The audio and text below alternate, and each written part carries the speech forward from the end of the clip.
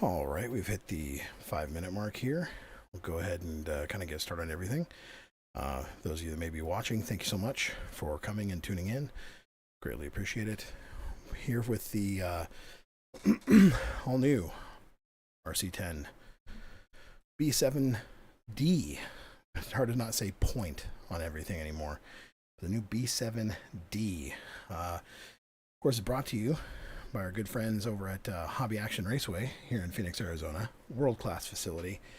And as always, here at Hobby Action, we race for Reggie, our good, dear departed friend. So I guess we'll go ahead and kind of dig into the kit and get things started. And get the kind of standard formalities out of the way. I'm working with some limited desk space here, so do bear with me. We're going to try and do our best.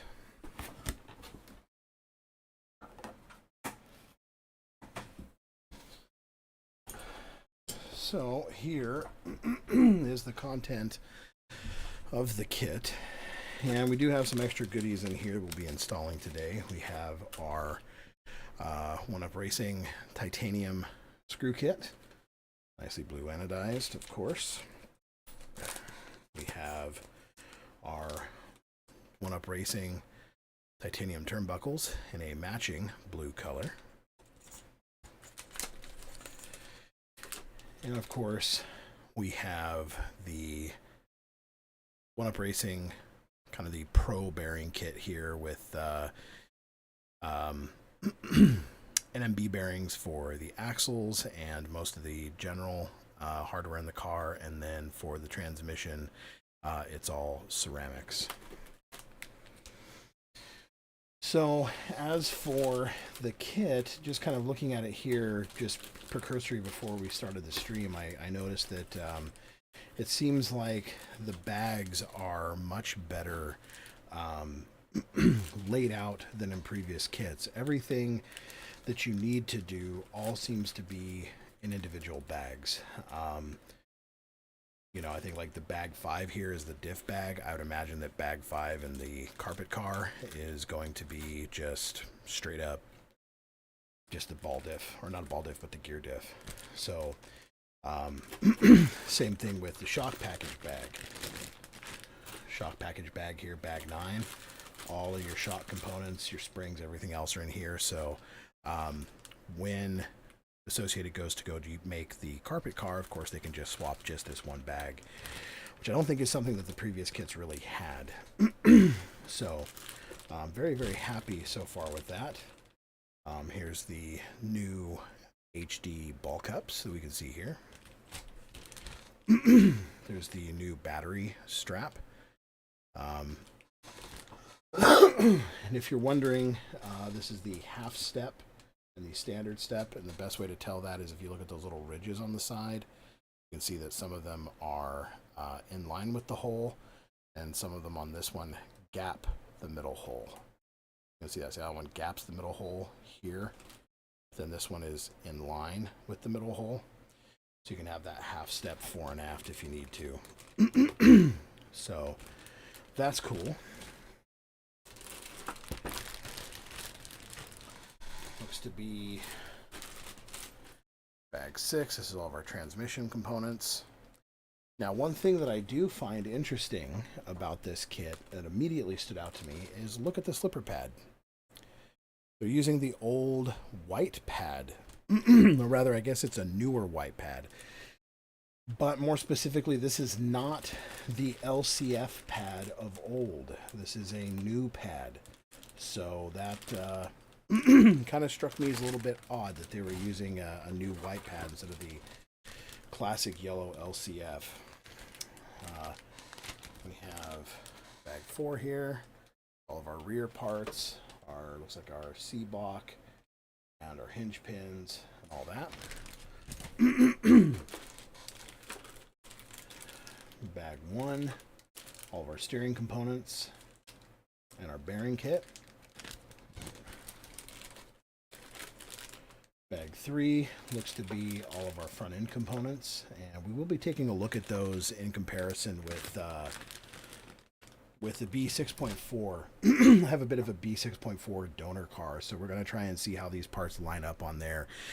Most of what I'm curious of is can you actually retrofit 7 parts onto a 6.4? Like, can you use the kingpin inclination front spindles and C-hubs on a B6? Is that a possibility? Can you backwards retrofit that chassis to make that work? So we're going to find that out.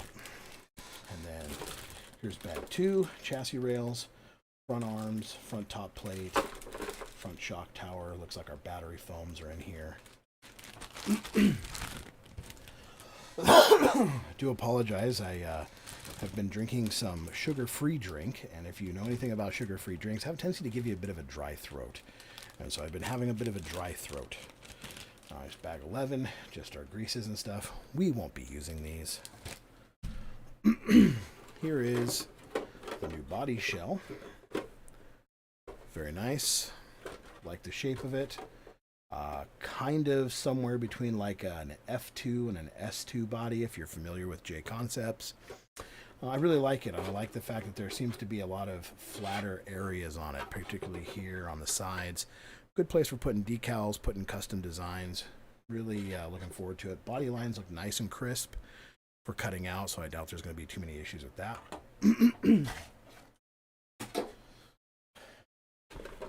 The new rear wing, 7-inch, which is cool. Now it shouldn't be a difficult problem to find 7-inch rear wings anymore. God.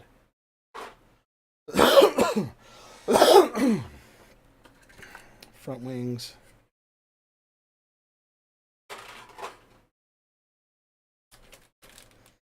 Bag 7. This looks to be our rear spindle and hubs, and some of our rear hub hardware as well. Okay. Here is our new chassis. Now, I do believe, if I remember, one thing that I did hear somewhere was that I think this chassis is a 3mm, whereas previous chassis were only 2, but I don't know for certain sure. Thankfully, I brought a set of calipers so we can test that. And then, of course, here is our manual, our stickers, our Velcro, and we'll take a look at that too. My apologies.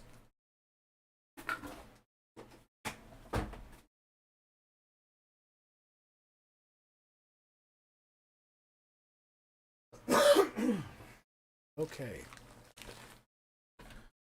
Gotta get the chassis down here.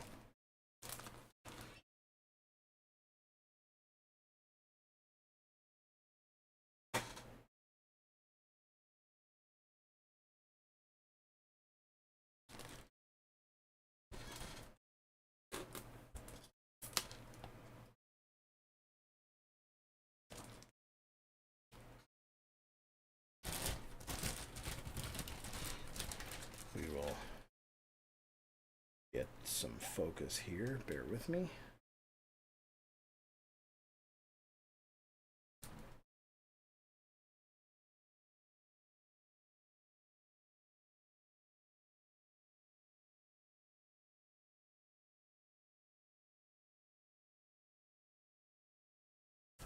That should be good.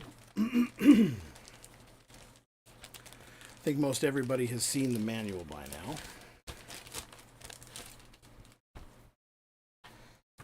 Pretty straightforward.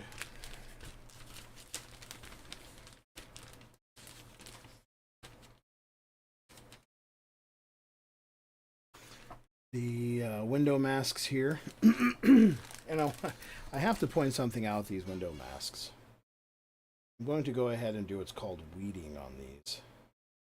And the weeding is basically where you take the excess mask off.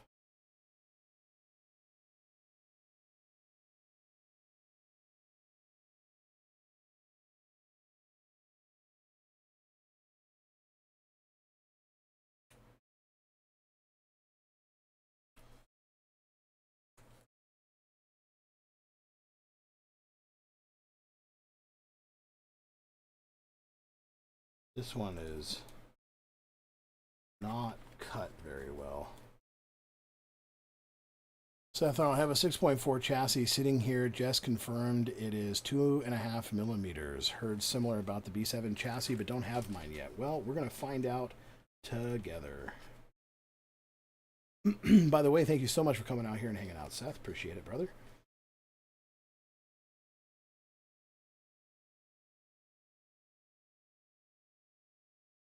So I know it's kind of tedious me sitting here weeding this, but there's a reason why I wanted to weed it.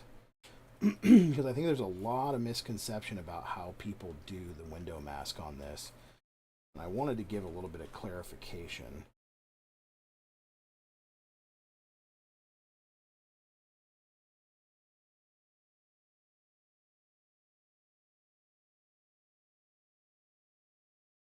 Okay, so you will notice that there is two front window masks, two large window masks, and then two small side window masks. So go ahead and adjust the camera a little bit. I do have some built-in flexibility here. And let me get my secondary webcam on so we have a little bit more.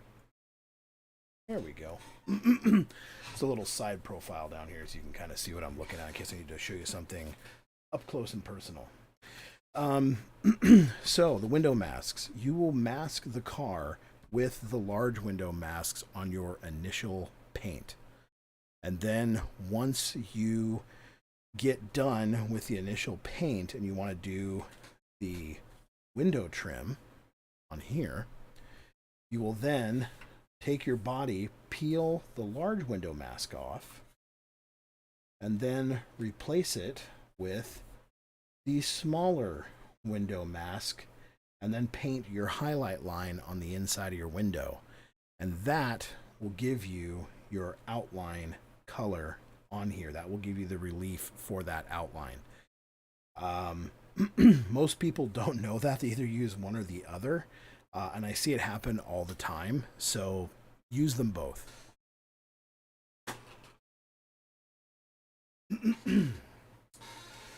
Okay, so let me go ahead here.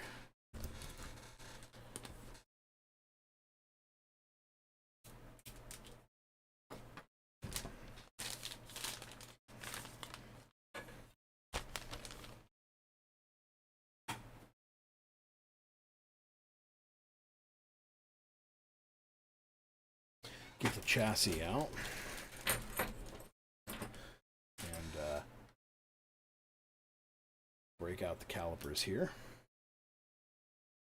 And we will measure nose.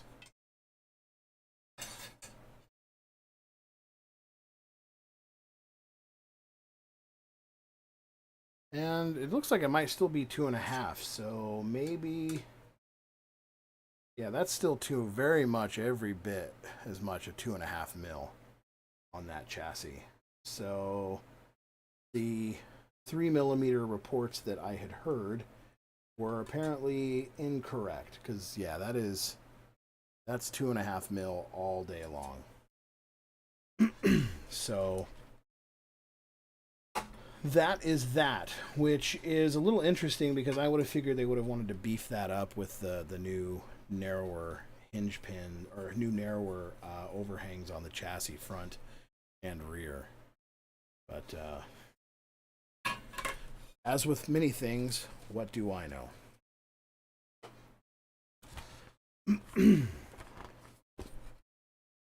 So for anybody that wants a look at it, I'm trying to work around my webcam here.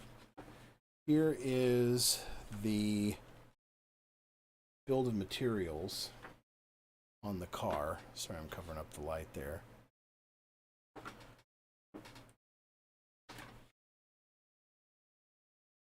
Everybody can get a good look at that. See what the bearing sizes are.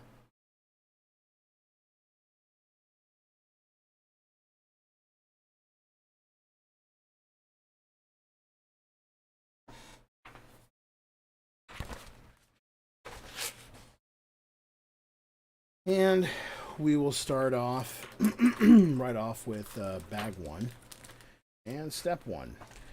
Now, I would, under every normal circumstance, I would be starting this off with the aluminum bell cranks here. Unfortunately, Hobby Action is out of them, and pretty much every other hobby shop around the country is out of them as well. So there's no quick and easy way to get those in stock and installed. So we will just proceed as we are. We'll make it work. We still might need some bearings out of this kit. Even though I have a bearing kit, a lot of times they won't put the smaller steering bearings in there. So we'll have to leave that up here to the side just in case.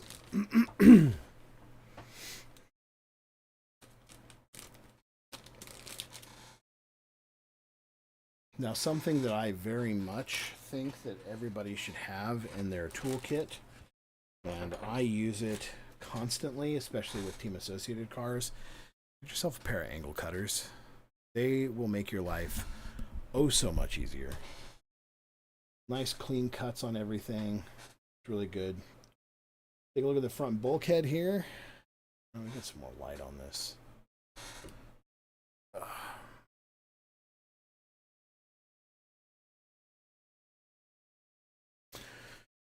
So take a look at the front bulkhead. It feels a lot thicker. The plastics feel a lot different than they have before. They feel a little bit stiffer than previous black plastic from Team Associated. Can also see where the new integrated sway bar mount is. There on the bottom. Very beefy. Very, very beefy. Put this down here in my little cheater window. Very, very beefy.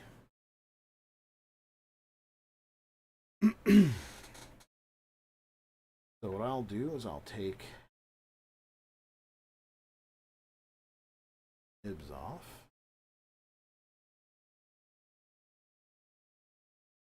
Now, people don't need to get as crazy as I do with this, but I like to and trim up a lot of the excess flashing off of here. I think it makes them look so much cleaner done right.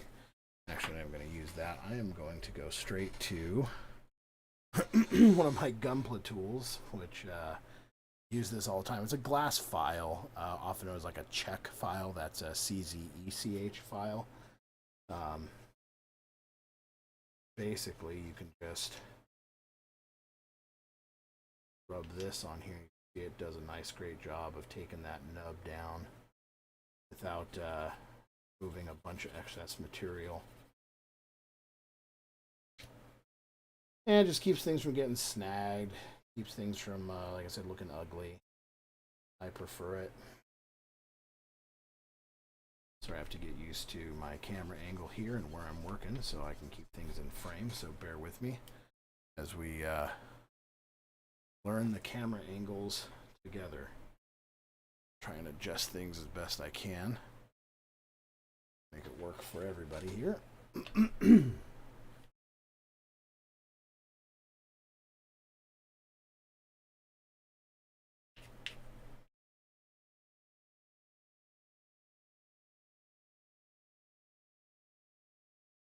See how nice that looks there now. Get over here in my little mini cam.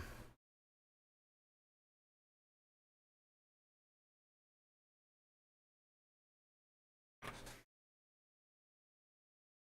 like things like this here, like how much flashing there is on that, like nobody wants that. Nobody wants to catch a finger on that. Even though these won't be in the car for very long, doesn't mean we can't clean them up. So far, these are cleaning up a lot better than most of the stuff on the B64 did. B64 really took a lot of extra filing and sanding and cleaning. to get it looking properly. This so far is pretty straightforward.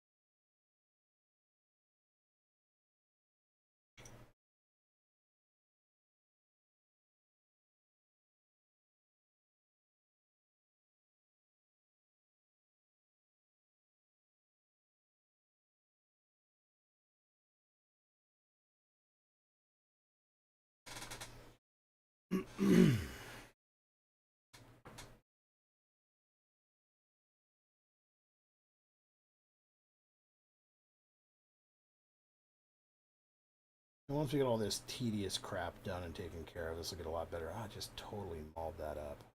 Oh, how did I manage that? I totally just screwed that up. I don't know if you can see how badly I just accidentally pinched that. It shouldn't hurt the performance too much, but yeah, I kind of cocked that up. 100% my fault.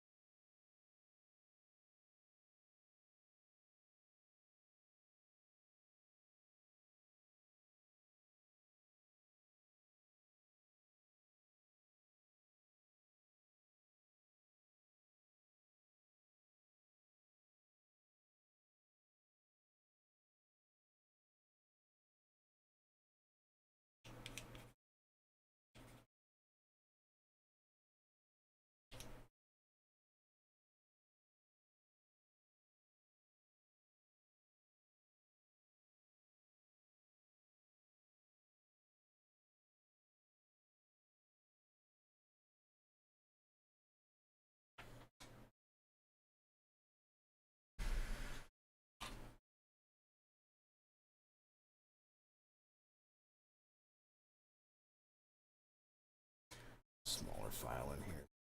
Up a little bit. So yeah, that one's really like, this is a kind of a crappy way that they put the sprue on this one. I didn't like it on the B6.4 either, where the sprue nub is right there. Because I've seen these actually crack through here before if you don't cut them off. But if you cut them this way with the cutters, it'll pinch it, and it can also crack through there too. So not necessarily the most ideal, but it is what it is.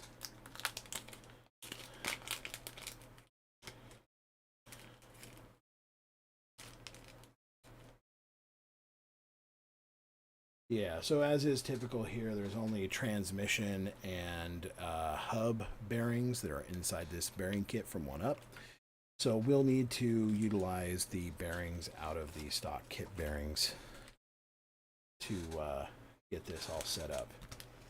And those are the 4x7 by 2.5, so it should probably be some of these ones right here.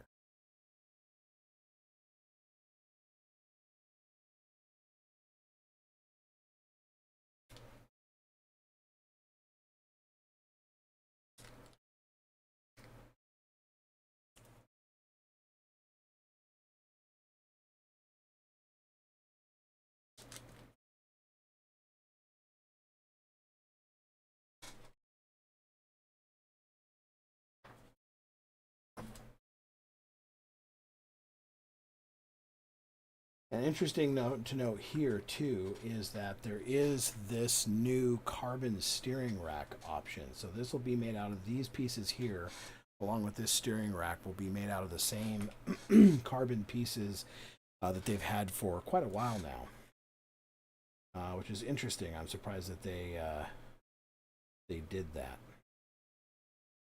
Makes sense because the standard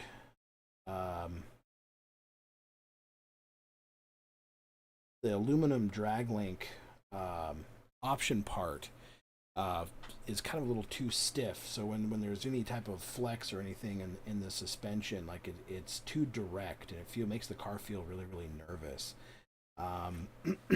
Whereas this one, in some occasions, especially on high grip clay, can cause issues with being a little too soft in some areas. So I think the carbon pieces may strike a nice balance for the front steering rack. It'd be interesting to try those out. And again, like I said, these pieces here I would have done aluminum, but they're back ordered literally everywhere. Of course, as always with your team associated bearings, the blue side goes out. There was actually a build video of a B6.4 on YouTube, and the guy put the silver side out, and he was a British guy, and he was like, "Would you put the silver side of the bearing out for ultimate performance?" And it's like, no, brother, that ain't it. He put the blue side out for ultimate bearing life. Like, come on, man, you're killing me, Smalls. So, yeah, I had quite a good laugh at that.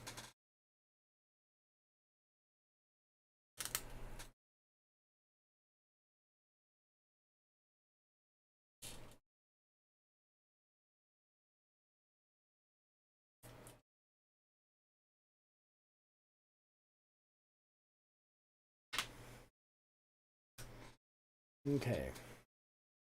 So this next step is an optional one. Not everybody has to do it. I don't think it's actually really even necessary, but it's something I started doing a while back, and I've just continued to do it. And that is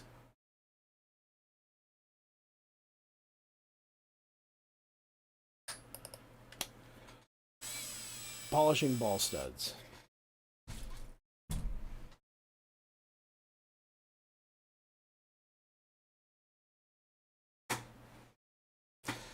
Now, I just use a standard microfiber towel here. Don't need anything fancy. Using a paste-based metal polish. You can use a liquid metal polish if you'd like to as well. Doesn't really matter. You don't need very much. And the object is to just clean it up a little bit and take some of that shine off, or some of the dullness off of it. So I got my drill on speed 2, and I'm just gonna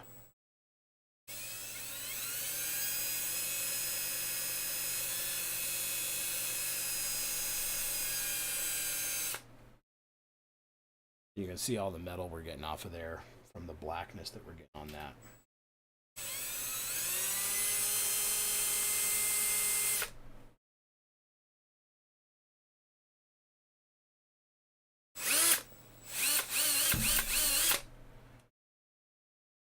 Now, there are people out there that'll say, "Oh, that doesn't matter. It's a waste of time. You know, you're doing a fool's errand." Well, you tell me, which ball would you rather have in your car? I mean, look at the difference in the shine between those two. Look at that. That's unreal. So, you know, it's a big difference by just shining that ball just a little bit, and it makes a huge difference when you're the smoothness of everything. So polish your balls. Don't play with them, but polish them.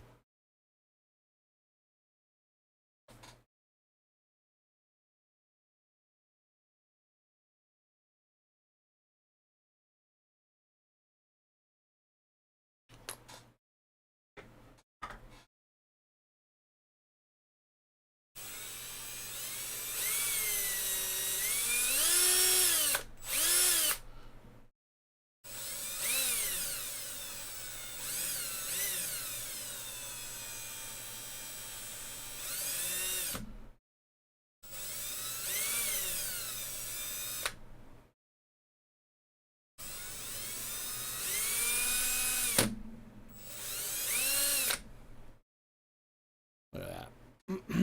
Absolute mirror finish on it.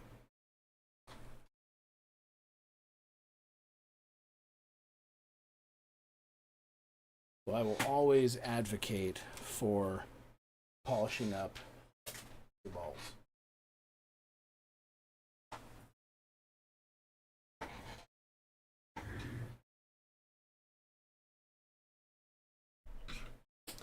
And I'd be even better if I'd stopped dropping them off of my fucking desk.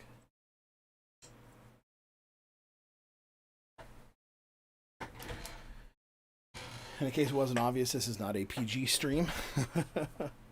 I do have a sailor's potty mouth, so bear with me.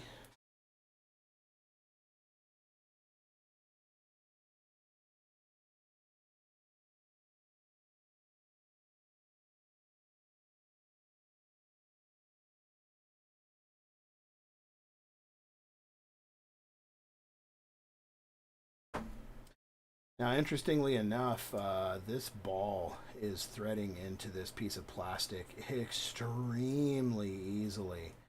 I don't think I have ever felt a ball go into AE plastic that cleanly and that smoothly. That is downright impressive.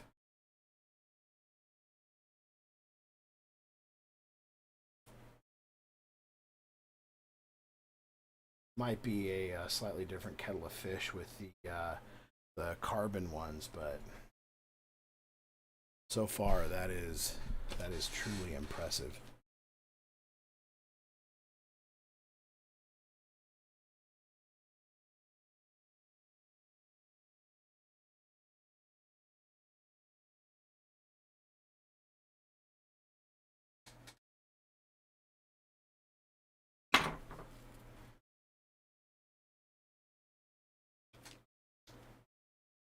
Get our last four, or 4x7 by 2.5 bearings out here. Yeah, I know I've said it already, but these specifically will be replaced by the Team Associated aluminum bell cranks, the 91983, which is the same as the 6.4. So if you're transferring over from a 6.4 and you're not keeping not keeping your 6.4 and want to take any hop ups you have off of there or on there off, feel free.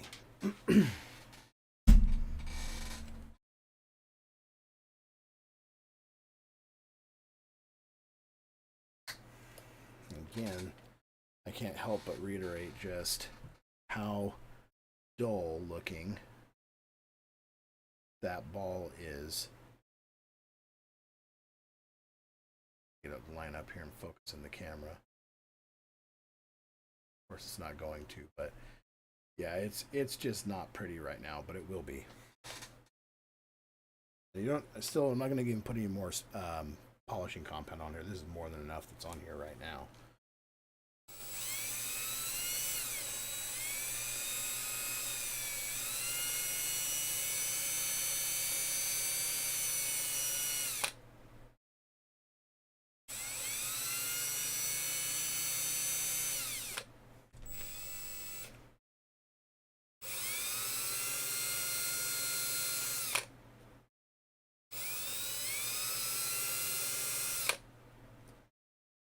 And there you go. And it's, again, a night and day difference in terms of the level of polish. So, again, polish your balls. They'll last longer. You'll get better better wear out of them.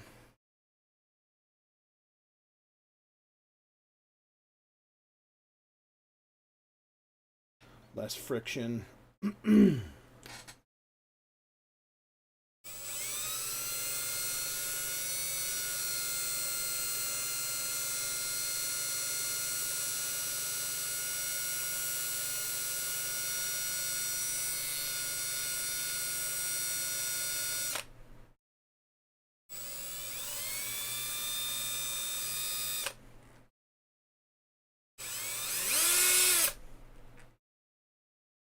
And the nice thing about polishing them up like this too is this will keep less grit from getting inside of them and abrading down your turnbuckles, and dust and stuff won't get into those small ridges that would normally be there. So, you know, like I said, some people will say this is overkill or unnecessary, but you build your car your way, I'll build my car my way. My way may not be the right way, but it's the way I like to do it, which also includes drop. That's why I keep a flashlight handy on my desk, because it happens, sadly, far too often.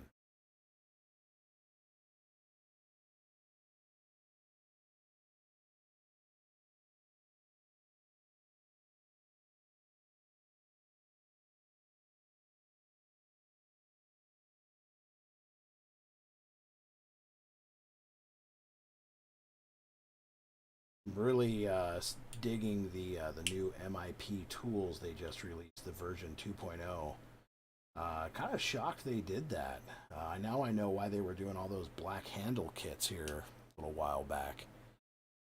Is to prepare the way, as it were, for the new V2 stuff. Kind of a last hurrah of the older 1.0 style of drivers. I will, when the time and money permits itself, I will absolutely be looking at those V2 MIP tools, because I like the black laser etched collars on the drivers a lot more than I do the ones with the crappy yellowing shrink wrap, and the built-in color-coded band around the outside of the shank as well is a really nice touch. So I'm not tightening these down very hard. I'm just tightening them ever so slightly, just so they're snug.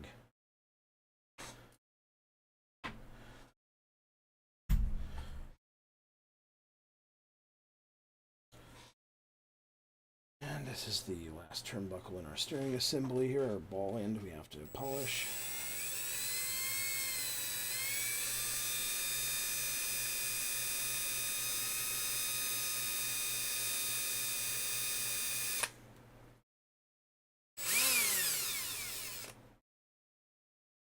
Again, nice and shiny. Just what you want.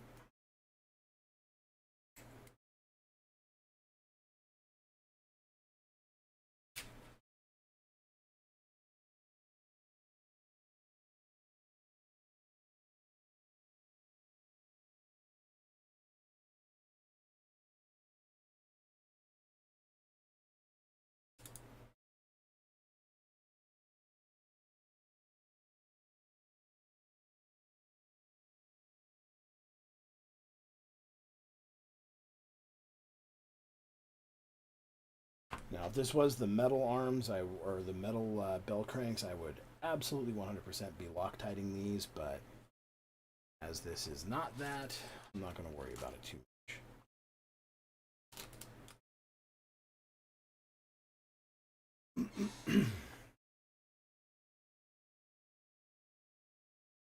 Okay, so they want skinny ones here.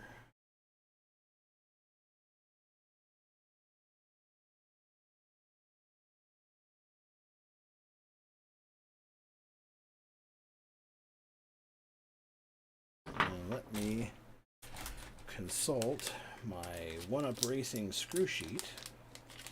Now, this is one of the things that I really like about 1UP Racing. For those of you that might have seen my posts on RC Tech, you probably already know this. I'm probably preaching to the choir here. But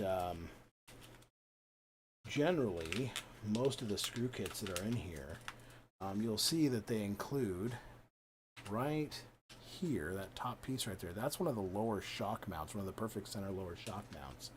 And in here, there are also this wider one here that you can kind of make out the wider head there. That's a perfect center servo screw as well. And they also include this, which is a complete breakdown of all the screws that you will be using. So in here, we can already see that the first screws that are being used on step 2, step 3, bag 1, step 2, steering rack. So there we go. So there's bag 1, step 2. Anything else? Bag 1. Nope, doesn't look like it. So bag 1, step 2. In here we have our low profile M3 by 12 screw. So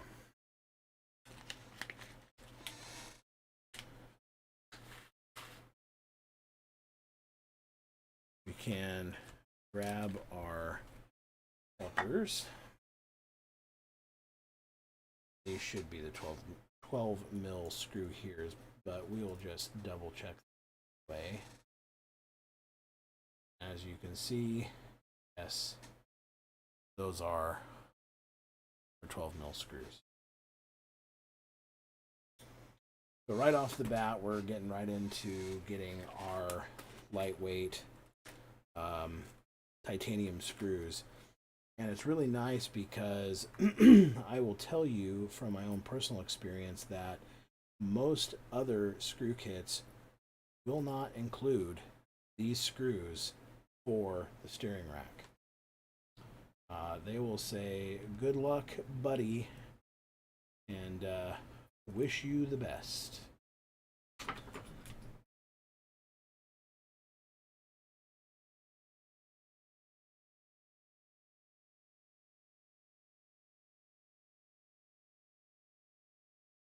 So I am a huge fan of the 1UP screw kit for that reason alone. And I'm not gonna, all this, I'm not sponsored, so all this came out of my own pocket. And $154 for the screw kit seems high. But when you consider that the other screw kits that have been released for the B7 are $120 to $130, and this one includes, like I said, the perfect center screws for the servo mount, as well as the perfect center lower shock mount. It actually comes out to be a fairly good value if you consider the individual prices of those two screw kits by themselves, and you're getting for included in with the screw kit and color anodized as well. So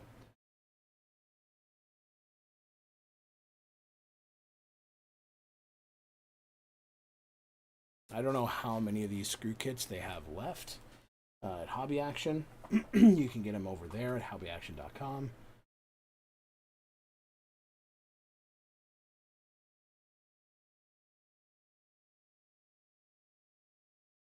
Some loose, just the way you like. So we have 2 pieces here, and then I don't know that we have any replacement screws for these machine head screws. Don't think. I'm just going to double check and make sure. I don't think we have any machine head. Lockdown, flathead, low profile, low profile.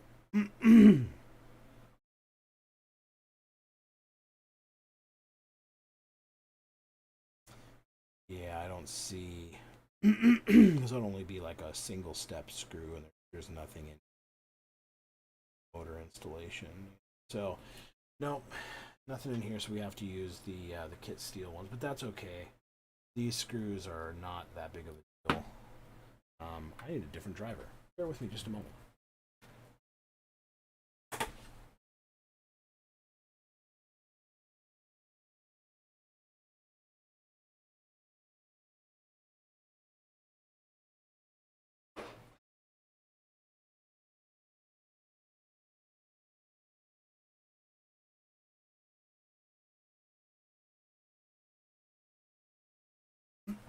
Sorry about that. I had to go into the other room to grab a 2.5 mil driver.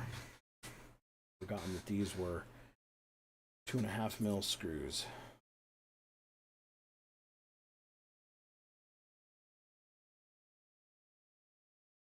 Also, it would help if I had remembered to put the collars in like a noob. If you guys have any questions about why I'm building anything the way I'm building it, or any questions about how I'm doing something or why I'm doing something, please don't hesitate to ask. I'm more than happy to explain my reasoning. I used to be admittedly pretty crap at car building. I didn't know it at the time. Damn. It's gonna be a long night. But I finally bit the bullet one time, and I had my good buddy Jake Thayer. I don't know if he'd call me a good buddy or not, but I had him build one of my cars, and holy shit, that was eye-opening. All the different things that he did to improve the fit and finish of the car, just really like small things that in hindsight seemed so obvious, but at the time were just it's one of those classic cases of you don't know what you don't know until you realize you don't know it kind of deals. And man, when I realized I had no clue what I was doing, it was pretty startling, actually. And ever since then, I've started doing things like cleaning up my flashing and, improving my polish on my balls so that my balls are nice and shiny. Really just thinking about the build as a whole and how things fit together and why they fit together the way that they do. And coming up with a true solution for the build. I'm just going to put my excess screws in here. I'm going to have a lot of excess screws.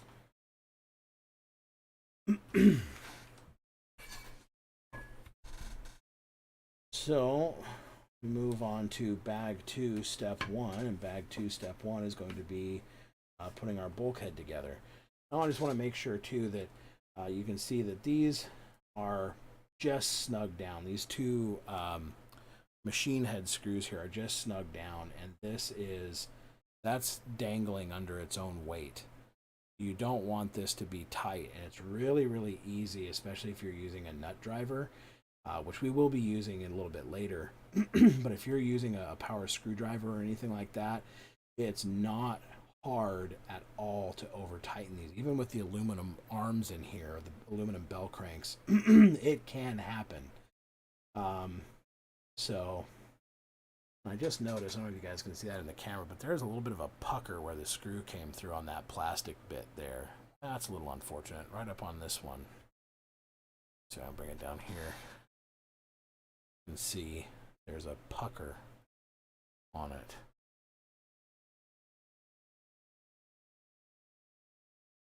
Unfortunate. All right, on to bag 2. Let me sort through my bags here. I should have arranged them in order, but I did not. Bag 3. Oh, geez. Bag 2, she is a biggin. We have got everything in here. We've got front arms. We've got a front bumper, side rails, the front, wow. My God, there's all kinds of shit. inside bag too. We're going to be here a while.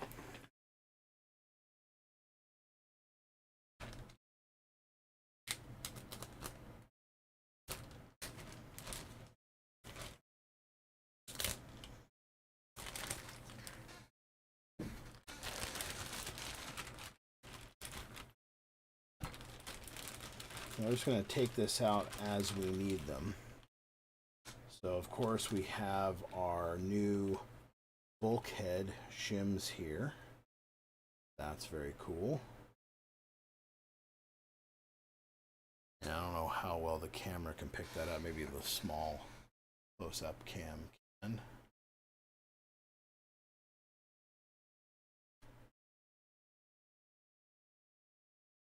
Need to get more light over here. Let's see here.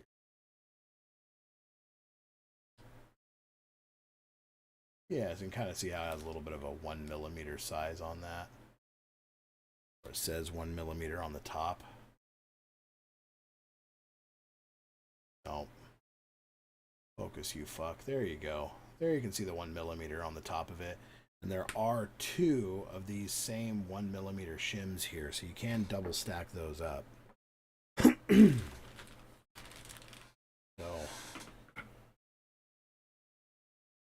yeah, we're going to use our edge cutters here. That off. Grab our little file here.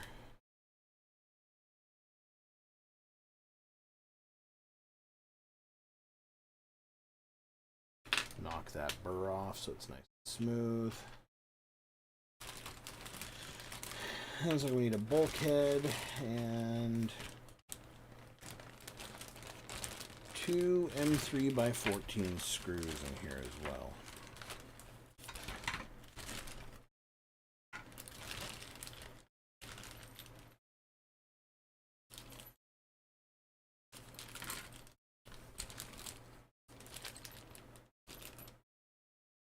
I think, unless I find them in another bag here, here they are. Here's our hardware bag.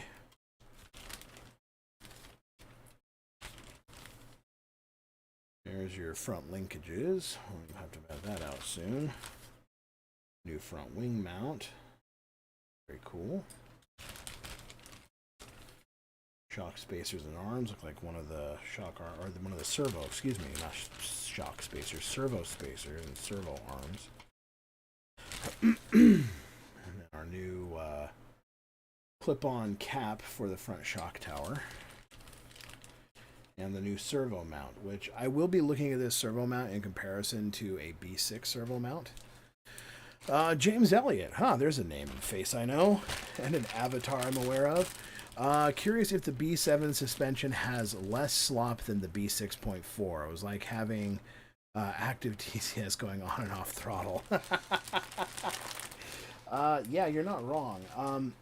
I will say, just from building just this front bulkhead assembly here with the ball stud mount, the plastics feel different.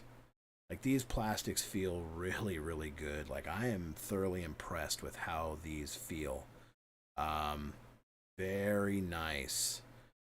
They even sound different. I don't know if you can. They don't have that kind of thuddy sound to them like they used to previously. It's very interesting. Very, very interesting.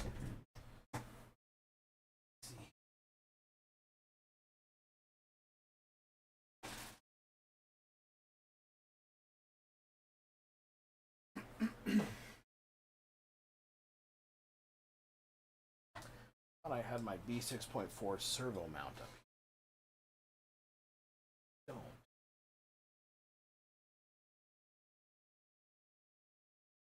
Oh.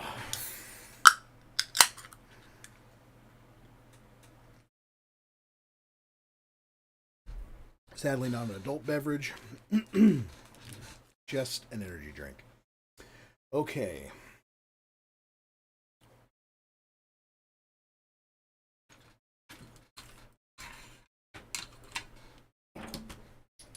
Let's decide here, get into our hardware bag.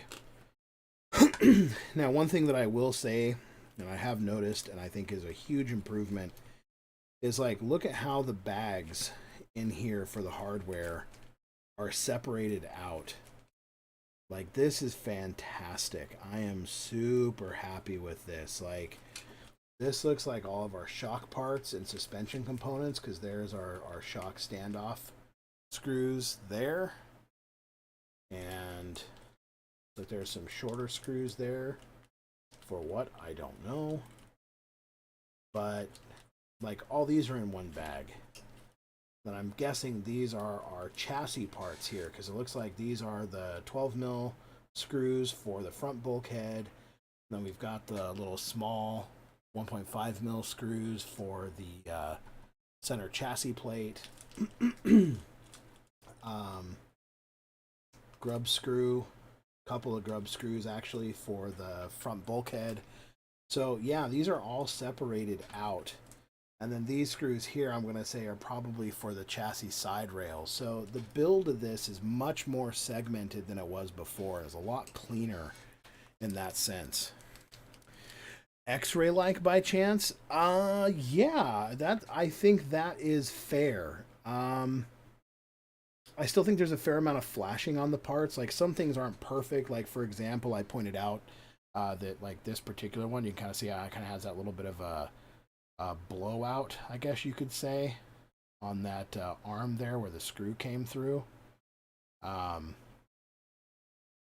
It's not perfect, and I am going through and I am sanding down my edges so I don't have a lot of burrs and stuff on things, which, you know, is going to help to a degree. But I would say this is fairly similar to X-ray plastic. It definitely feels like the fiber content has changed. I don't know enough about what their fiber content used to be in their plastics, or I guess is in their plastics for the 6.4, but this strikes me as not feeling the same. It does not feel the same at all. In a good way. In a very, very good way.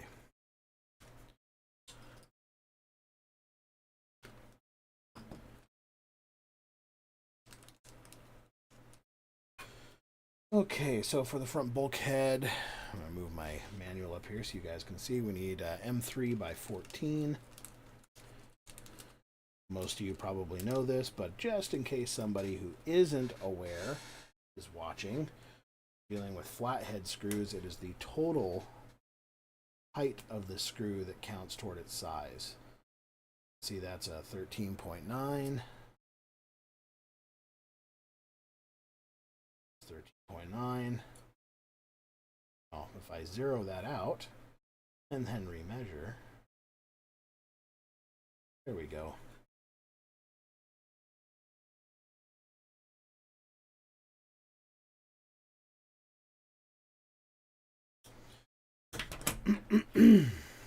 Not perfect, but nothing ever really is.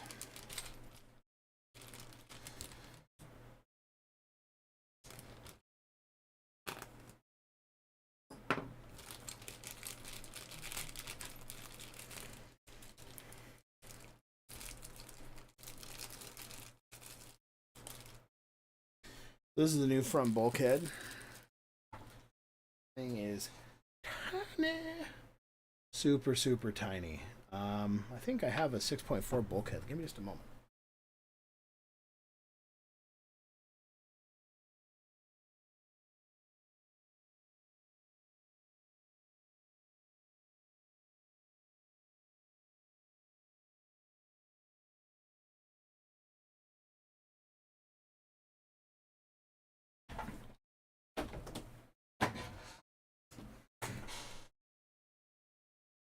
So, I mean, you can almost fit the B7 bulkhead in between the 6.4 or B6 bulkhead.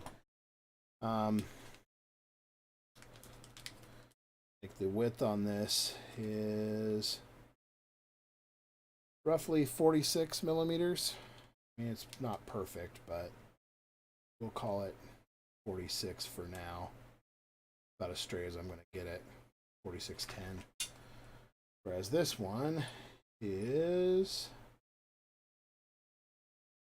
37. So the whole 10 millimeters or a full centimeter narrower than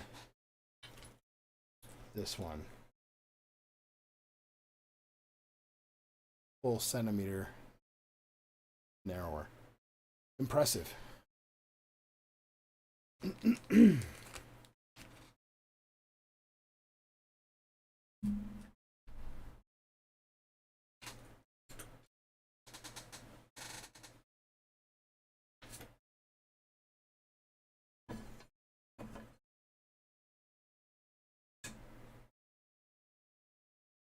Okay, well, that's tighter. I mean, bulkhead or the lower ball stud mount is basically hanging in there all by itself.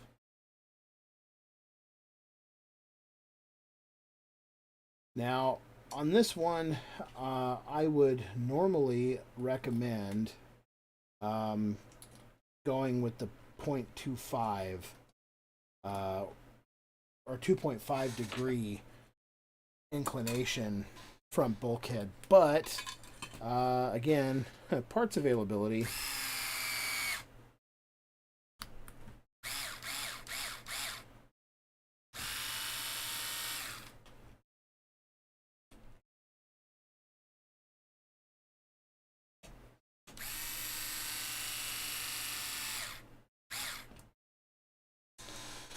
Okay, so I intentionally screwed that down like that because it's easier to get it going, but this is the really cool thing about these new shims that they have for the front bulkhead here, is that you just need to loosen these screws.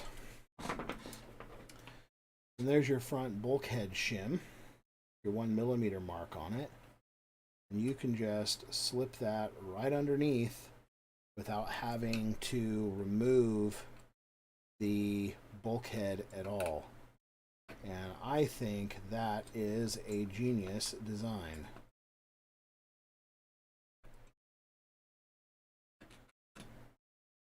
I have no doubt that there will be a company like a 1UP, like a Shell, like a Wits, that will probably make some kind of aluminum shim to really make sure that they're machined in there nice and flat. I can almost guarantee that there will be aluminum shim options available in the not so distant future. J Concepts would also be another common option for that, I would think. Okay, so we're moving on to page 2. I'm going to try and do my best to keep the manual inside the frame of the video. I am kind of working with a little bit of limited space on my desk here, so do bear with me. So the first step here that you're going to see is installing this plate, and I am actually not going to install the plate on there, and there is a very, very good reason why. First and foremost, I do have an carbon fiber plate to go in its place. Number one, see here, I have this one. This is the 91975 carbon fiber plate, and it is, well, too much for what it is, to be honest with you. But this is actually going to go into my B6.4 as a replacement. So my B6.4 is going to have all of its electronics come out and go into this car. And it'll just be as simple as removing this plate and placing it back in there and wiring in the electrics. So that is going to be for a later thing. I'm not going to bore you guys with that stuff. I'm already boring you enough, trust me. But we're not going to bore you with that. But that's why you won't see me installing a plate in there. It's not that I'm not going to put a plate in there, it's just the plate I'm going to put in there is going to be a carbon fiber one, and that carbon fiber one is going to have my ESC, my receiver, and that sitting on there, my cap sitting on there. So that's why I'm skipping that step. I will, however, put on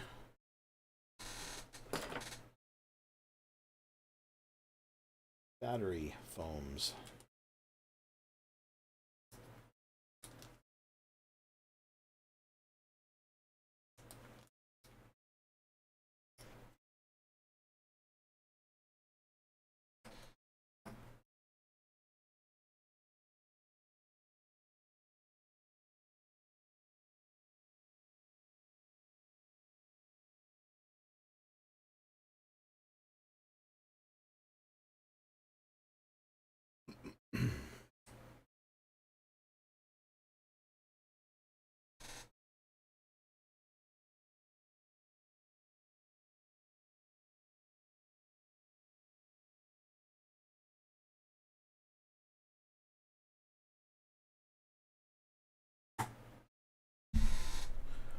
Sorry if you guys can hear my chair squeaking and creaking in the background.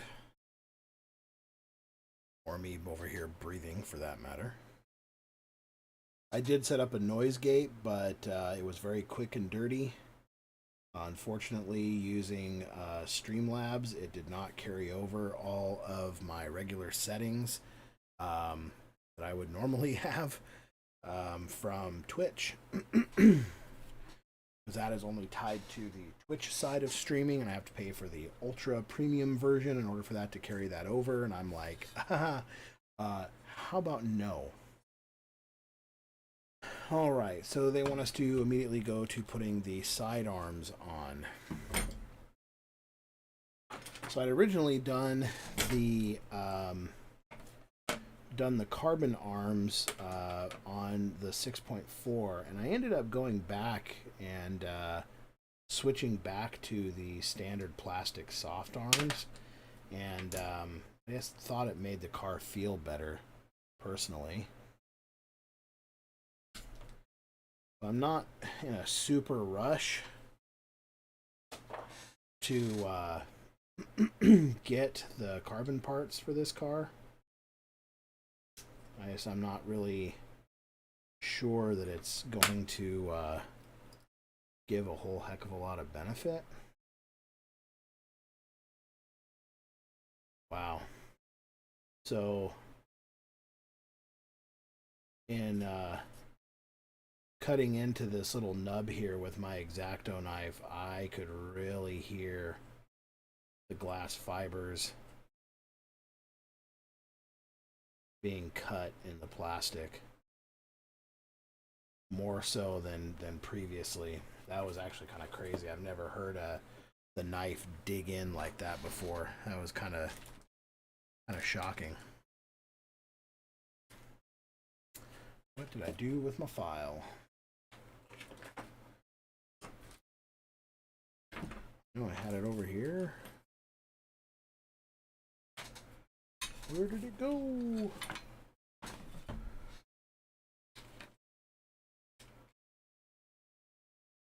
Oh, the joys of working on a small desk.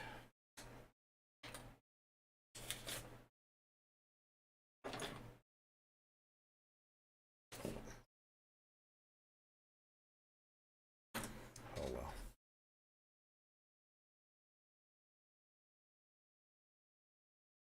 It'll pop up.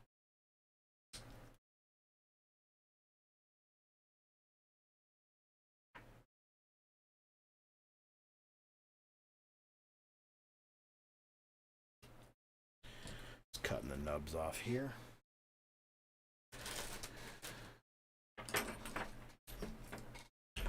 Really do need my file, though. What in God's name did I do with it? I literally just had it in my hand not 2 minutes ago.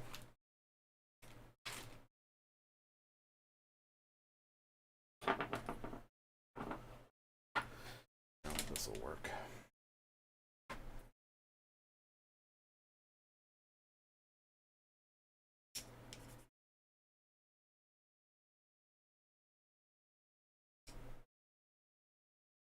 You see that sharp little nub there. That is going to go away.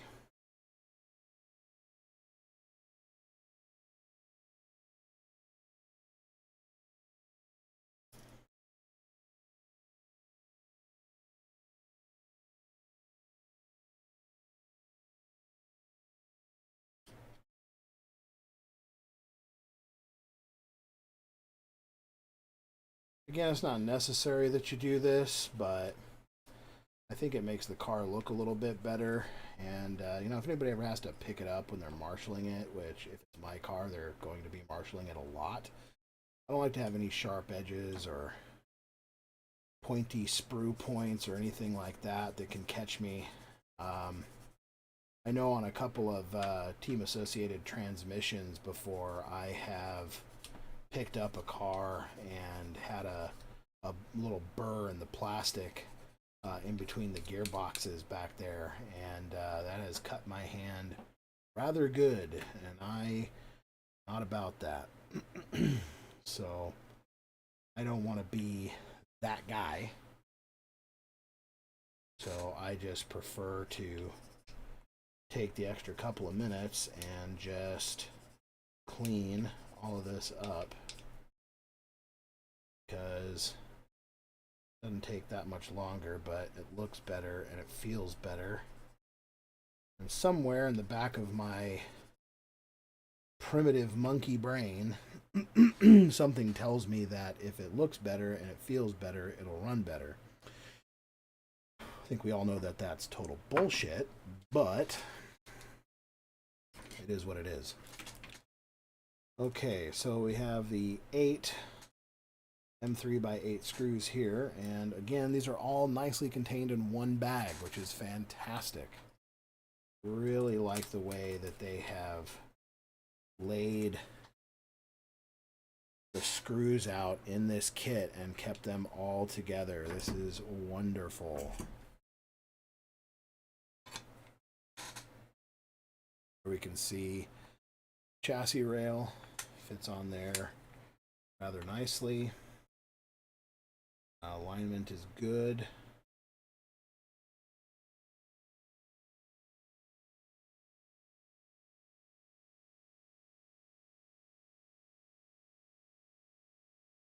So I do see there looks to be a little bit of stretch in the side guard here. I don't know how well the camera will pick this up.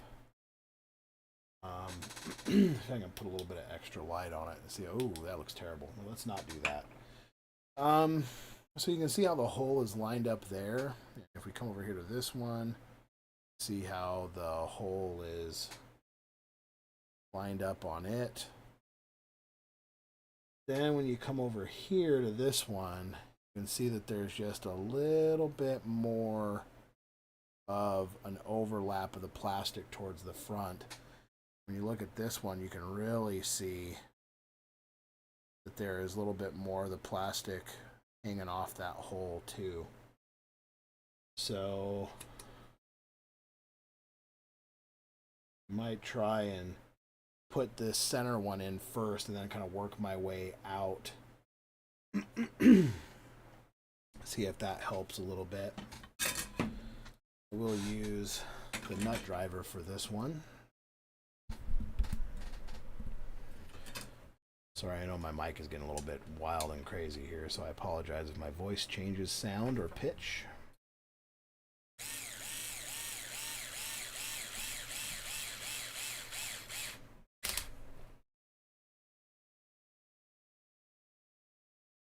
Okay.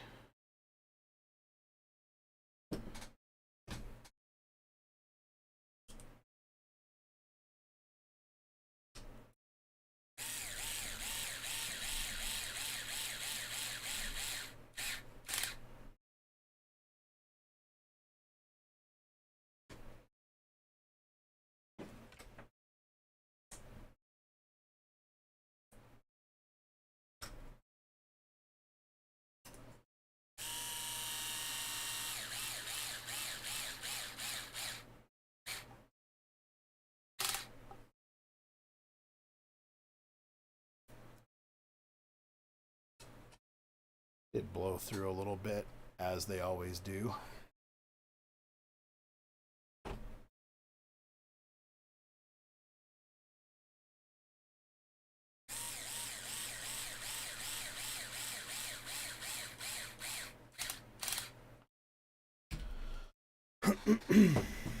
Okay. So, always kind of like test fit everything first, kind of see where things want to line up naturally. If I just started over here and then started ripping screws through, it would have pulled this really funky. So start in the middle, out, out, out. So here to this one, and then to this one, and then I only did this one because these are so closely coupled, so it would be the last one. It's just going to largely be held in place by this screw here. So that's the thinking behind that. Is there any real methodology to that? Probably not. But again, it makes sense to me in my primitive little monkey brain. So I'm going to do it. There's a lot of glass fiber in that. Holy cow. I wish you guys could hear. If you had like feel-o-vision, you guys could feel what that feels like to cut through. Man, there's a lot of glass in that.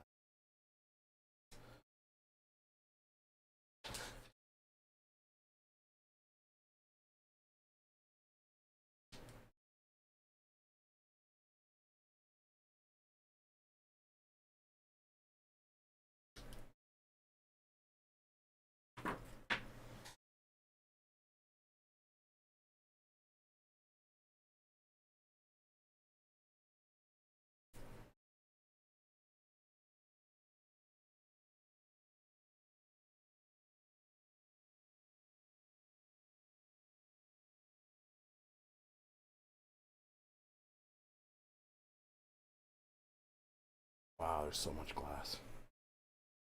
I know I keep saying that, but still kind of in shock, actually, of how much glass fiber there is in this. I mean, this almost feels and sounds like TLR Stiffizel. It's really similar to that in feel and by the way it moves and handles. I mean, you can see there's flex to this, which there would not be in the Stiffizel. Or let me rephrase it. Would not be as much in the Stiffizel plastic. But this is still. I'm really impressed at the amount of glass fiber that's in here. It's really very high. Another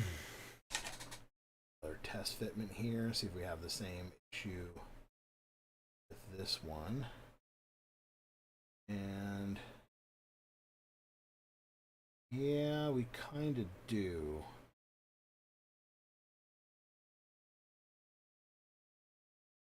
It's not quite perfect, so I'm going to start in the middle and work my way out again.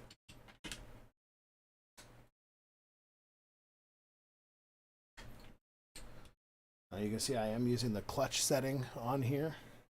Highly recommend you do the same if you're going to use one of these. This is a Metabo tool. This is a Hitachi. You might see some people that have the older version of this. It says Hitachi on it. Metabo HPT. HPT stands for Hitachi Power Tool, so it's not like it's different. These are pretty good for the price. They're great. I don't think you need to go crazy like, buying those, Makitas or anything like that. The Makitas are good, though. Don't get me wrong.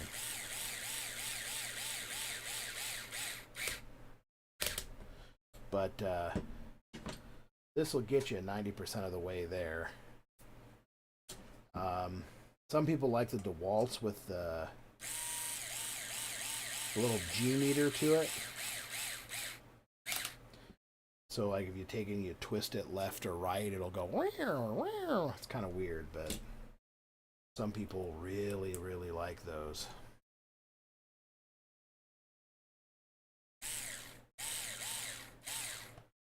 All right, so the fan mount is in this bag. And I should note that there is only the, oh no, there's only the one fan mount. There's the fan mount here, and then there is the blanking plug if you want no fan. That's it. There's no alternative angles. There's no like other option for various different transmission setups or anything like that. You've got the one, and that's it.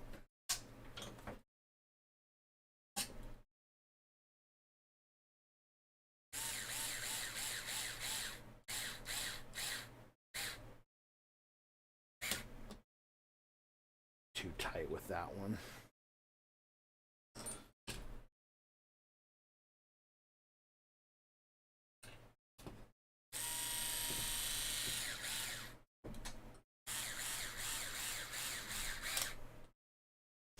And then we just have the two more to do, here and here.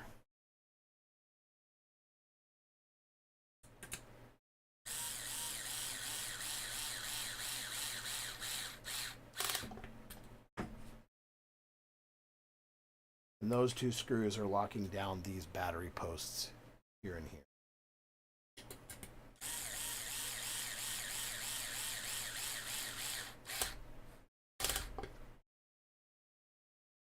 Okay. So, moving on to the next item of this. We are going to be doing the servo steering link, which had its own little bag of goodies.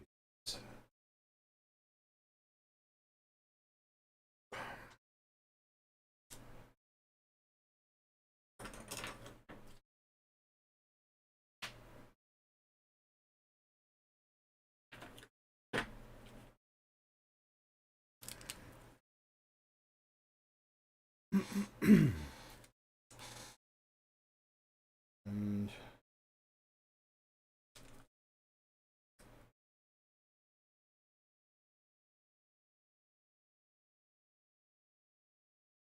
okay.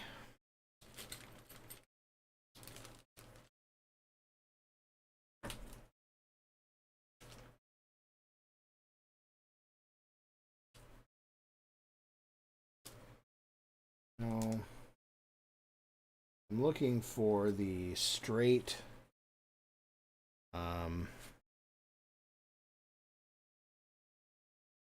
little M2 rod. There it is.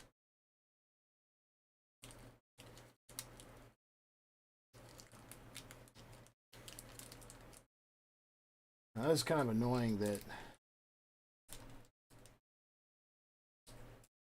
this is in this bag, but there's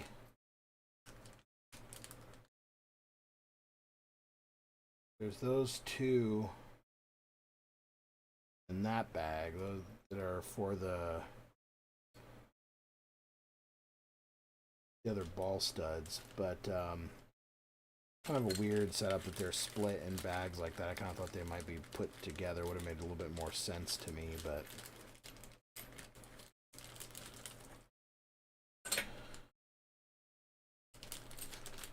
it's all right.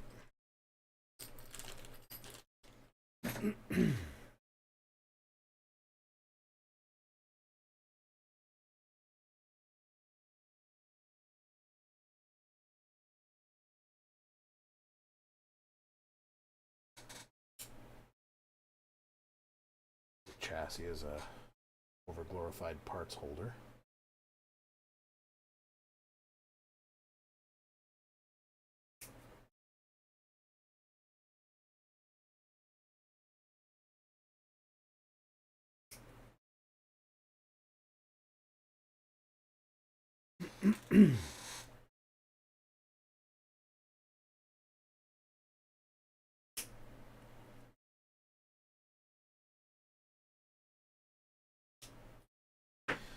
This plastic here doesn't feel any different really at all. This feels exactly the same. Nothing really different here at all whatsoever. And I think this takes a 1.5. It does 1.5. I don't have my 1.5 driver here, so let me go to my toolbox for 2 seconds.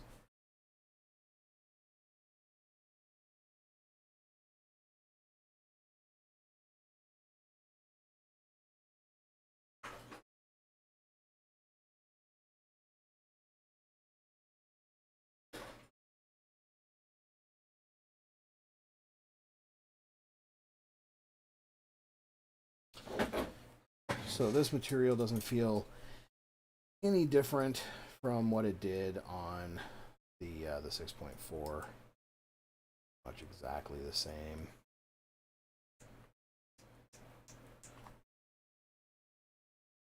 Half mil here, and just to support it, make my life a little easier. Now, chances are I'm probably going to have to go up to even higher thickness here. On my 6.4, I had to run 3mm in there.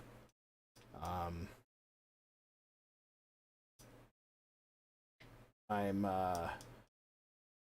using a Savox servo, and they are very similar to what my old Pro Performance servos were in my 6.4, and as a result of that, I have every confidence that I'm going to have to oh, you've got to be kidding me.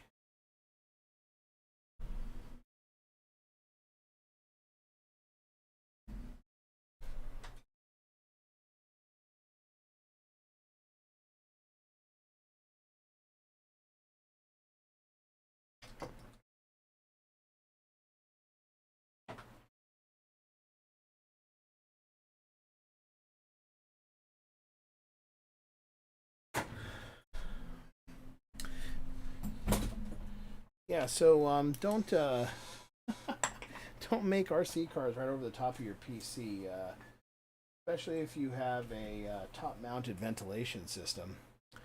You might find it causes problems.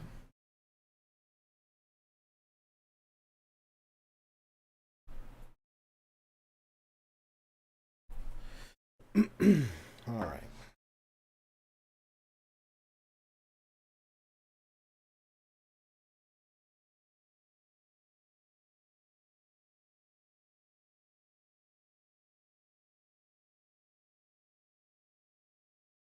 I'm just taking the file here and I'm smoothing out the nubs on this. Trying to make them look a little better.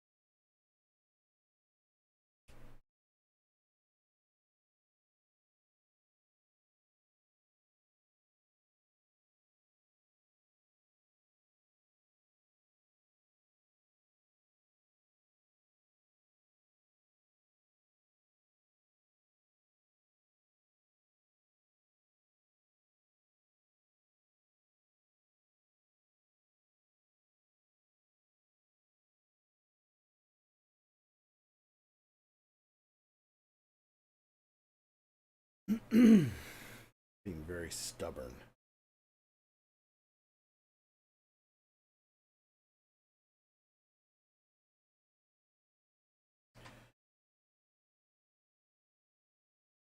Right, well, close enough here. I'm not super happy with that, but I'm not going to install this part because my servo's here. I do have my servo. You can see what I'm using. This is the Savox Black. This is the SB 2267 SGP. This is a partial aluminum plastic case servo. Primarily, I don't know if I can see if I can get it here down here in the smaller camera. See if it'll focus. If you can see that down there, it is compatible right there above the SG. It is compatible with Sanwa SSR. And as I use an M12 for my big meat paws, I like to use the SSR on the servo. A lot of people say it's placebo effect. Personally, I have done blind tests with it on and off, and it feels different to me with it on than it does with it off. So if that's placebo, it works pretty darn good on me. Even blind. So because of that, I will show a little bit of servo fitment because you are going to have to modify the servo mount here. As was pointed out to me by Spencer, one of the benefits of racing at Hobby Action is we do have the world champion there, and he makes himself available to everybody, and he has helped tremendously with my personal car setup. And the fact that the guy can, in between his own racing, remember what changes they made to your car the last time you talked to him, and you can articulate how that felt and why it worked and what didn't work, and he can give you tips and pointers on top of running his own car and doing his own program. It's really impressive. Really, really impressive.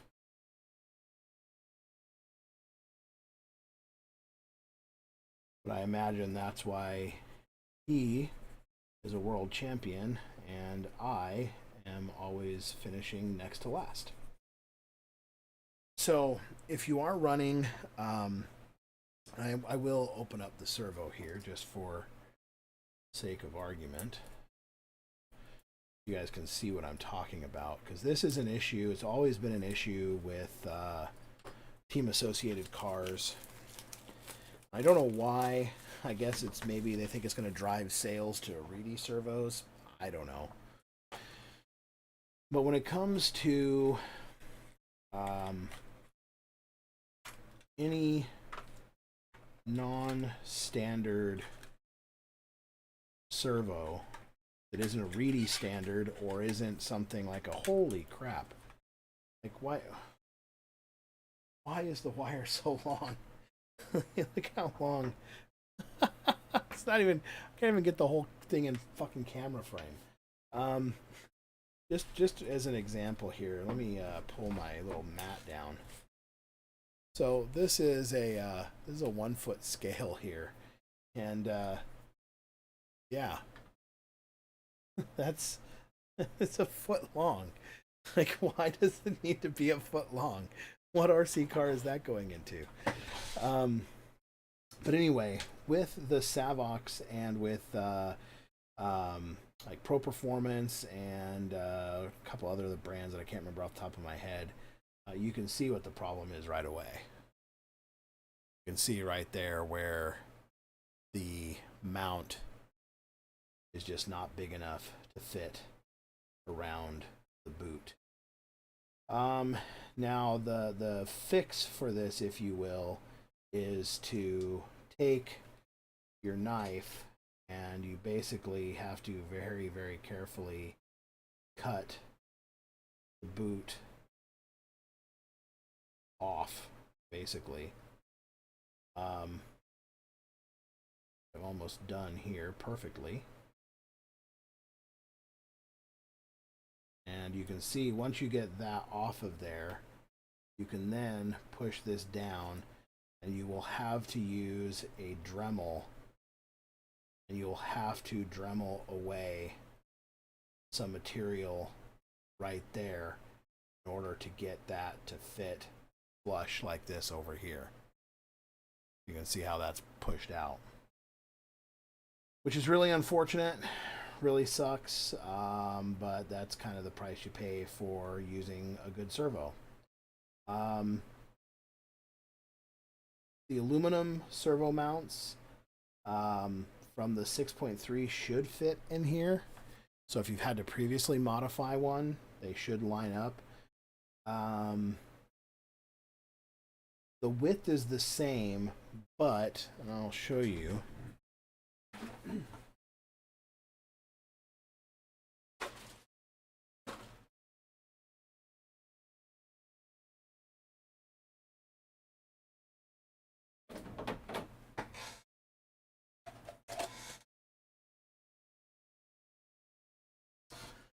Yeah, so there's a 6.4. And you can see here that if we flip this over and line it up,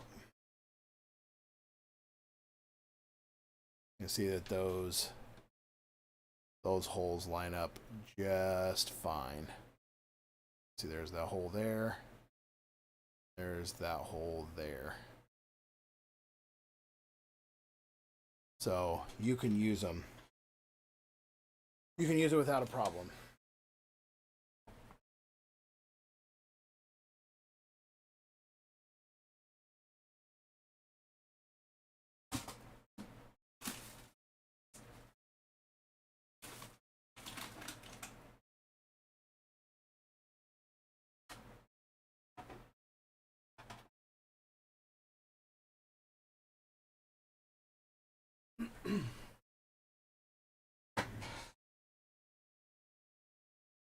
But for now, like I said, I'm not going to install the servo because I need to obviously shorten the wires on this lead. I can't believe that. Look at that, that's a foot.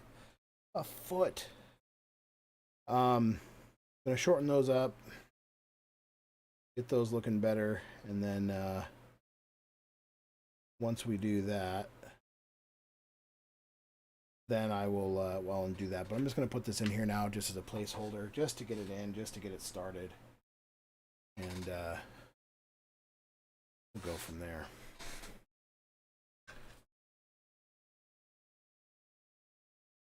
So it looks like the mount here is using an M10 screw.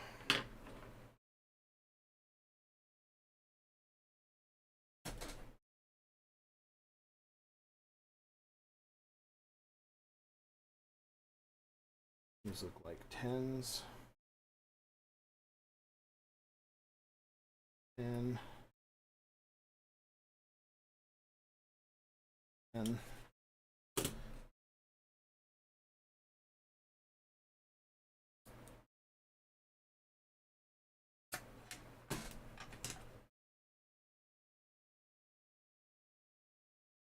And, you know, I was kind of worried that this newer plastic might require, like, the use of grease or anything to try and, like, thread through any of the screws, but I haven't put a dab of grease on any of these screws, and they've just all been threading home beautifully. So, don't think you're going to have to use a grease or anything like that to pre-tap any of your holes in any of your plastic parts or pieces. Seems to be much more straightforward.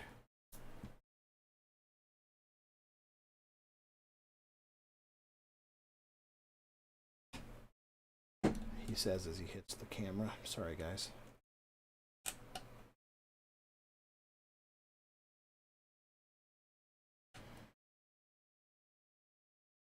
We'll obviously have to see what's different when we get the carbon stuff on here. The carbon stuff may prove to be a different kettle of fish, but for right now, at least with this, doesn't seem to be a problem.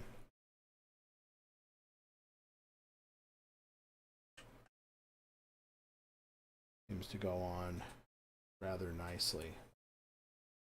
There is a little nub. I don't know if you can see that, but yeah, there's a little nub right back over there. Slight camera adjustment here. There we go.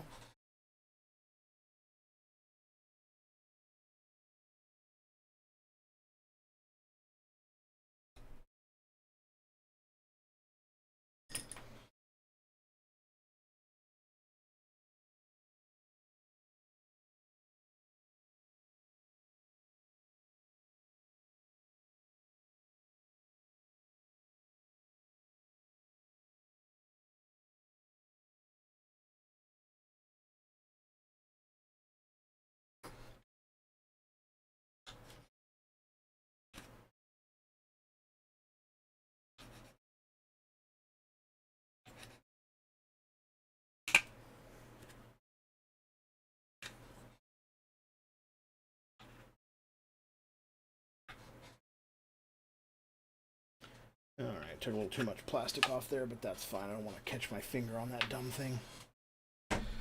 Okay, so we'll come back and revisit that in a bit.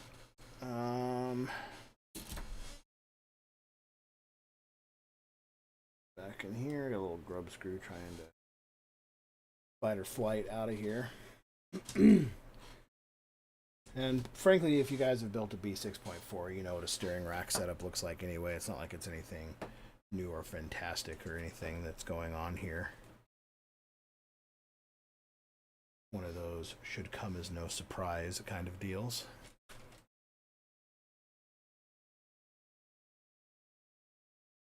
Alright, what did I do with my top plate?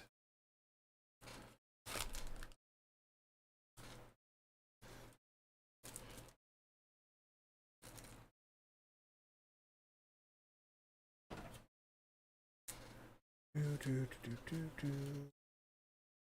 it is.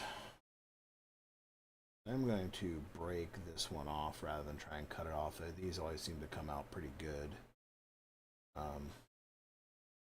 Yeah, I mean, look at how much stiffer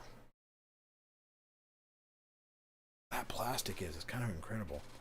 Have a good night, Big Butt. Congrats on the new ride. Can't wait for mine to get here on Monday. Fucking A, man. I hope yours gets here quickly, too. Thank you so much for coming out and hanging out, James. I really appreciate it, man. I thank all you guys coming out here and hanging out. I realize this isn't the most exciting thing in the world, but I appreciate the camaraderie, and I appreciate the sense of family and friends in the RC community. So, hope you have a good night. Hope you have a good rest of your work week. And more importantly, I hope you have a lot of fun building yours on Monday.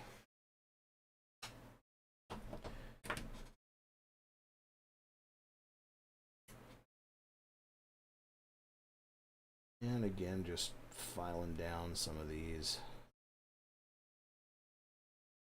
rough edges here. Necessary? Not really. I like it. I think it looks better.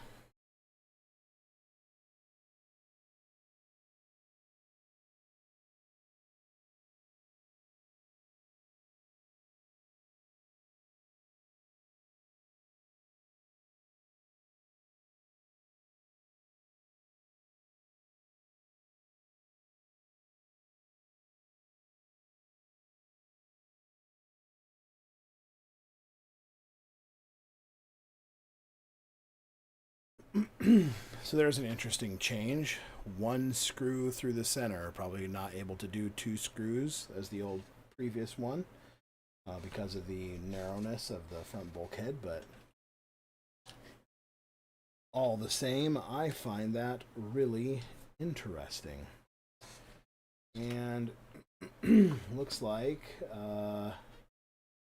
both of these screws are M3x16s. This is bag 2, step 5. So we will consult our one-up sheet here.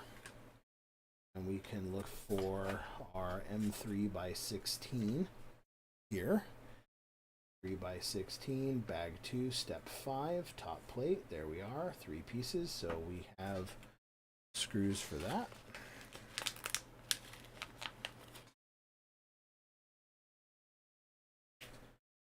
They're going to be fairly long.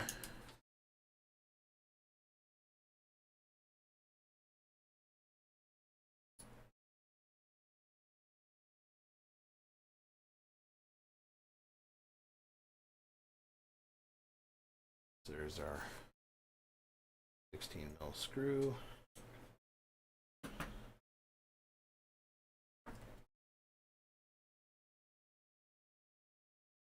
There's a quick, easy way to do it. Just stack them end to end like that.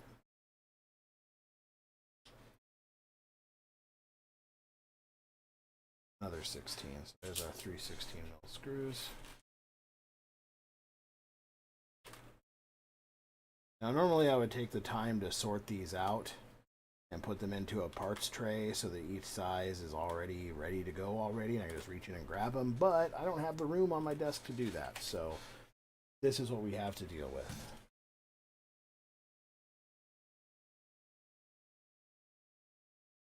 Okay, so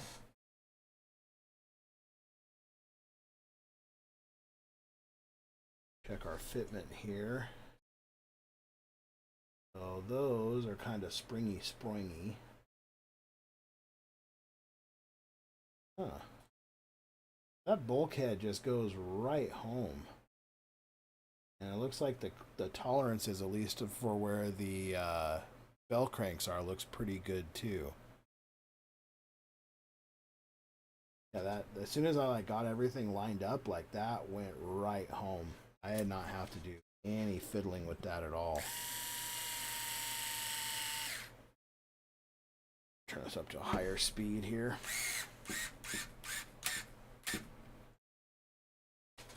So there's the front screw.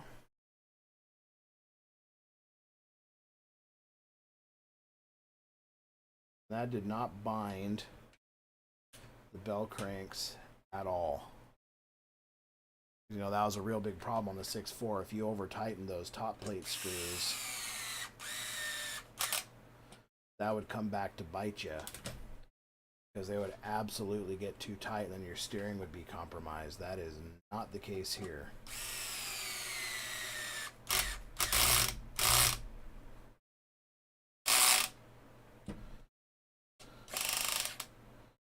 My battery's getting dead.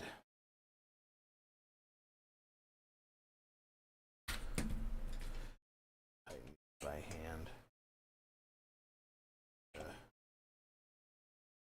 Sure here.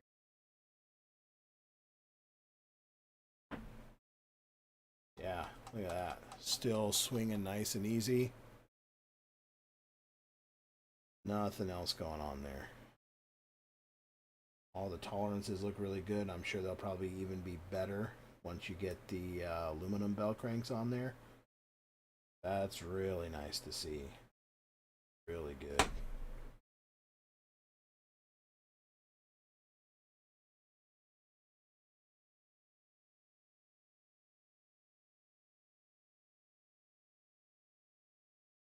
Very cool. Okay.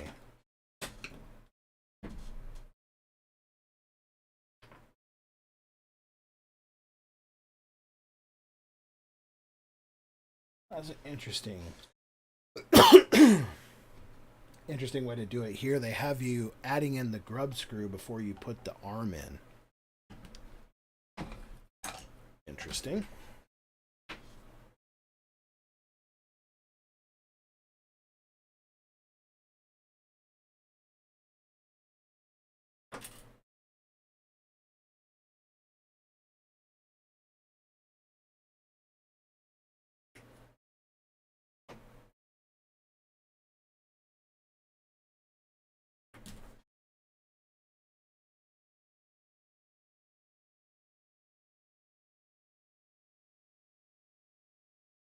And I'm just filing down the nub from the sprue. Anything else?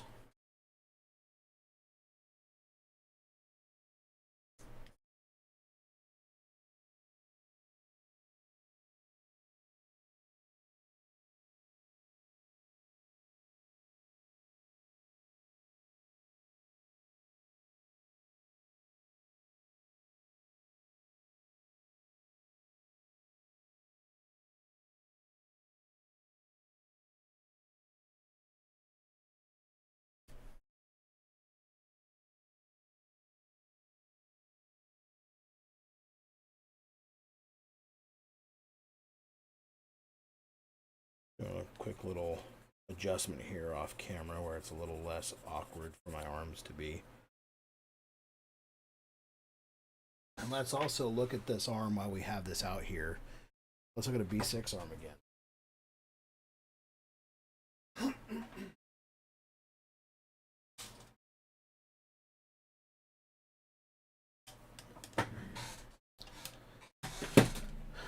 So if we look at this next to a B6 arm, I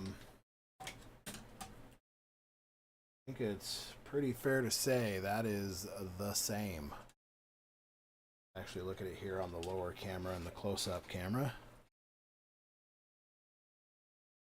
That is the same width. The same width.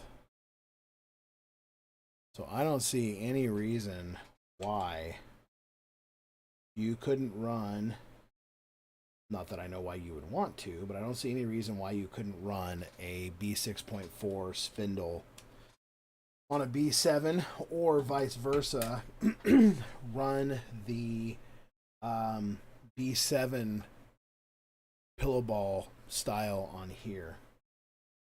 I know the camera's not going to pick that up, but these are both standard plastic arms, and this one does not feel anything like this one. The plastics feel totally different. This one's got way more texture on it. Maybe it's just because it's a new mold, but I also think it's worth noting is look at the difference in the relief in the arms too, where they're filled in a little bit differently. I think it's interesting and quite unique. This one has the fill-in back here in this back triangle where the shorter arm didn't. There you can see about the 5mm extra width, making up that 1 centimeter difference on the arm from the center pivot point like we looked at previously. Then of course you can see that the the shock positioning is further out as well, so that's going to be changing piston speed in the shocks and everything.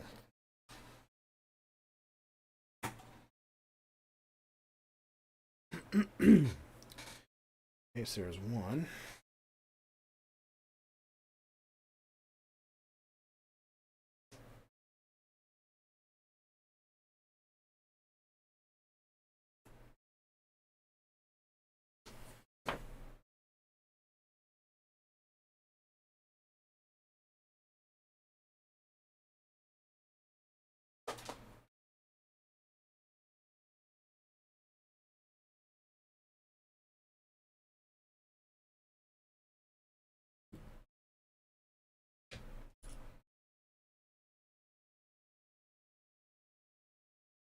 Sorry guys, normally I'd have music playing, but unfortunately due to this being a YouTube stream, I don't know how YouTube really deals with music and copyright for live streaming, and I just kind of don't want to mess with it because I know people will be referencing this video, so I don't want to potentially jinx it by jamming out to some tunes.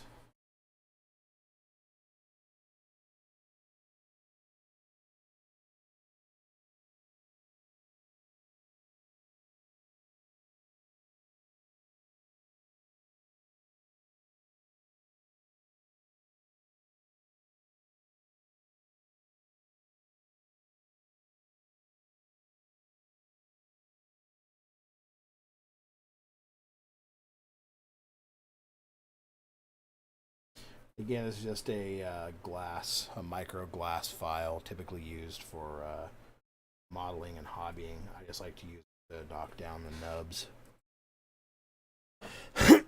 Alright, so we got that done. Those are ready to go. Where's my screw kit here?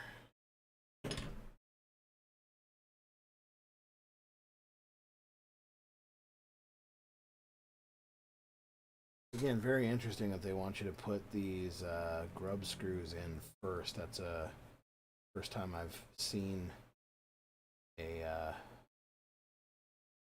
setup like that where they want these in first. I get it, but it's just different.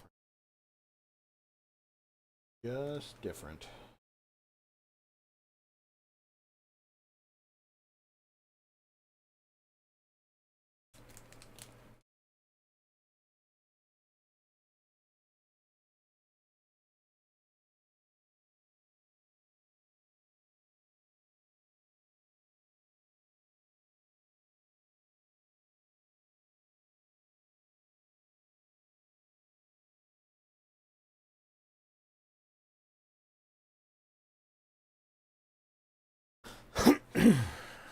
right. And then into this bag we have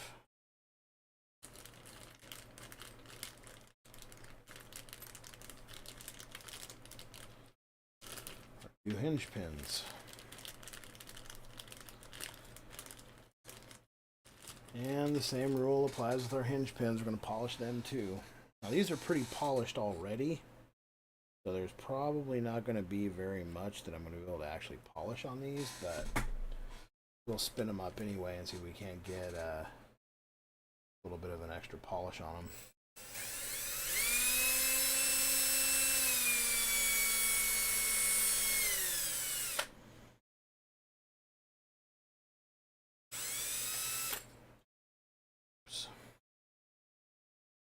As you can see, I did not have the chuck chucked on very tightly.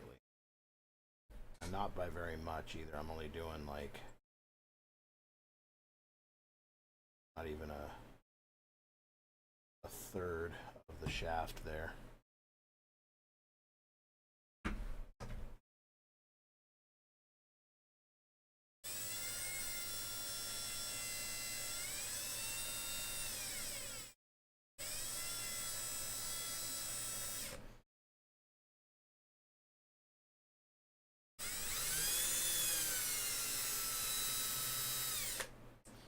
Yeah, that's an improvement.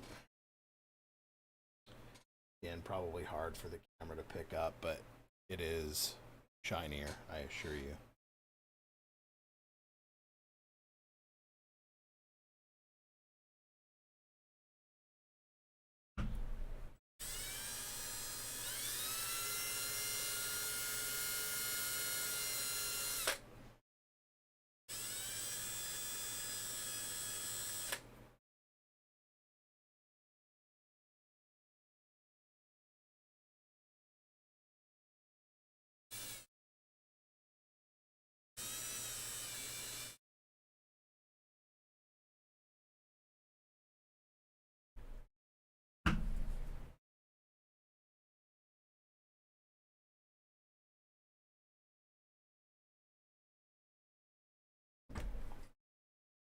Nice and smooth.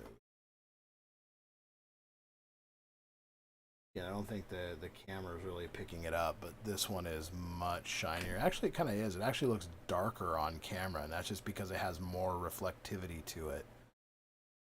And in the hand, it's really obvious how much smoother this one is now than this one.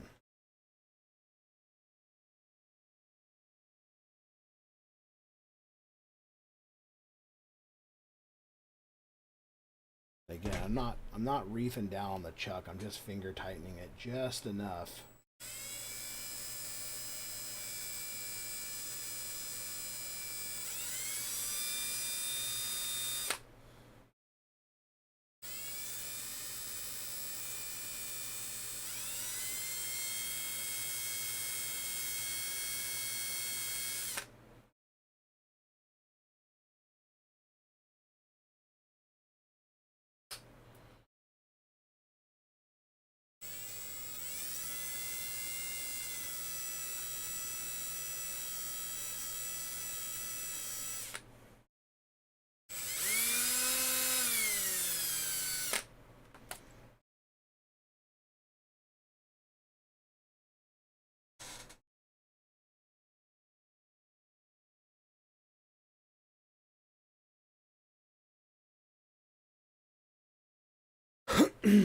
And there we are, nice and shiny.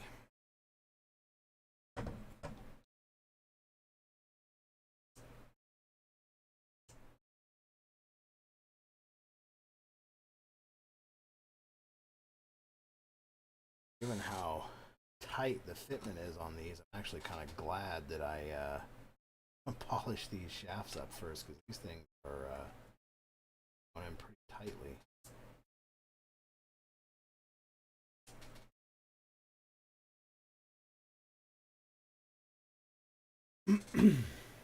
So there those are.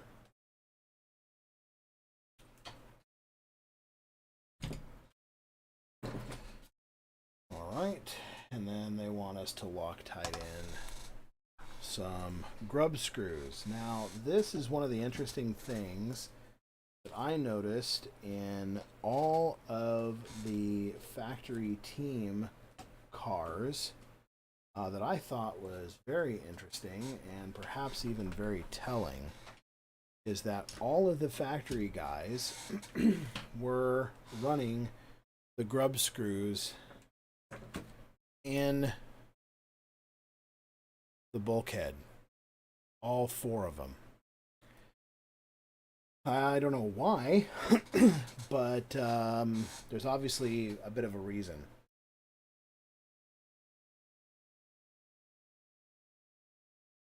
Now, I don't know if that's because it's narrower or there's less material here or what. When you look at the 6.4, hardly anybody ran any of these grub screws inside of these whatsoever. So, interesting that that is now a thing. Let me grab my Loctite real quick.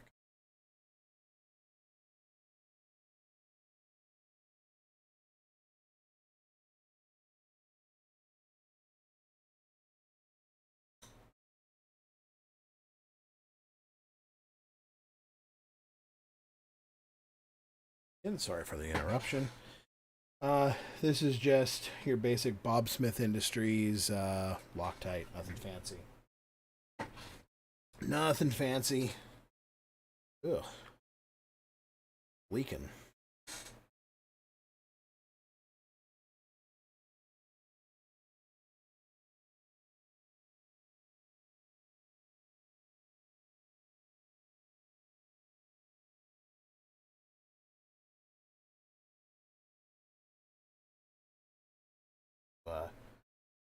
Dab this onto the side of the bottle here.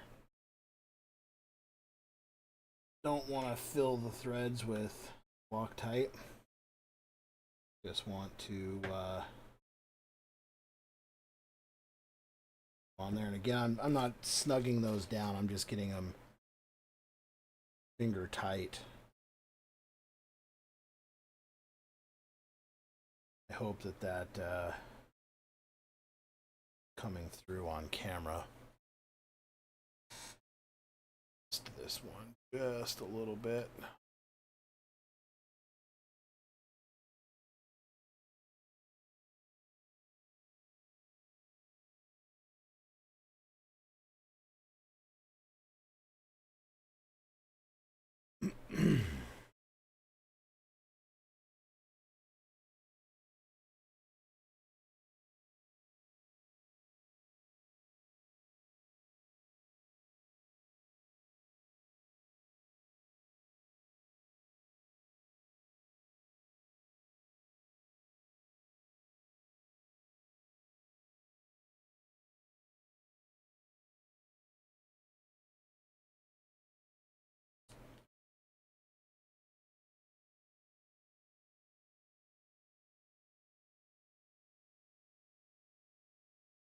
And I'm just like, I have a little bit, there's some wetness on the bottle side of the bottle here.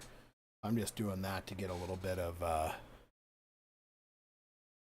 thread lock on there. Not putting a drop of thread lock on there. I'm putting a hint of Loctite flavor, and then as you can see, I'm literally just, that's it, no more than that.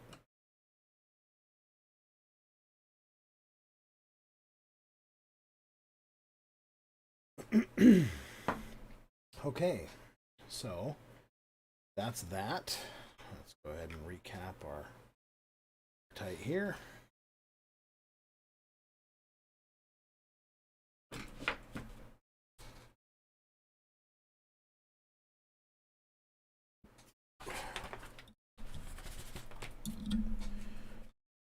Some plastic bits on the manual. Okay, so next, moving on, is going to be the 14mm screws and the front bumper.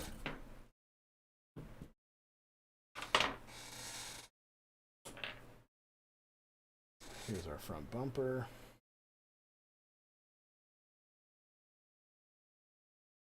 It's not going to break off, so we'll use our snippers here.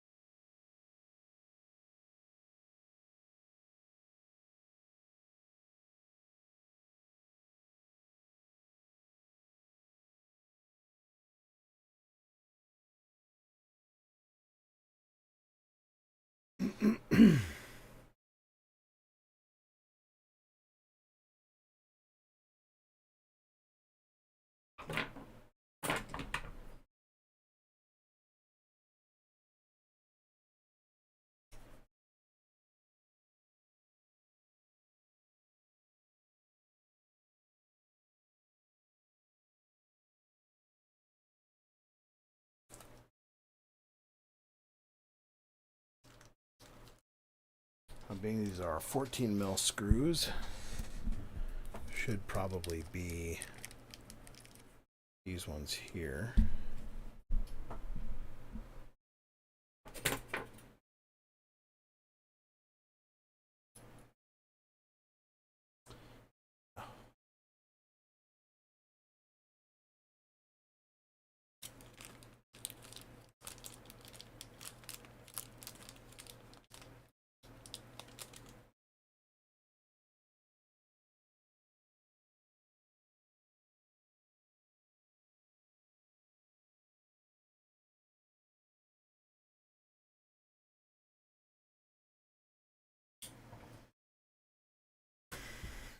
And of course, in the front of the car here, we're getting, or on the bottom of the car, I should say, we're getting all steel hardware.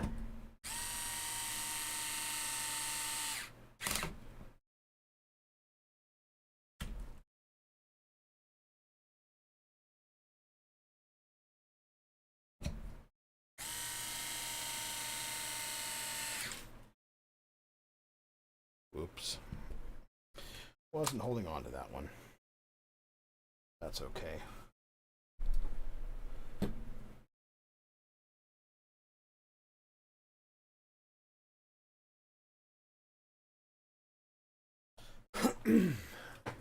That's very narrow, those two screws in the front bumper.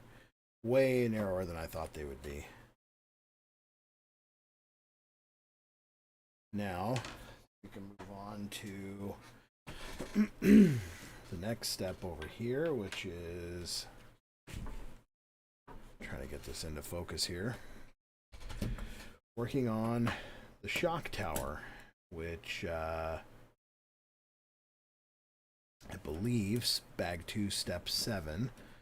These are M3 by 20. Do we have replacement on here? So we have M3 by 20 front upper shocks, bag 2, step 7s. Yep, bag 2, step 7. So we have titanium replacements for the upper shock mounts as well.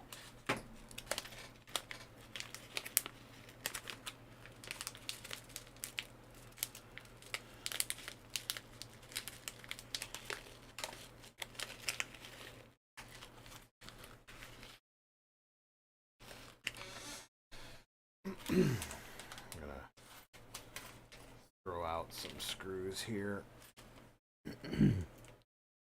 Here is the lower shock captured screw I was talking about earlier. And here is one of the servo mounting screws with the wider head on it as well.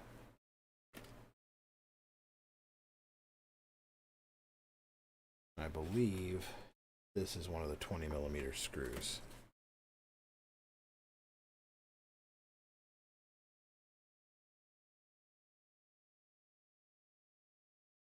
Nope. 16 mil, so it has to be even longer than that. Good grief.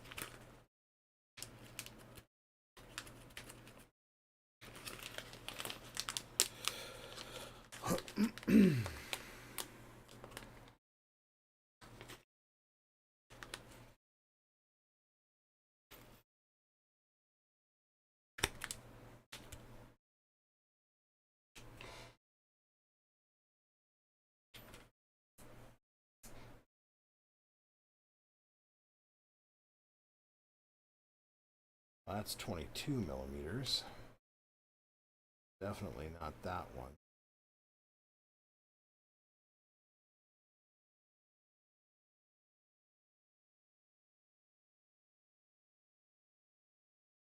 That's 22.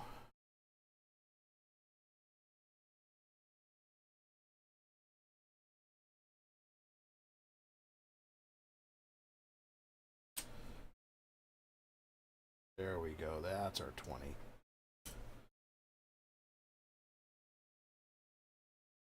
There's our two 20mm screws.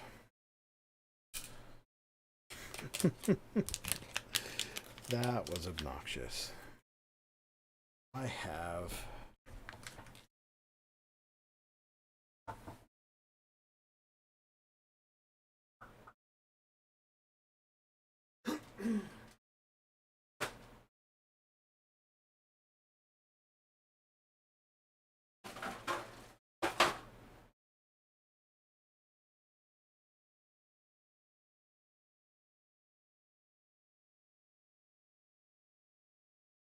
okay.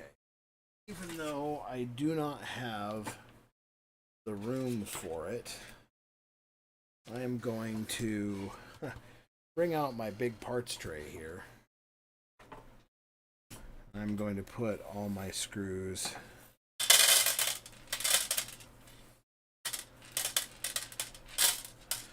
into that, because that's going to be a lot easier to rifle through.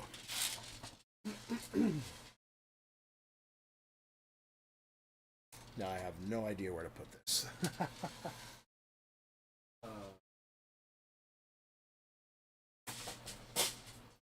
I'll just put it down there for the time being. I have a feeling we're going to need more of it here before too long. Okay, let's readjust our camera here.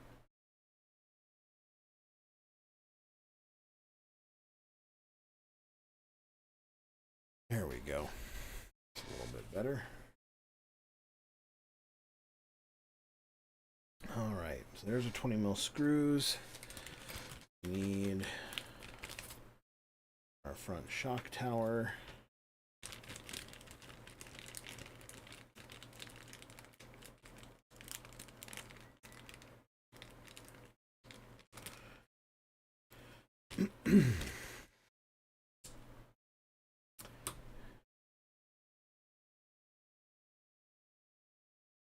Looks like we're going into the center hole.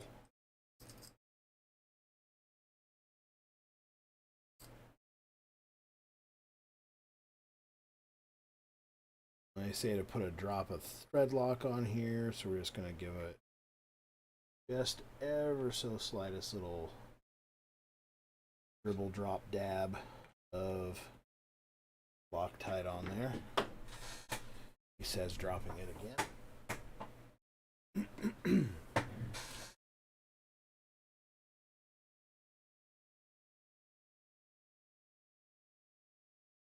Even though I've literally, in all the time I've been involved in RC, I've never seen one of these things back off, ever.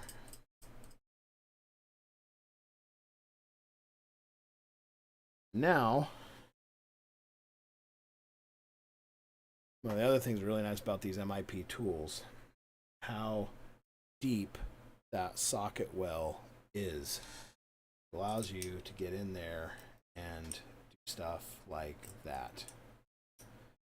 But I'm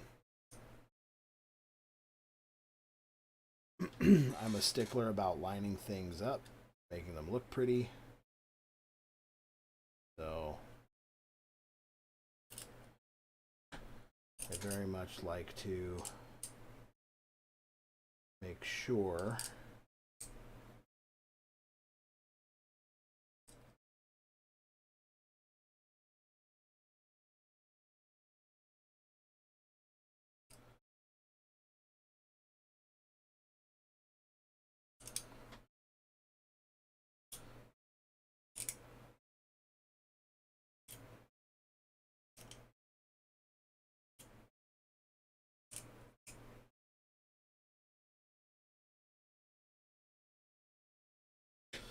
that both of my top of both of my nuts rather, is level with the top of shock tower. Kind of hard to see because of the way the lighting is and the way the camera is not focusing, but Yeah, you know what else would be really nice? If I put them on the shock tower properly. I put these on backwards, obviously, because there's the release for it. And those are going to go there. It printed on the back of the shock tower this time, and that threw me off. So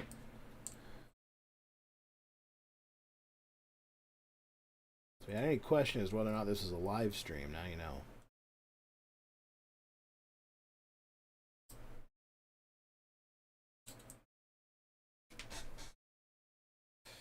And there goes that part underneath my desk.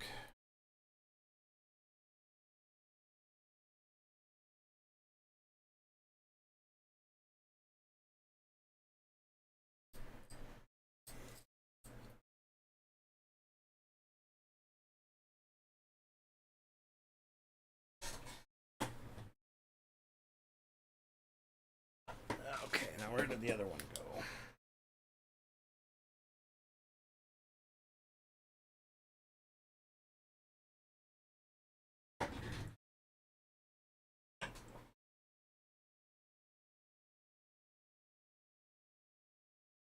All that work getting those things put in there evenly, and for what?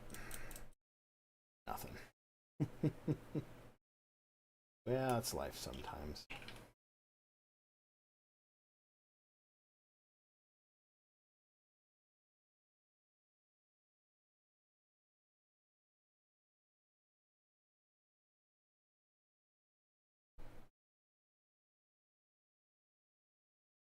Too much.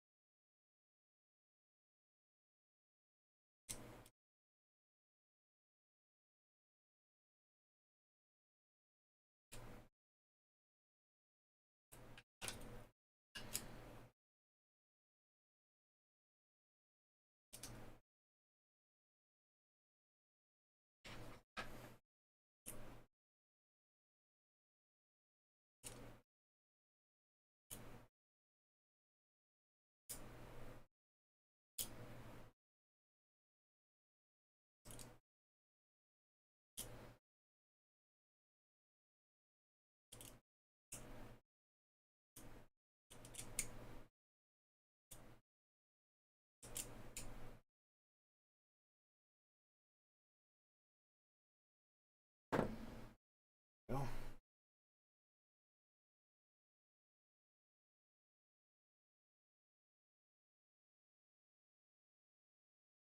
okay.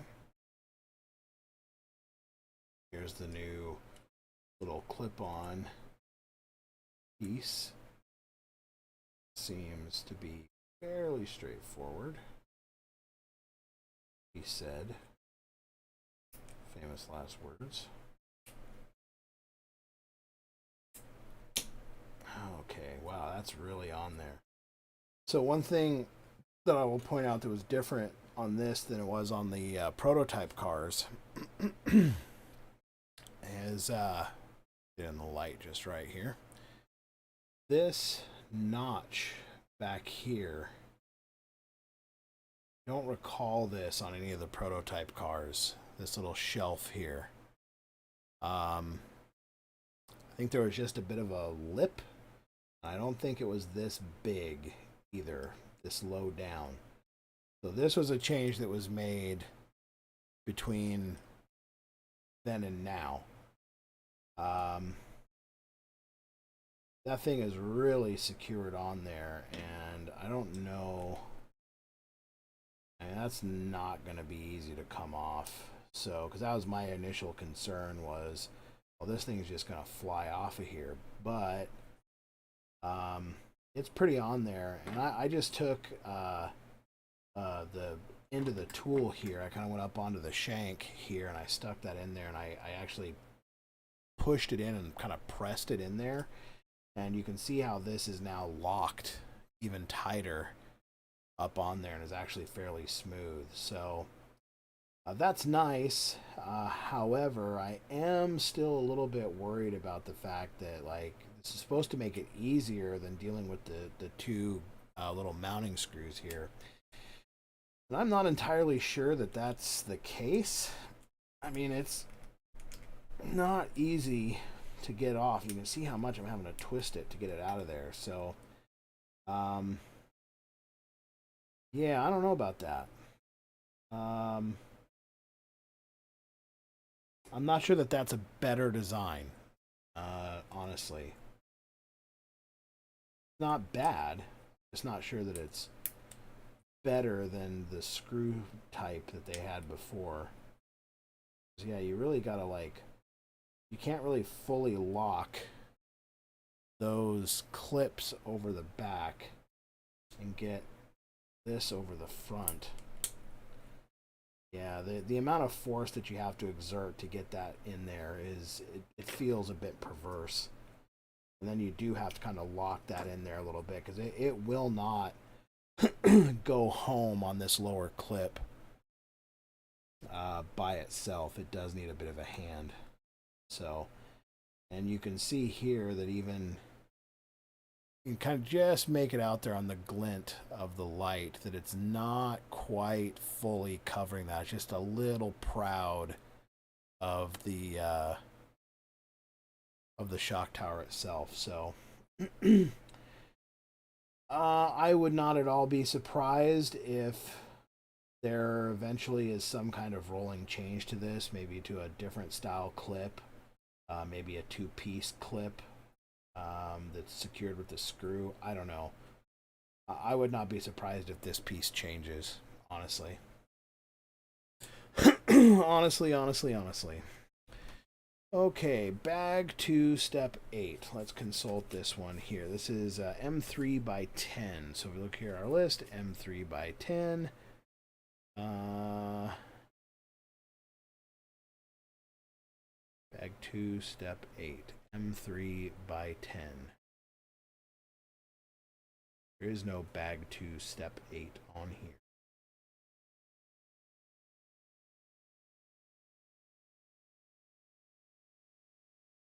Oh, M3 by 10 flathead. I was looking at M3 by 10 low profile. Yeah, M3 by 10 flathead, bag 2, step 8, 4 pieces, front shock tower.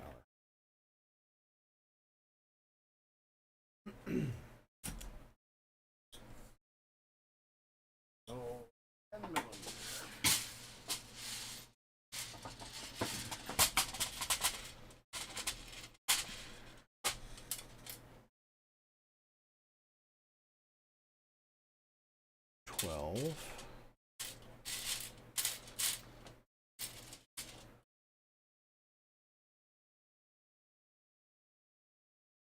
Oh, measuring 12 mil.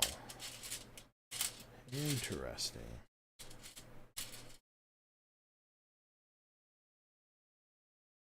There's a 10.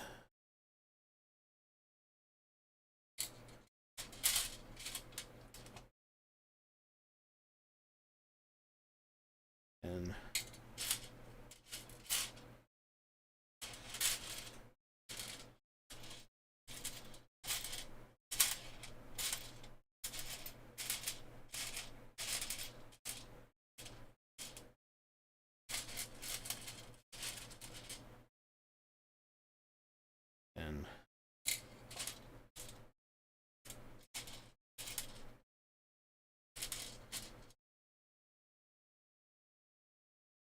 and 10.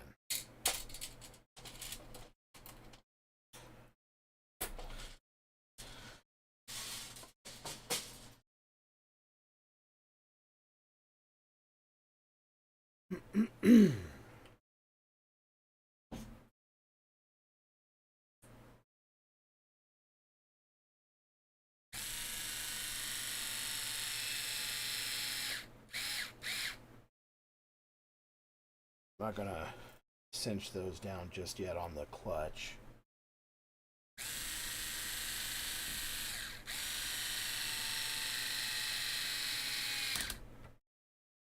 He said, cinching one down on the clutch.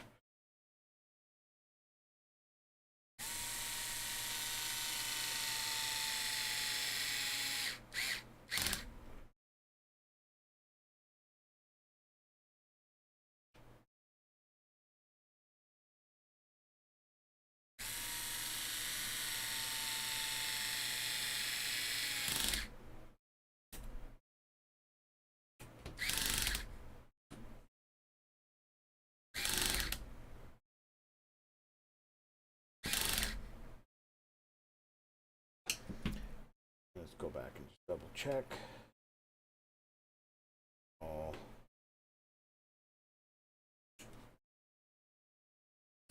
about equal.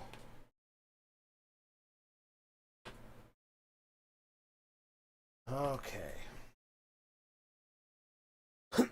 So one thing I do want to point out here, I'll go to the small cam, is that if you are putting in a small cam isn't going to show it. Dang it.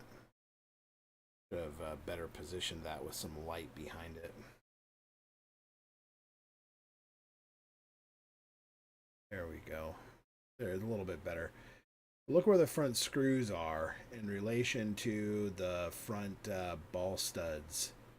And you can very clearly see that if you have the inner ball stud, you cannot get to that inside screw, which is extremely unfortunate. It's not going to reach. So yeah, you can see how that just covers that right up, right across where the screw is. So, yeah. By the way, in typical AE fashion, you put the front bumper on and it does make the arms stiff. As soon as I pull that back, it's a little bit looser.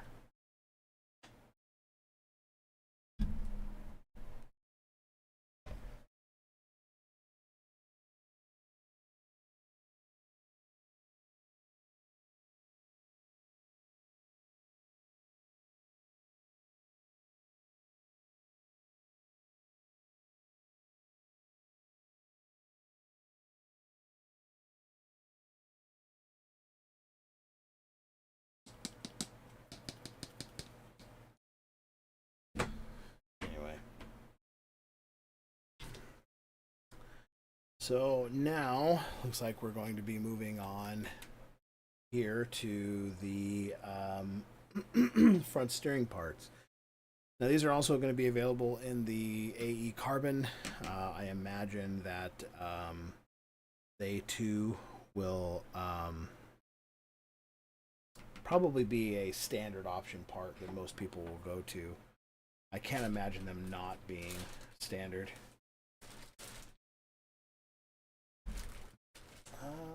Bag 3. There's the contents of bag 3. Some more ball studs to polish. Got a couple things we're going to try here as well.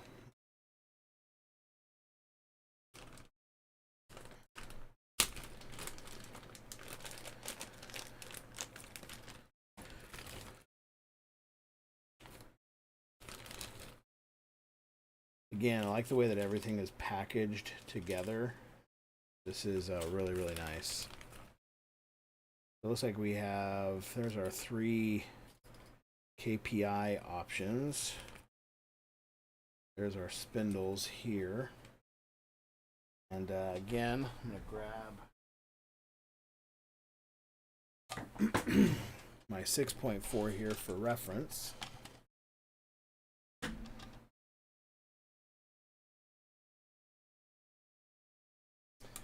And yeah, I don't see any reason why you could not run these on a 6.4.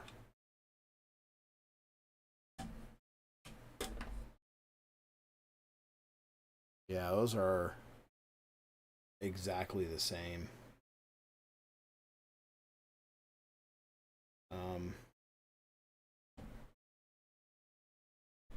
In terms of the overall size, they're hanging my camera and stuff. Yeah, they're very, very similar. Try and get this down here so you guys can see it on the camera. So they're a little taller I guess you'd expect, because there is a little bit more going on there with the pillow balls in the middle of it. But they're the same size. They're pretty much the same size. The width here, the width is the same. And in fact,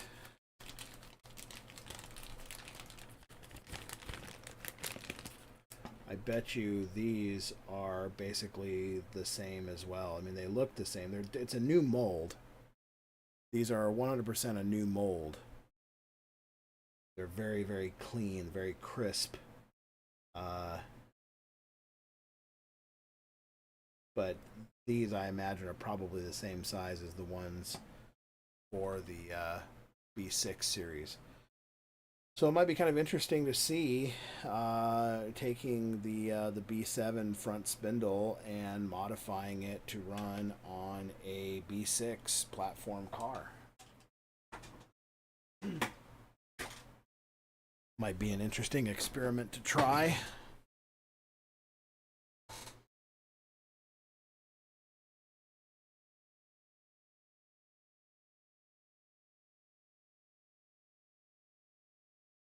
Okay. And then, of course, you can see the KPI offset there too. I'm sure most everybody has seen it already by now. But compared to the old straight up and down, see the KPI angle there.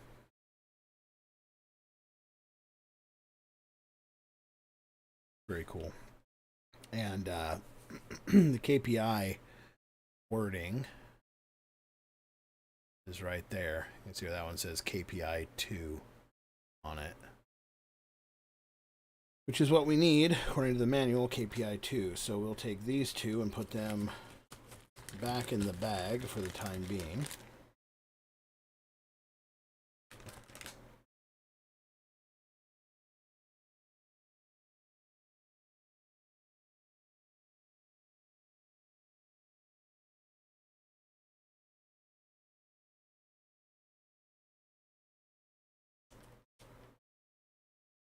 Oh, how weird. So this is really interesting. I'll show you something on that when we get to it. That's strange. Okay. Let's go ahead and get these cut off. I'm really glad to see that they changed it back to this style, because if you remember on the 6.4, they started like hanging them off of this point here, and there's like one here, and I think there was like another point here on the back shoulder, and it just, I didn't like it. I thought it was really kind of cheesy the way that they did that, because it put mold marks in places where you really didn't want them. And kind of a unfortunate deal, I thought.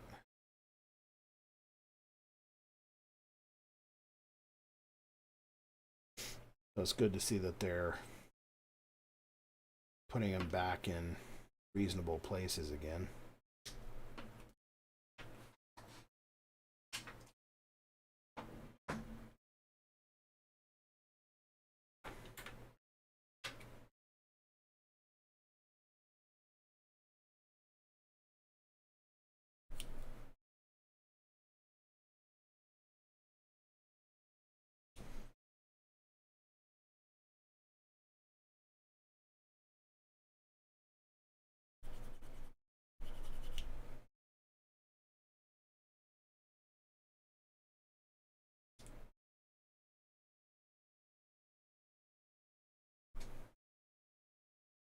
Yeah, I just want to clean that nub off.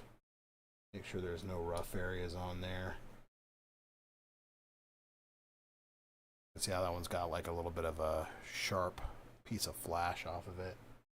Definitely don't want that sticking out. Potentially stabbing or gouging a Marshall.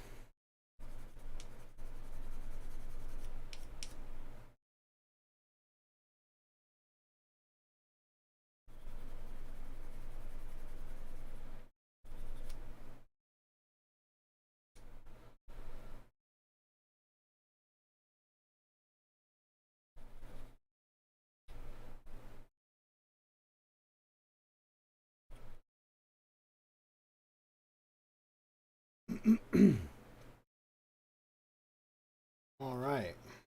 There's our KPI 2 as called for in the manual, KPI 2. And I think I'm missing a part here too because I should have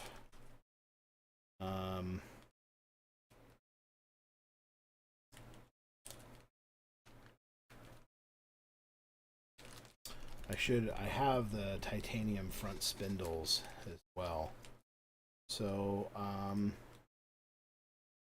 me go see if I can't find those. Now, well, man, this really kind of a bit of a bummer right now.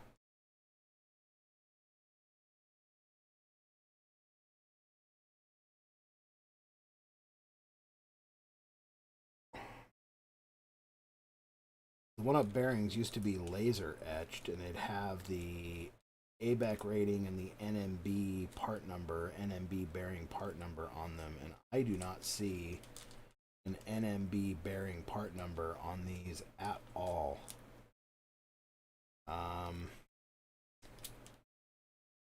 Tells me that these are not genuine NMB bearings, which makes me kinda upset.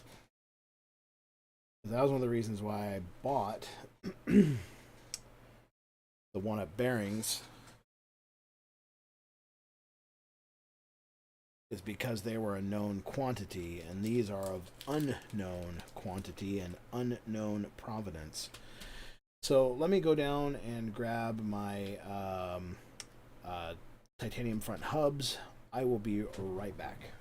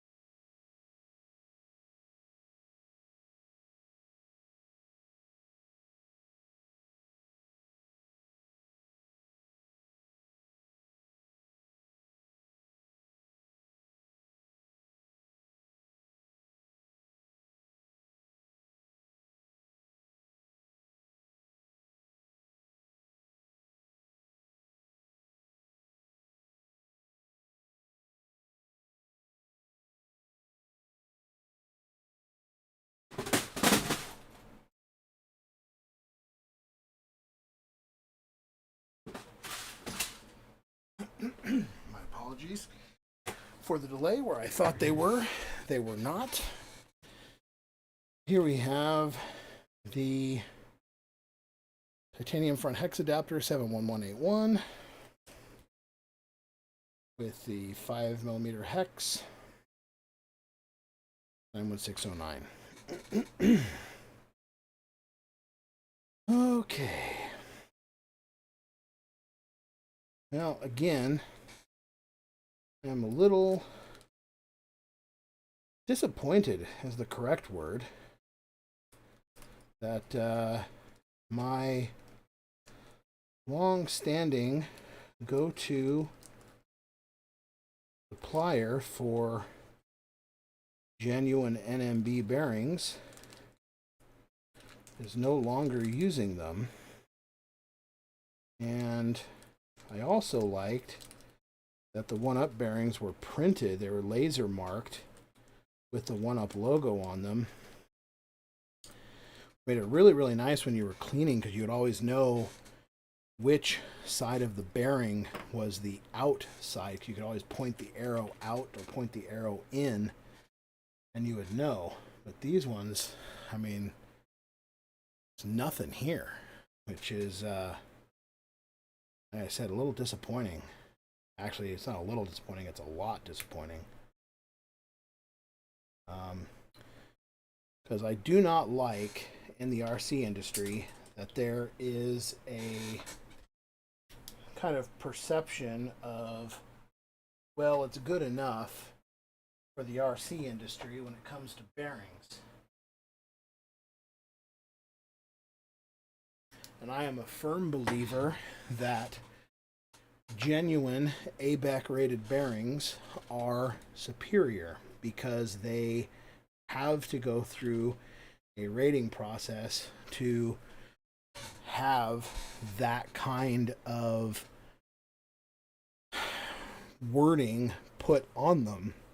And frankly, these could be one hung low brand from China with absolutely no rating or no certification at all whatsoever. And I kind of feel a little betrayed by that. But I was in such a rush to get the kit and get out that I did not see that they were not genuine NMB bearings. So, but in some ways, that's okay, because I will just go back to buying J&T Bearing Company bearings, because they do sell genuine NMB bearings that are ABEC 5 rated, which is what I traditionally prefer to use.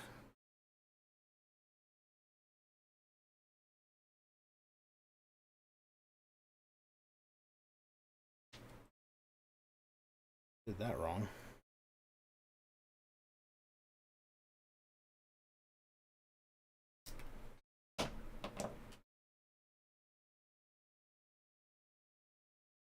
So this is one of the reasons why I like these axles, is that there is this shoulder here. So when you place the bearing in, the shoulder comes up flush with the outer bearing here, and that shoulder goes inside, and this bearing rides on that shoulder. So this is all captured in. And then the nice thing about that is is that when you put the screw in to clamp the bearing in, you're clamping the screw in this way, then you're putting the clamp on this way, so you have opposing force going through it, and it just rides better on the bearing, and the bearings seem to just be a little bit more supported. They seem to run a little bit truer. I have used these axles twice now, and I am kind of a believer in them.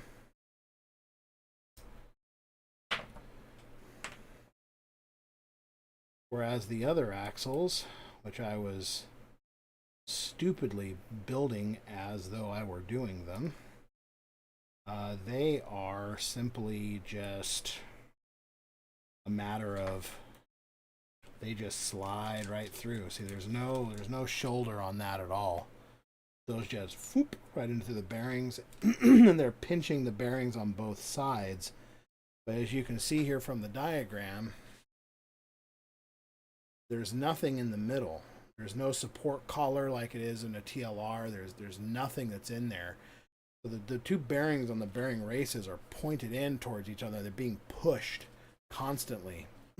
So this I mean, it works and it's fine, but having these with the inner collar in there that's going to hold them into position and put unilateral pressure around the internal bearing race so that the bearings are actually running true rather than being, having a thrust angle applied to them.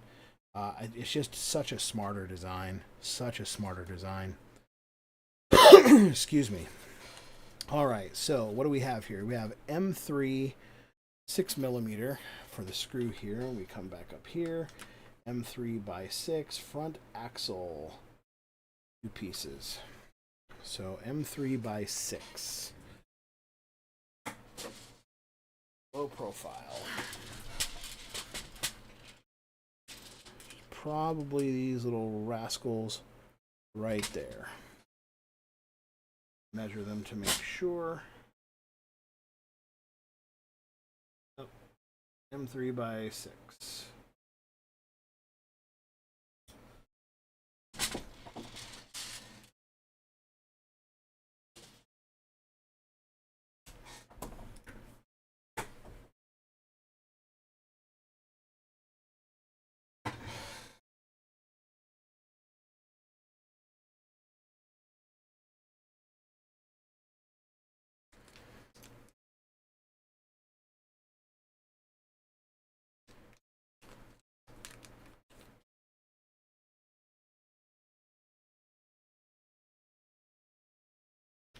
I'm using all the stuff out of this bag because in the other bag, the front end parts, there were where the spindles were, they were in a nice little baggie, so I'd rather keep them captured in the baggie for spare parts keeping more than anything else.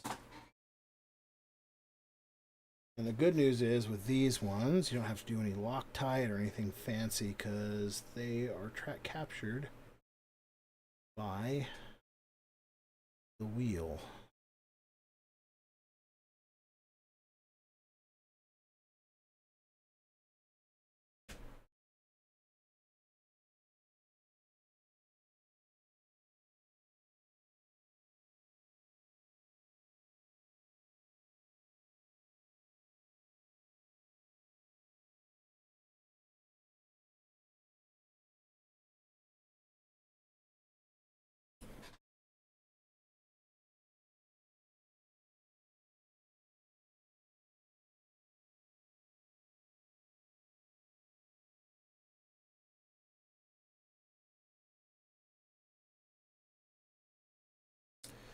That is too much. So we're going to just blot a little bit of that off. That's okay.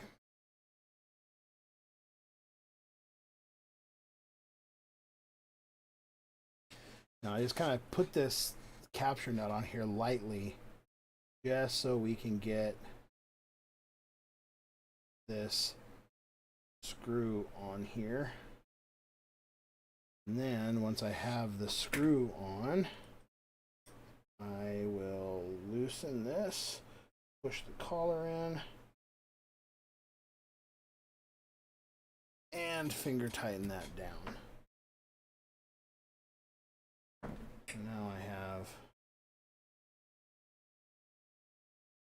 everything nice and tight. Both of the bearings are captured in between, and it rolls very, very smooth. Bearings need to be broken in, which is, again, I have to say, this is a bit of a disappointment.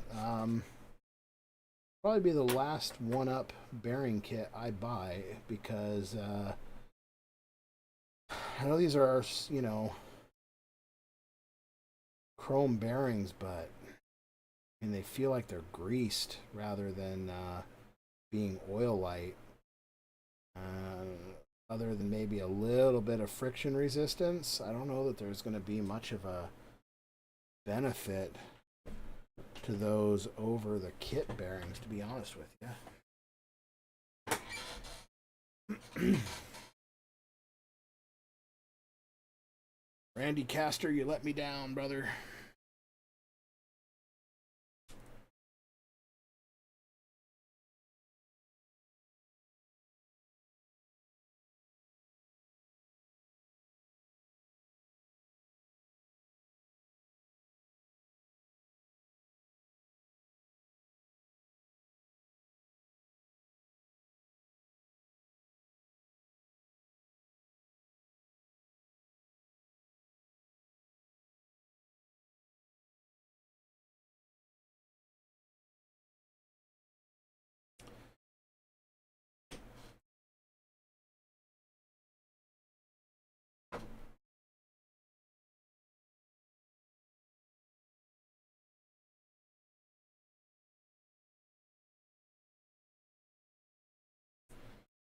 Now you can also use a wheel for this if you want to. I'm not, just because there's not really any point.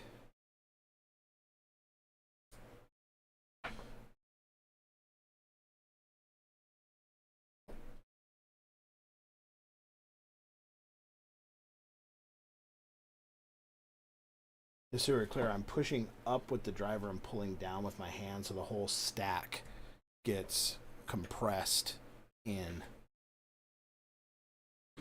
Yeah, just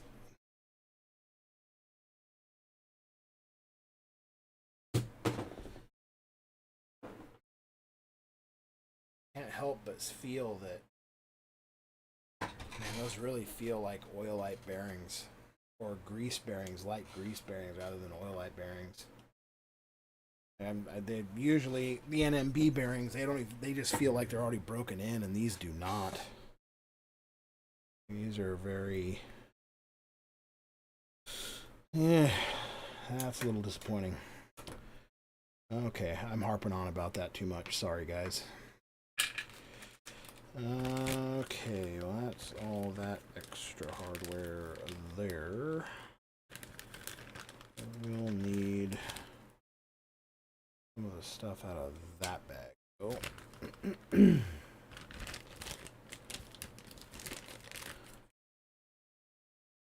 Okay, so we got a couple more ball studs we need to polish here.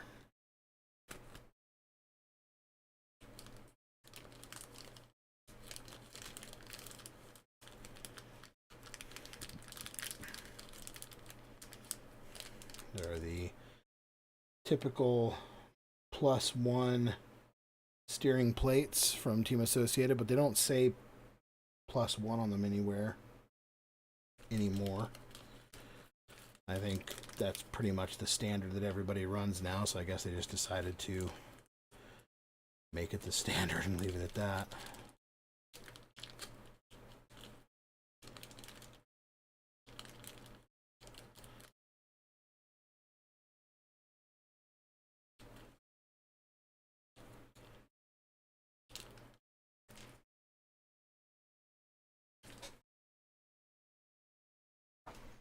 That's weird. Why is there a third turnbuckle here? A ball stud.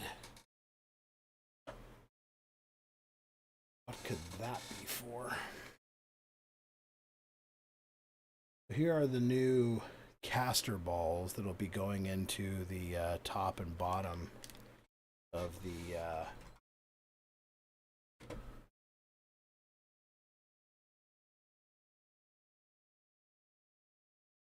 top and bottom of the C hub. I could stop freaking dropping them.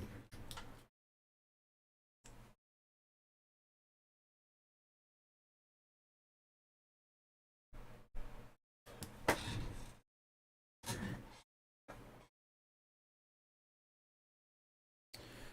going to see about possibly trying to find a way here that we can maybe polish those up a little bit too.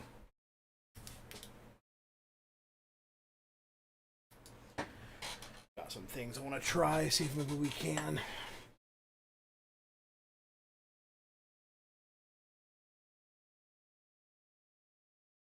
Anyway, meantime,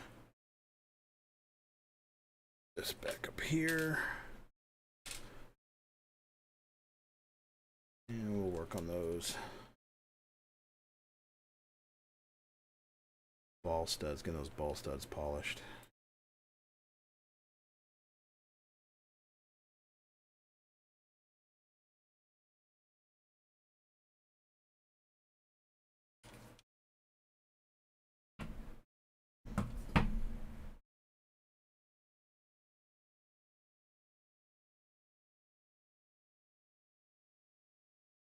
Get a little bit more metal polish here.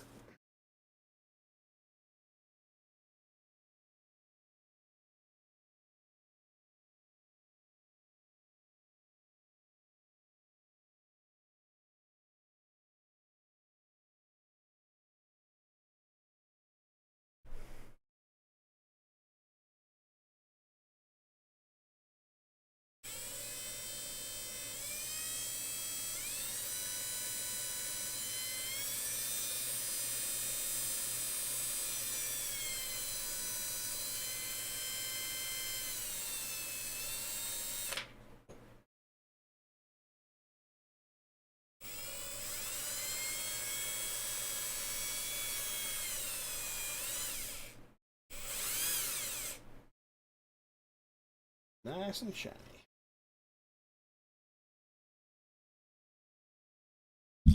Again, if you guys are not polishing your ball studs, you should, because there is a major difference there. Again, the camera doesn't pick it up or do it justice, but like this is so much smoother. You can't even appreciate how much smoother and nicer that is.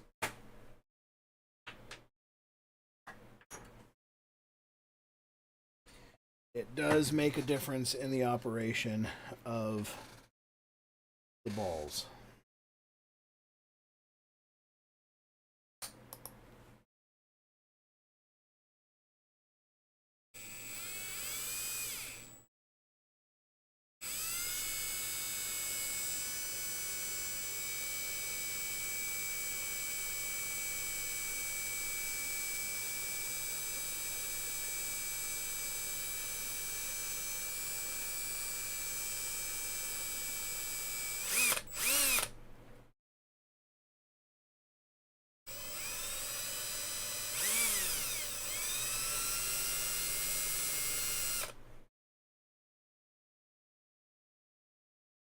Nice and shiny.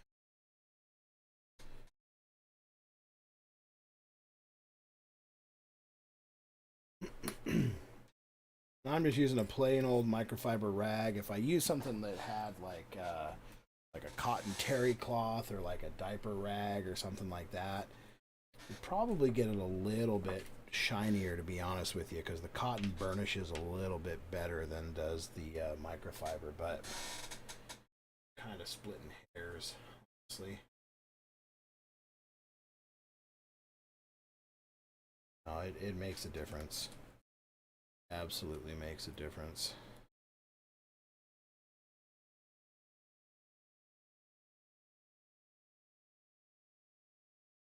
Okay.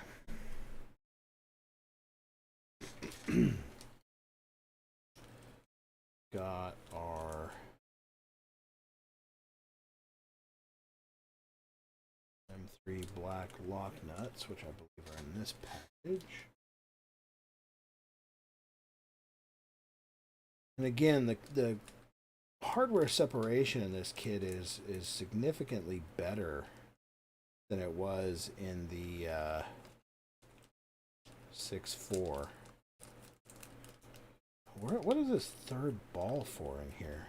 I just realized these are different lengths. See, there's a difference in the length of those. I don't know if this short one goes to. There's two short ones in here. I thought there was an odd one, but I just wasn't paying attention.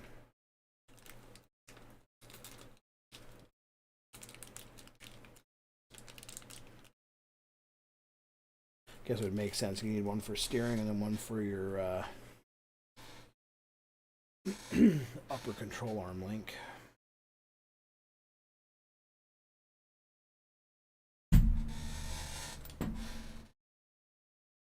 It's so easy to tell which ones are polished and which ones aren't.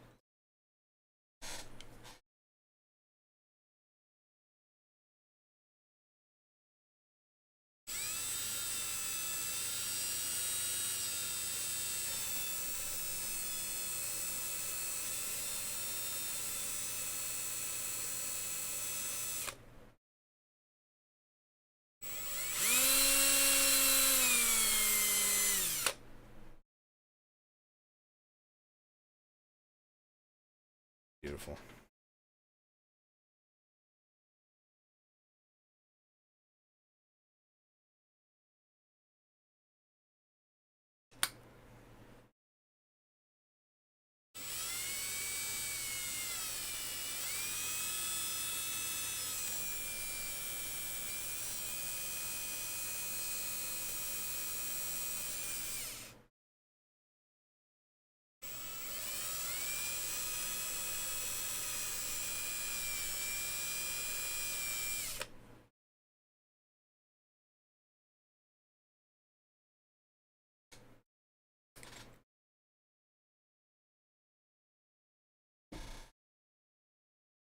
Okay, so the 8mm is going to go into the steering.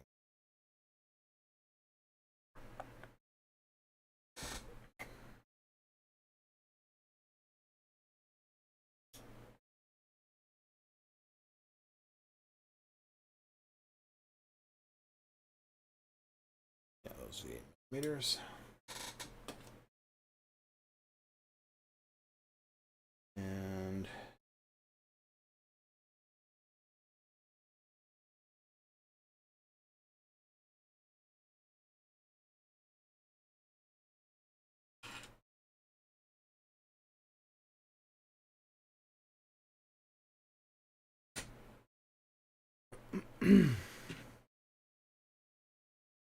M3x8. M3x8 low profile bag 3 step 2 4 pieces steering M3.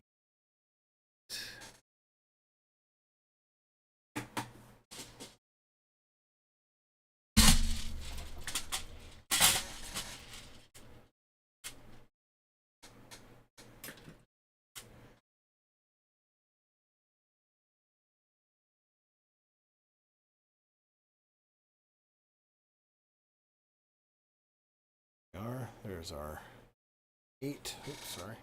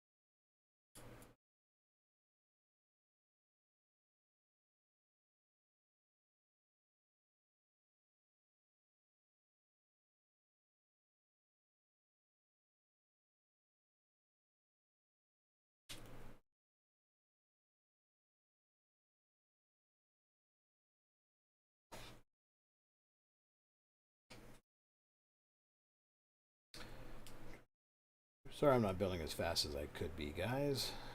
Kind of making it easy.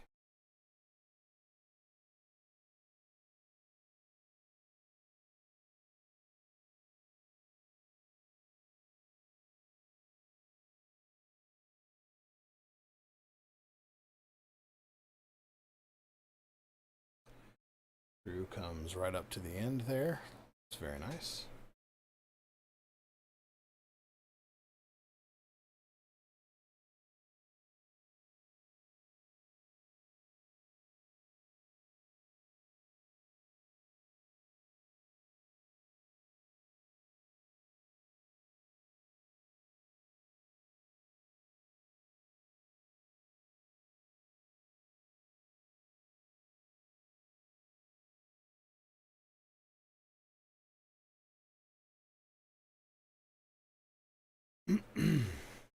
Right. One plate, other plate.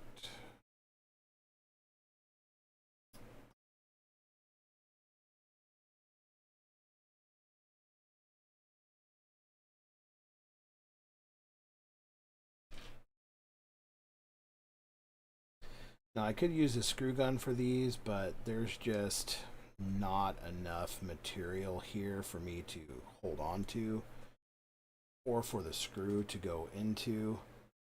I just don't feel comfortable ripping and gripping it, so we're just gonna take it easy, do it by hand. No rush.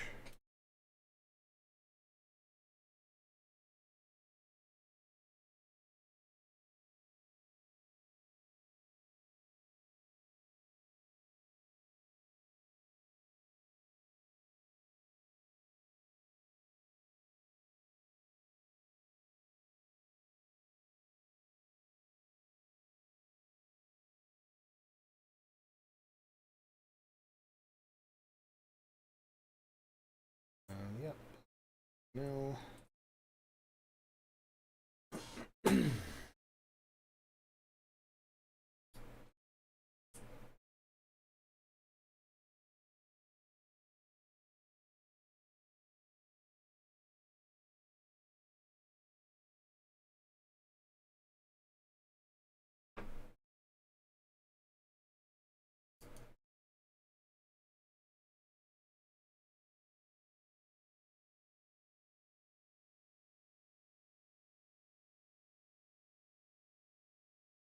This little thing here is one of my absolute all-time favorite tools. This is a J Concepts thumb wrench.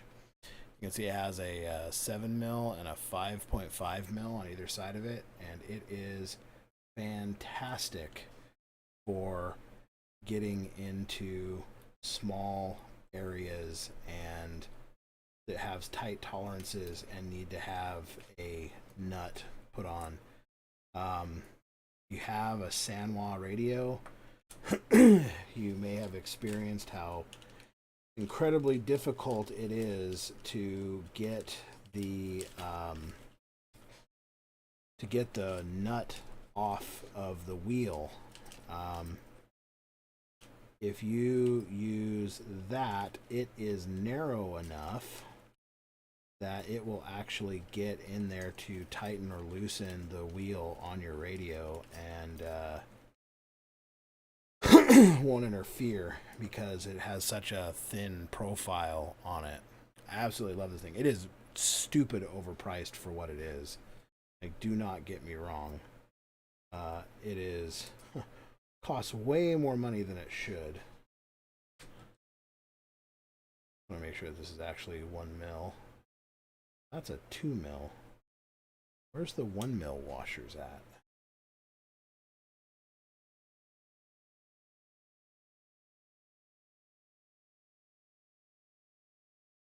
No 2 mil washers in this bag. There's no 2 mil washer or 1 mil washers in that bag.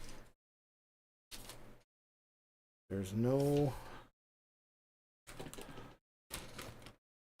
This is the only other hardware bag that came in here with this particular portion of the kit. Yet it's calling for a 1 mil washer.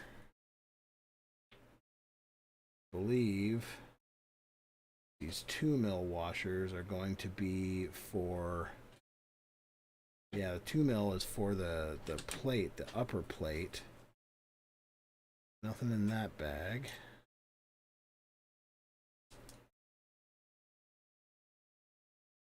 As you can see, there's no 1 mil washers in here either.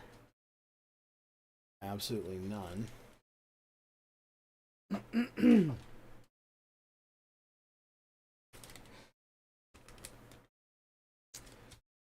Huh. This is the previous bag from the steering servo. That's the 1 mil for the steering servo and the steering servo arm collar. So, well, that's cute. Looks like we have officially found our first error in the kit.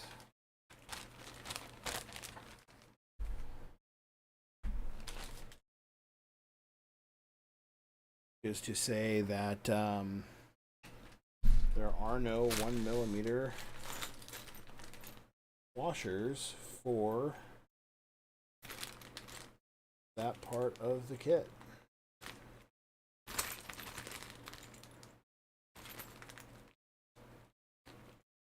Now, I do believe I have some 1 mils. I'm not totally dead.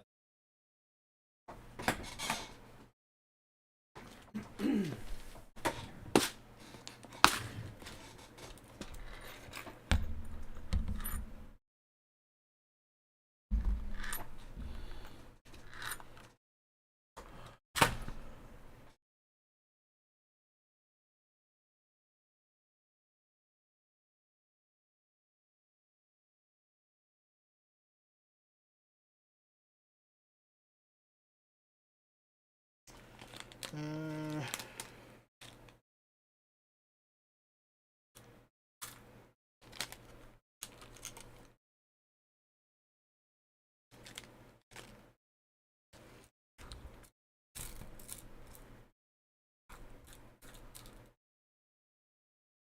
fact, I think I even have the exact 1 mil washers that I need in the correct color even.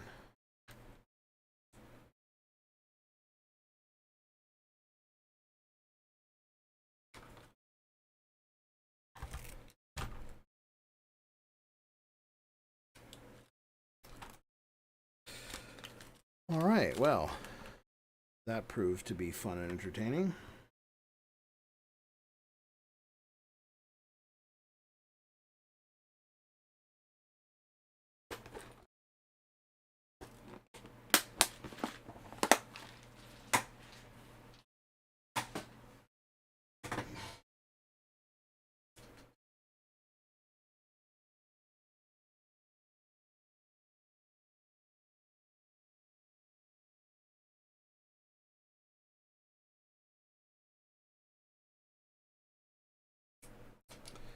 So, if you are building this kit and you get to bag 3, step 1,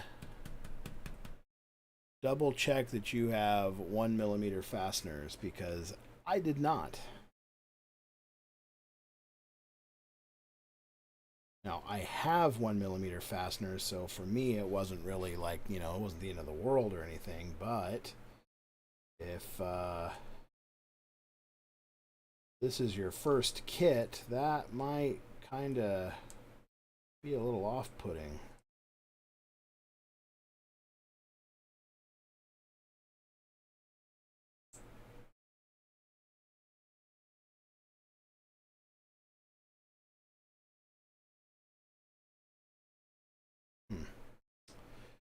Well, moving right along.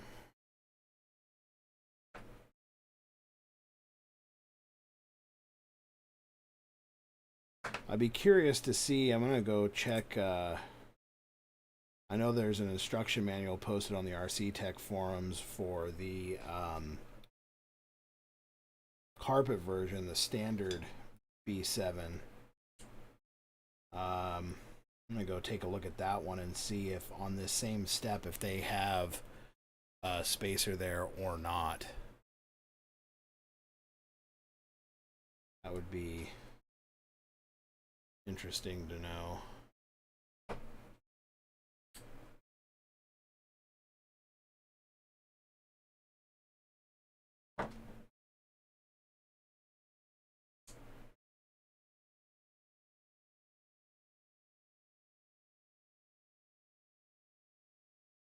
I know it sounds stupid, but again, I'm lining up the side of the nut so that the nut is level with the side of the piece. You can see the flat piece there on the reflection.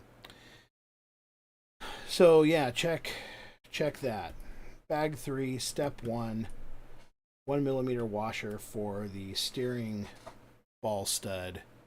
That spacer was missing from my kit. It is not in the hardware bag. I assume it would be in this bag with the axles and the spindles and the balls, but it is not in here.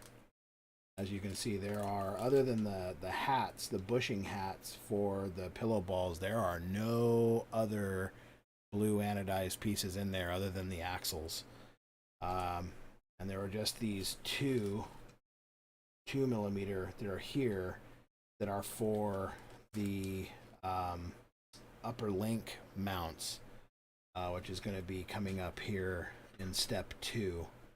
The upper link mounts will be up there. So definitely watch for that. Definitely look for that.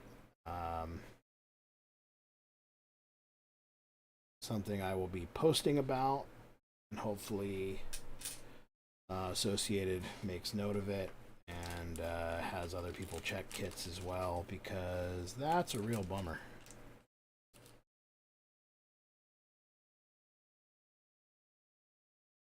Okay. So we got to go back to our, I believe this is the M3 by 8. Yep, bag 3, step. Oh, there's another link, step 2. Caster link mount, 4 pieces. To the list I'm working off of there. M3 by 8. Here.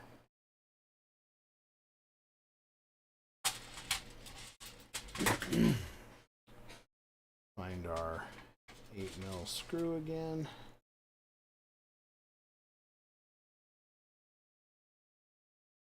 There's our 8 millimeter.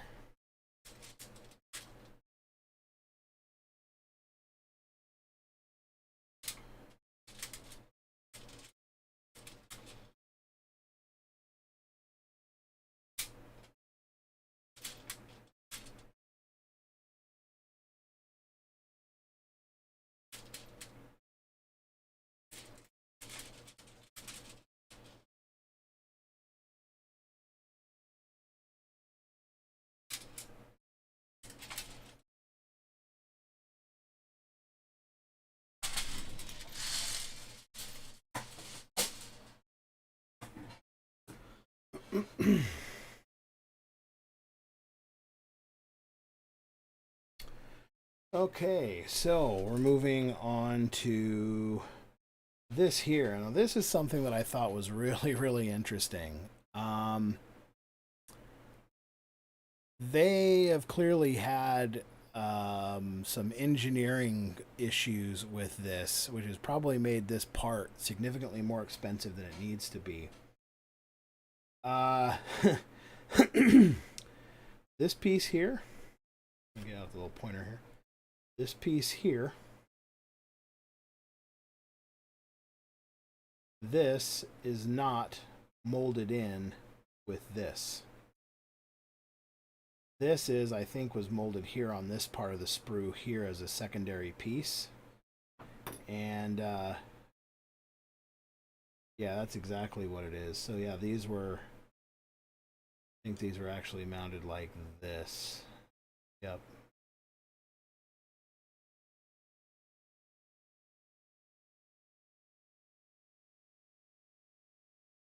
Or were they like this?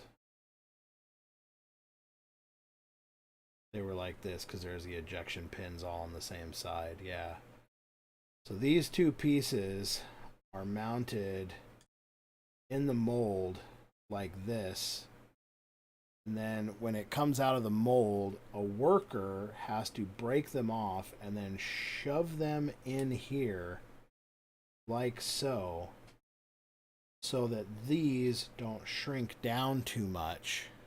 The C-hub doesn't shrink down too much. It doesn't lose its shape. And those are just friction fit in there to hold that open. That's very interesting. Yeah, those are just shoved in there.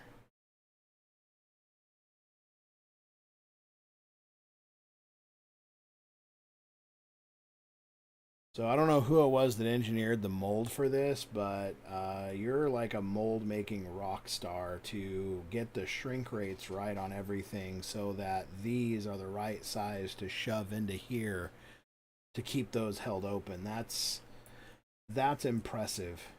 These little nightstick looking things. Oh wow, there's even I don't know if the camera can pick that up or not, but you see that there's a little nub actually in. So this little nub there on the bottom is machined into the bottom. That little nub there, and then these two are offset towards the top so that when they go in, this one they center in properly one into the other so that they actually like snap into place and get held in. So that nub catches that lip and this nub catches that lip, or actually this way around.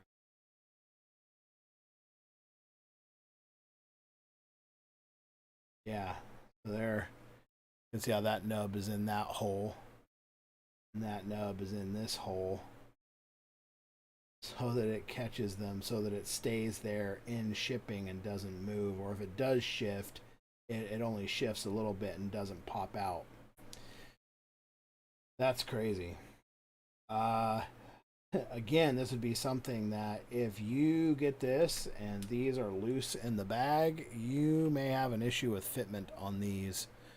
It'll be interesting to see if the same mold is being used for the carbon plastic ones, and see if the shrink rate is the same on the carbon plastic ones as it is as these. There may be some differences there with that. Um, I'm sure that 99.9% of people probably won't care or give a shit about what I just talked about, but I think it's cool.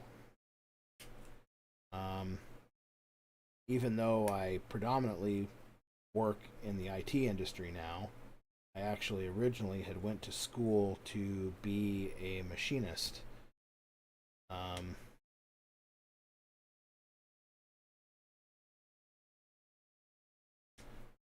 so a lot of this still makes a lot of sense to me, and my heart is still in it in a lot of ways.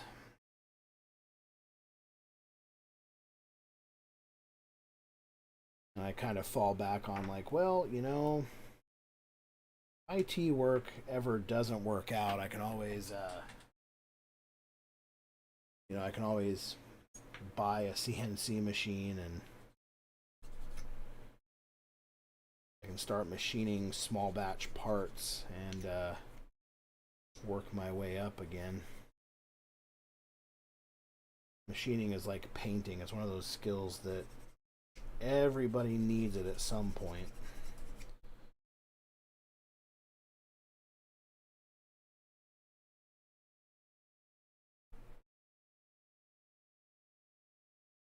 But unlike painting, you'll at least tell your friends you do it. Anybody who's ever worked in the painting industry can tell you that. Never let your friends know that you're a painter, because by God, they will expect the world from you.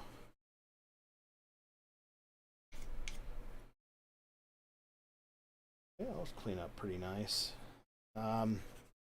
Yeah, I'm just gonna go out on a limb and say that I think that the carbon version of these front spindles is probably going to be a must-have upgrade. I don't know why, but this just doesn't feel like it has the same amount of glass fiber to it like the stuff we were working on earlier does. I don't want to say that it feels soft, but it just doesn't feel the same. Like the sanding block here, the glass file is going through this like crazy. Yeah, it's kind of surprising how easily it's actually going through that, but again, I just want to clean these edges up because, people are going to be touching it, people will be grabbing it. I don't want anybody getting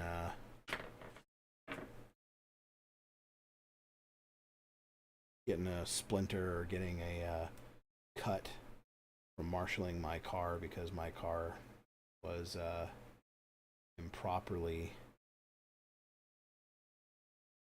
cleaned up. Okay. So this is a bit of a weird one. So that's the rear. So that goes around the front. Okay. So there's a shoulder here. You very clearly make out this shoulder here, and that's the shoulder that this needs to wrap up and around on. That shoulder needs to go through there. And if you need to tell the difference between front and back, this little notch here looks to go rearward. This little one here. Oh, which is also interesting because I seem to recall seeing a prototype of these too that actually had a grub screw right here. On this very inside section, there's another grub screw, similar to the ones that are on the rear hubs to support and lock this into place. I guess that must have been another one of those things that they just decided to shelve, that it wasn't necessary, I guess.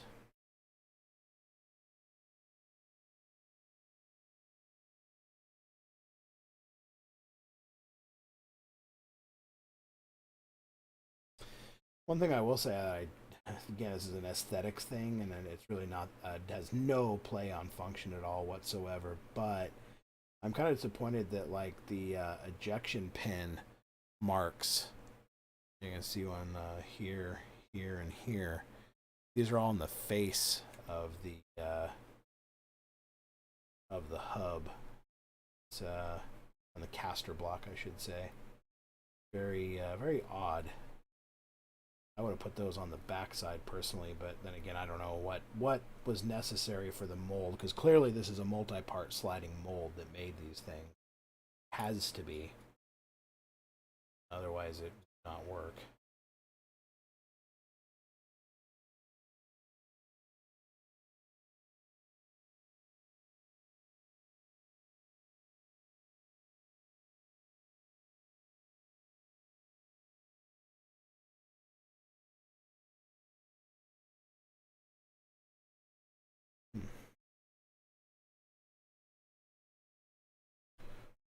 Sideways like that.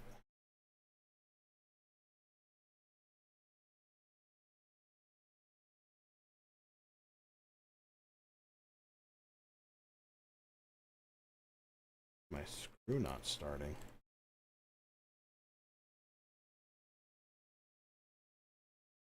Weird. That took a little bit more doing than I thought was necessary.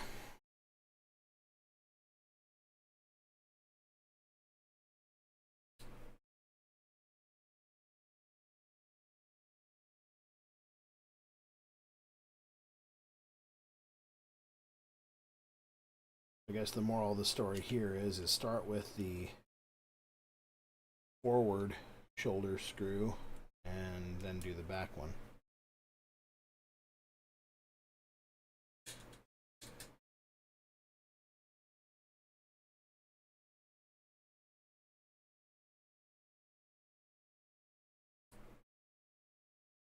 There's our 2mm. Oh, you guys can't see that. There's our 2mm aluminum ball stud washer underneath.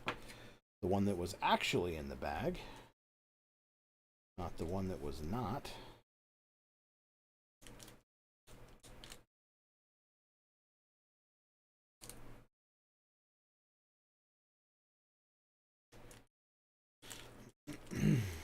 Thankfully, I think most of the people this early in the game that are going to be getting these kits are, there's a very, very high probability that like 90% of them are probably going to be racers, and they're probably going to be former B6.4 owners, and they're probably already going to have an absolute metric shit ton of spare parts on hand. But it's the principle of the thing. Oh.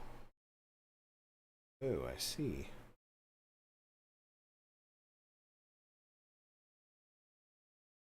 Okay, well, that is also good to know. You can't you can't change that with this on. I was trying to orient it first. They tell you to put it on first, and I guess there's a reason why they tell you to put this assembly together first and then put it on. Because boy howdy, you cannot get the ball stud and the nut on there with it in situ. So do as I say, not as I do.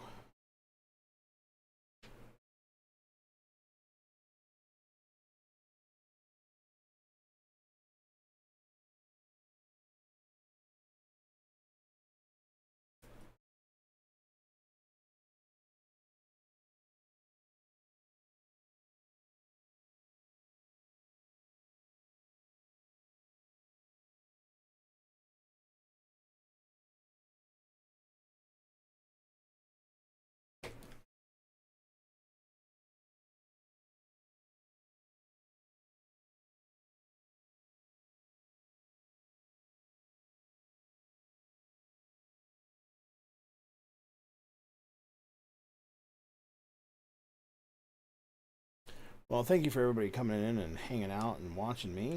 If you have any questions about anything or want to know anything, feel free to put it in the chat.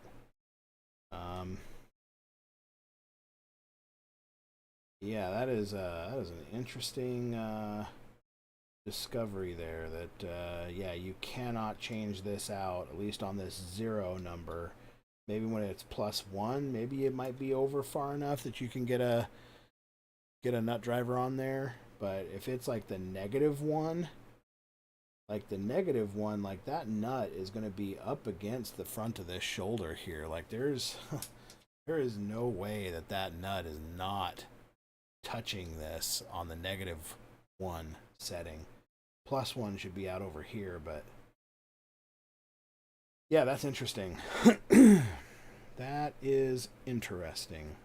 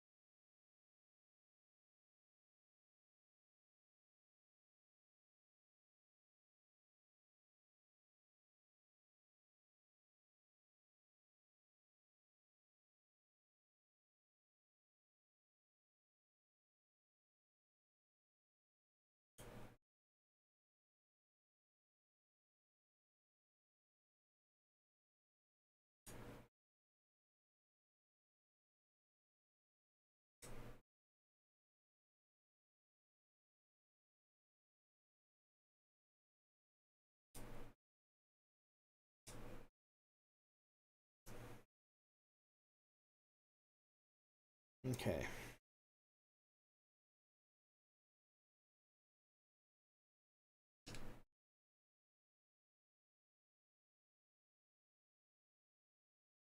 And I think when you're putting these on too, if you start with the forward hole, I think it cinches it down more evenly and it doesn't want to like jack sideways.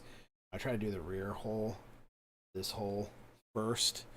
It wanted to bind up crooked, so do the forward facing hole first, then the rear one. I feel like I'm giving relationship advice here.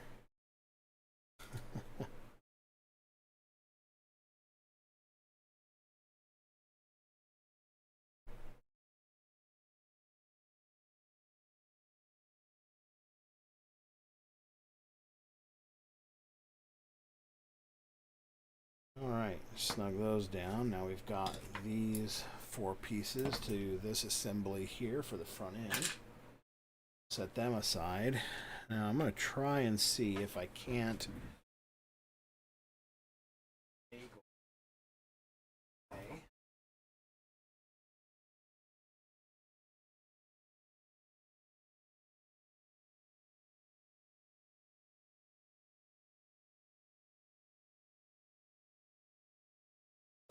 So I've got this long screw here. Got an old X-ring.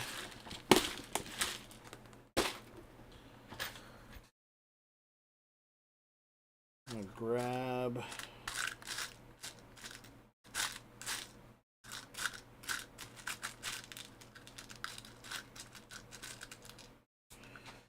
rusty old M2 nut.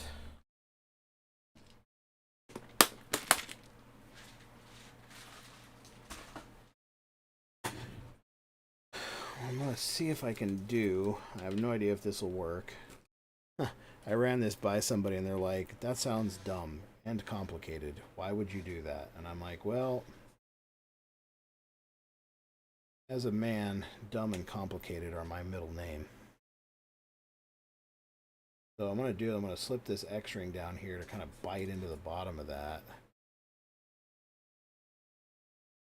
Oh, that is a tight nut. Not think about how tight that nut would be.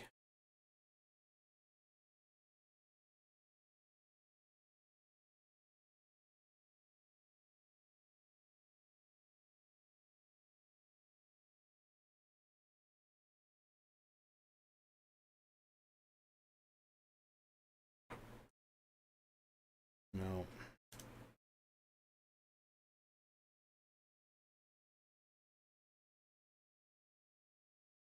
Need a non-nylock nut for this.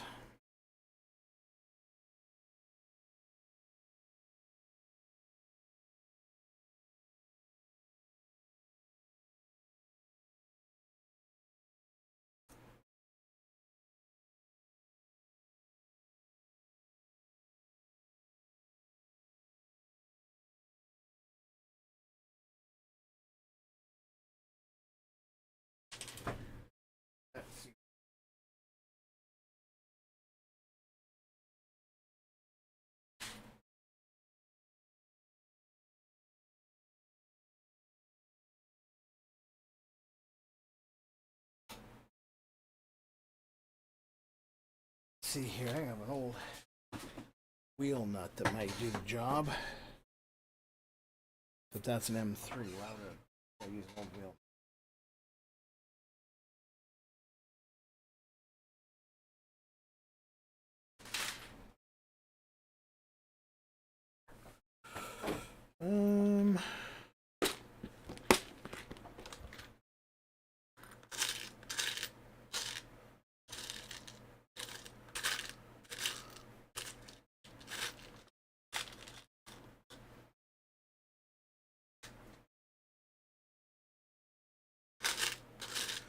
I'm going to use a smaller nut, maybe, or a smaller screw, excuse me.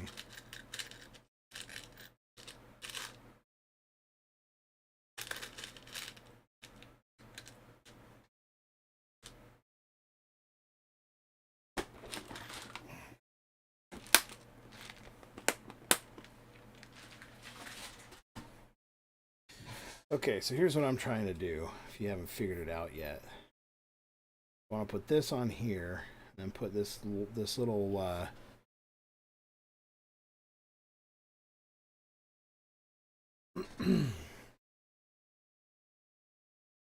little locking nut on here, and then basically screw this down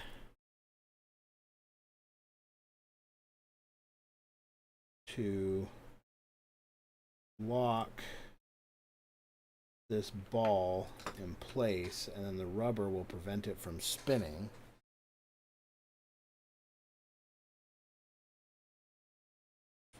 Then I can chuck this into my drill and I can polish these pillows, these pillow balls for the C-hub, same way I do my other balls.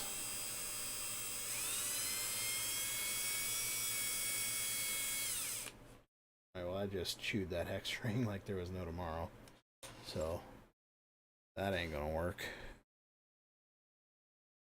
But I think I can just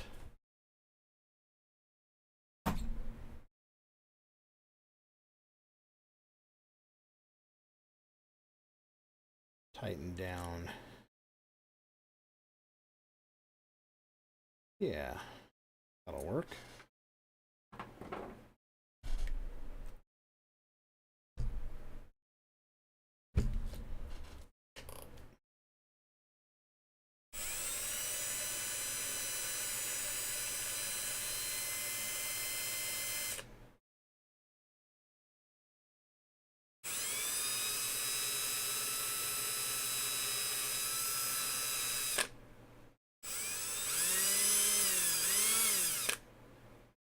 Oh yeah.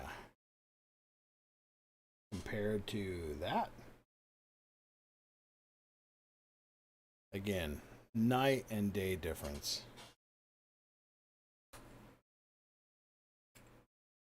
Ridiculous, but worth it. Worth it, worth it, worth it.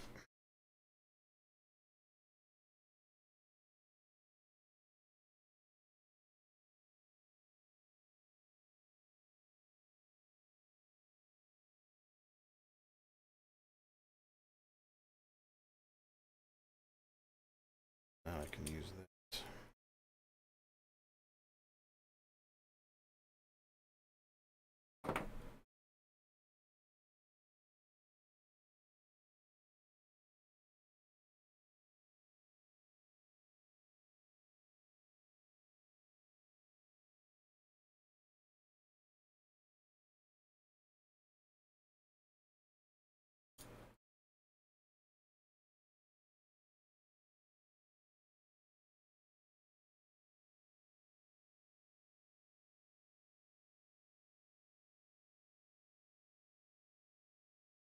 Actually, you know what might even work better is instead of using a button head screw, I should use a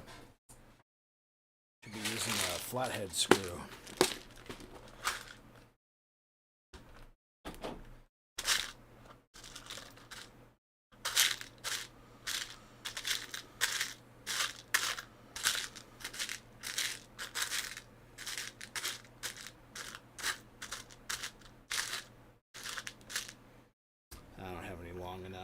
that's okay. Because a longer flathead screw would, the conical shape of it would help to center that. Not that it's really that critical, but...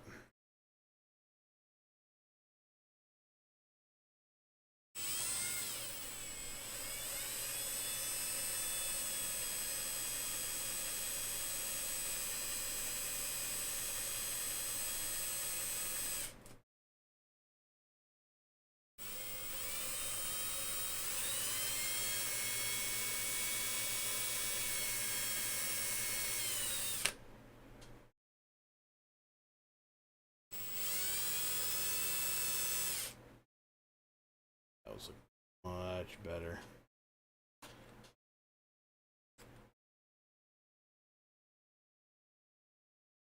Again, not sure this is necessary, but I'm doing it anyway because I think it's necessary, and I like it when all my mating surfaces are as shiny and as smooth as they can be.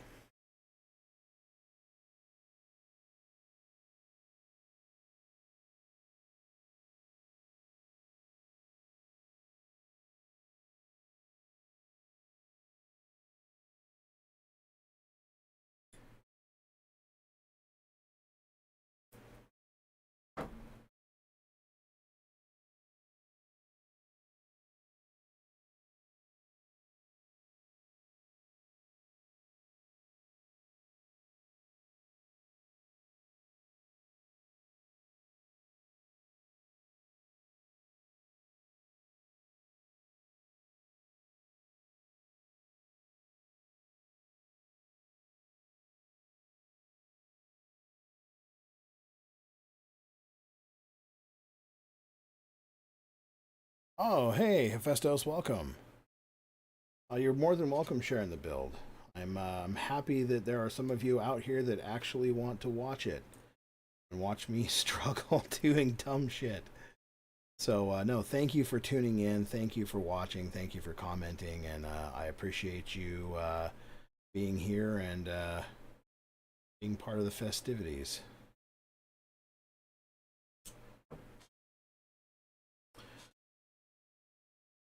In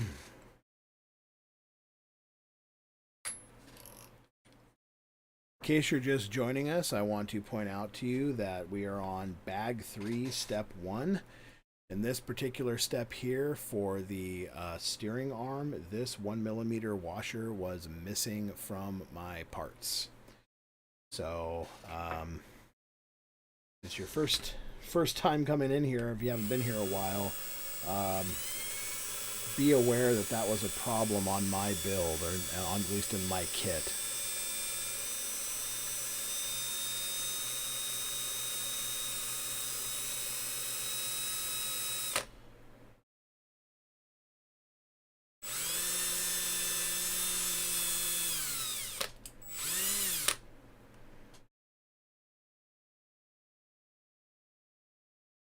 Little difference there, don't you think?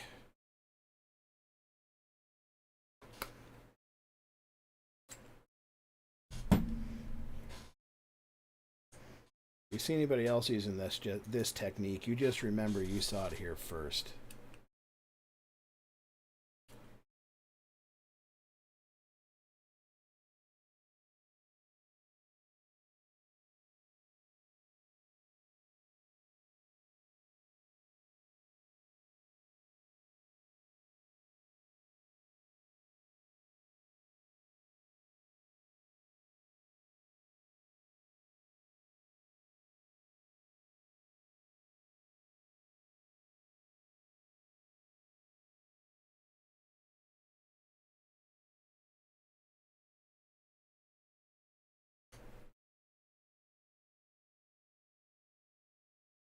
Again, I think if you have a longer flathead screw, that would be more suited to this particular job, because the conical shape of the screw would help to center the ball onto it, because the ball does sit a little proud of a M2 shaft. But if you put a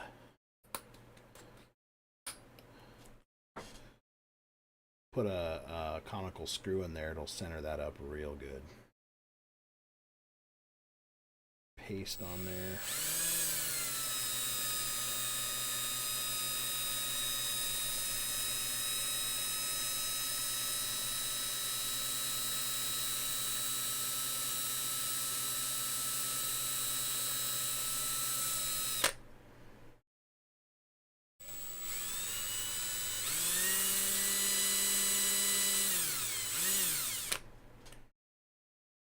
And to a mirror-like shine. God, my fingers look terrible. Ugh.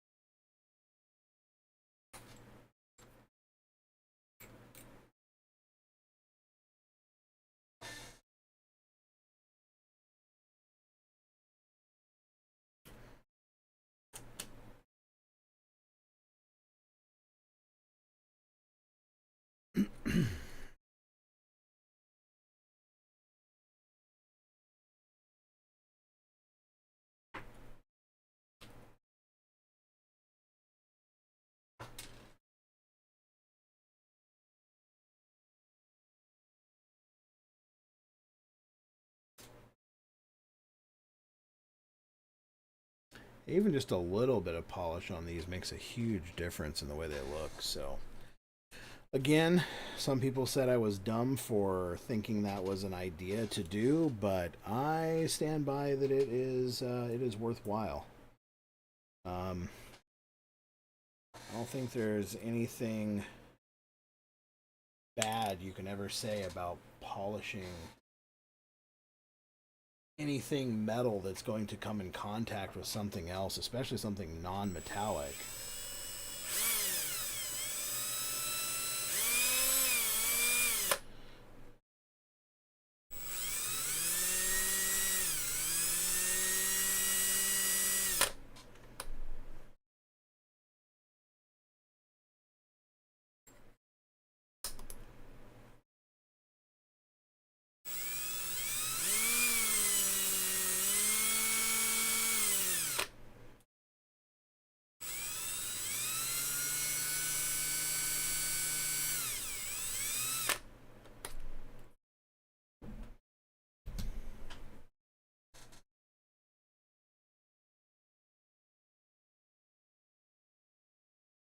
Get nice and shiny. I mean, the camera can't tell, but I assure you that there is a definite difference between these two.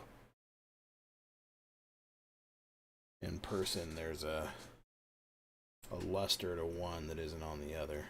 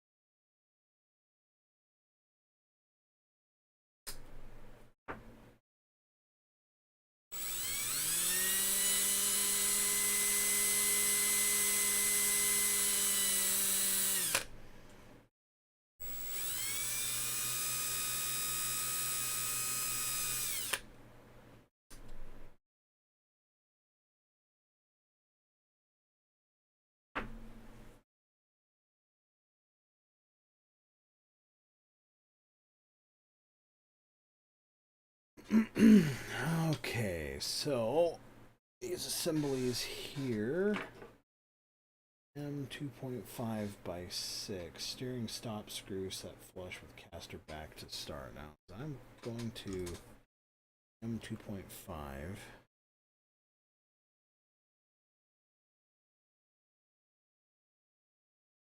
I'm probably not even going to put that screw in. I don't think I've ever ran a caster stop screw in my life, so why would I start now? Okay, so we're going to use the 2.5 caster block insert.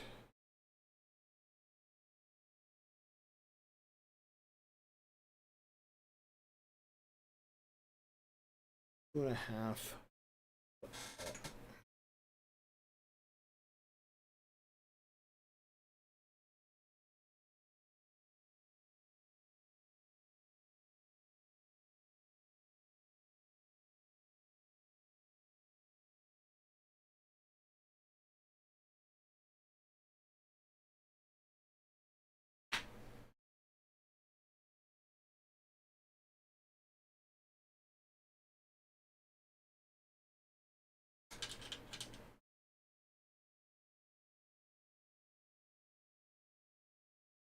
Okay.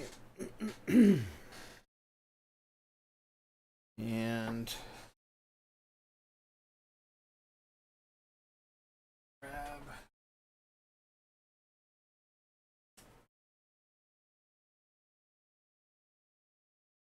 Again, this is probably another one of those things that doesn't need to be done. It may actually be detrimental, but I'm going to do it anyway. Somebody can yell at me later if they think it's bad or I'm doing something wrong. But I am going to use a little bit of gun grease on my caster blocks here. To snap. These are the balls here we just polished, and they just snap in there. Very satisfying, the snap of that. The way that they just kind of settle in. I'll make sure I get one in here. So they just kind of snap in. Very very satisfying. Obviously there is a flanged end, a wider flanged end, a narrower and a wider, so the wider one wants to go towards the C-hub location. And according to this, we're going to put the 1mm on the bottom, the 2mm on the top. So we have those here, 2mm or 1mm. But what I'm going to do is I'm just going to put like the slightest little dab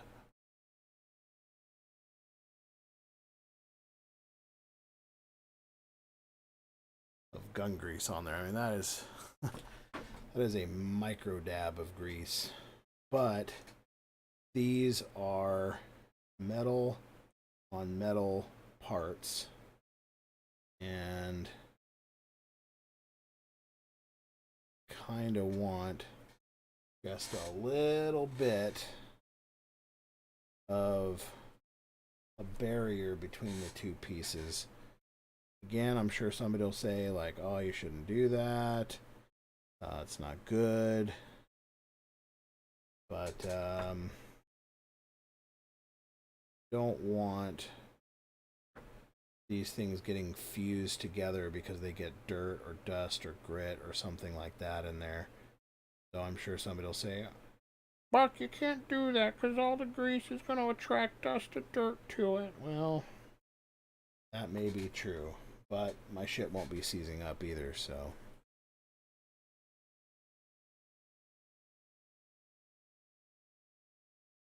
It is what it is.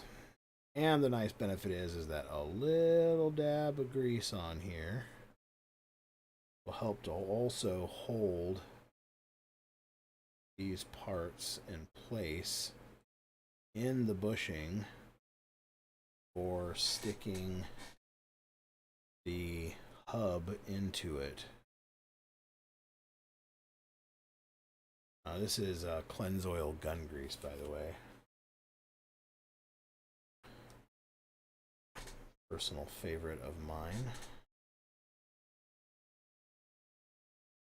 It's not the best option for most RC car things, but it is a good option for many RC car things. Okay.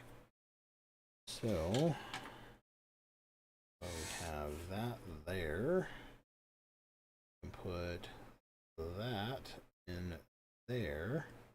Oh man, that feels weird. Because it does not want to sit flush. It wants to sit like at an angle. That is bizarre. Okay, so we're going to do bag 3, step 3. These are M3 by 14 and M3 by 16. Interesting. So steering knuckle is the only one that has the 14, M3 by 14, and then M3 by 16. Then the top plate, the steering knuckle, the transmission case, the diff cover, and a fan installation. Okay, so lots of 16. So 2 16s, 2 14s. So we're definitely going to need the caliper for all of those. Where did I put my calipers? Put them back here out of my reach.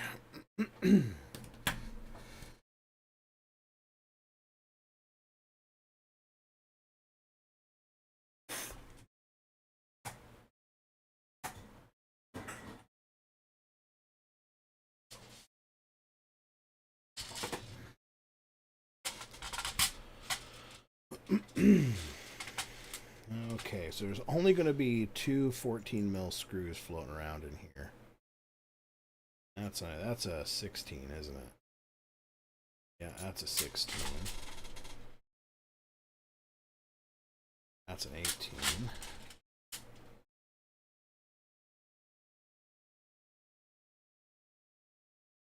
I have a 16 here. Let's just measure them up. Those are 16s. That's not it.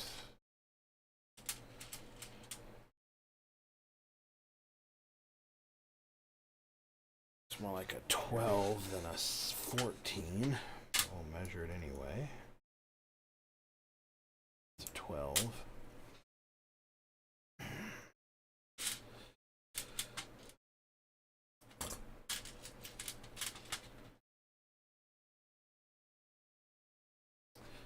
That's a 12.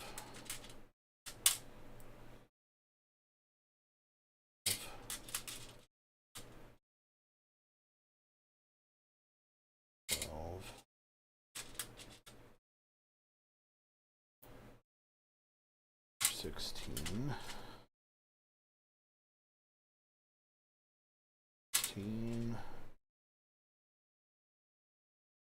16.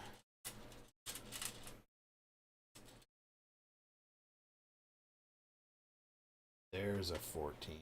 See, just that little bit of difference is all it takes. 12.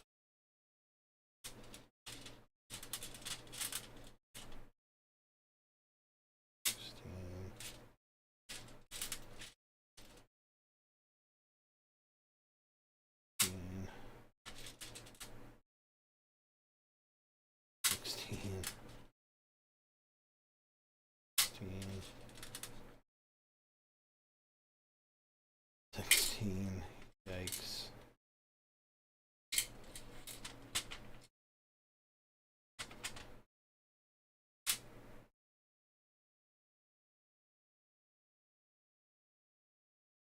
Oh. 16 again. 12.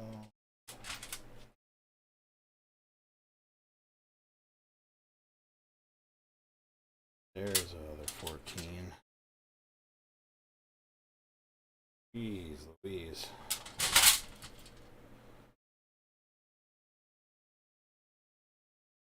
14.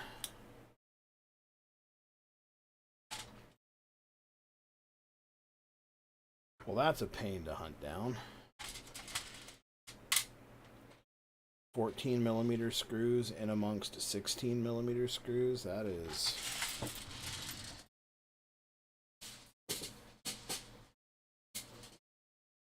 That's a little masochistic. Okay, so the 14s. Well, that's interesting. The 14 goes on the top for the thicker hat, and the 16 goes on the bottom for the thinner one. Huh. Bizarre.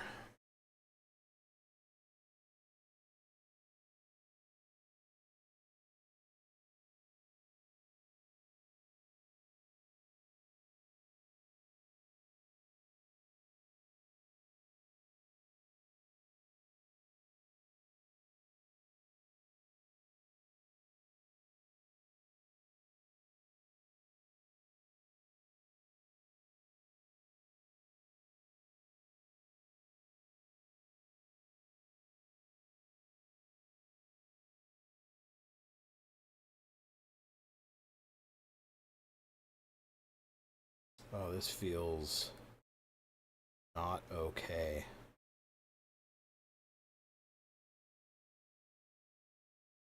Because you're not screwing in perfectly straight. into the kingpin. It's going in at an angle.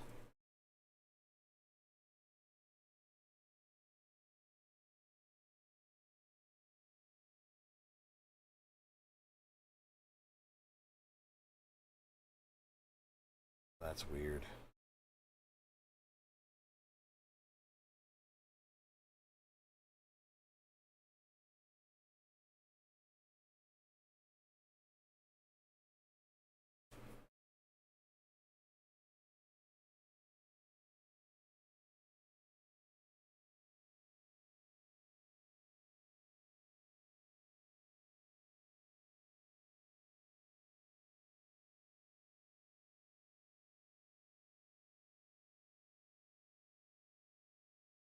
Ooh, that is tight. You can see how it rotates on that upper ball off axis. Look how that screw wobbles. Oh man. Yeah, I'm not sure how I feel about that. That is really tight. Like, I don't like how tight that is at all. I'll back it off a little bit and see if that helps, but a little bit.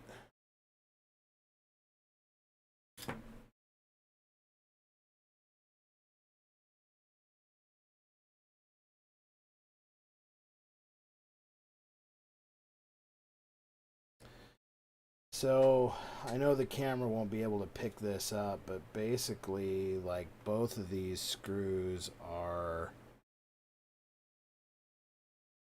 you can just barely see daylight through the top of the screw and the bottom of the hat there. Like, it's pretty minimal,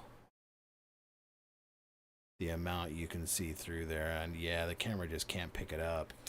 But it's smooth, but I mean, it's taken quite a bit of force to get that to move. Like, I'm wiggling it, it ain't moving. Like, this is fairly tight. I mean, I'm sure it's okay, just because of the fact that, you know, I mean, a servo is going to be able to push through that just fine. But wow, that's different. That is truly different.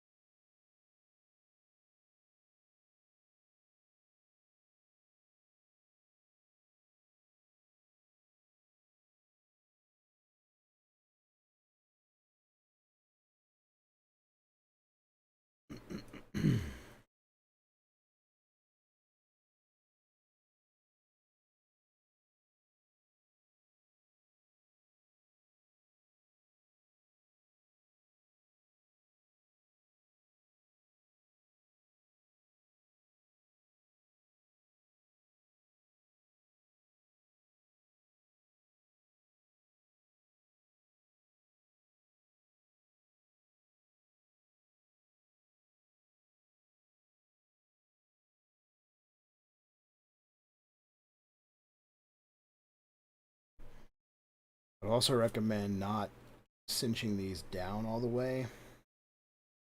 Um, Kind of, they go home at a very odd angle. And I don't think that if you try and like force the screws in there all the way that they're going to be very happy with you. So I would really recommend just turning them down to close enough, and then doing kind of the final tightening.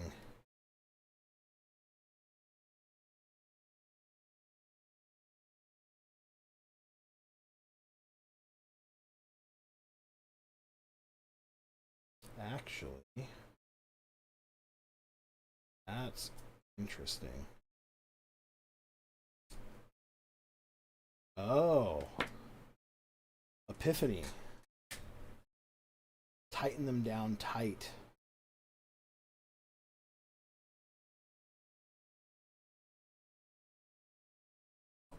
Here I was trying to loosen them up.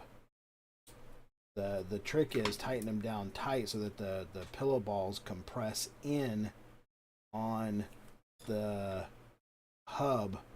And now look at it. That's the ticket.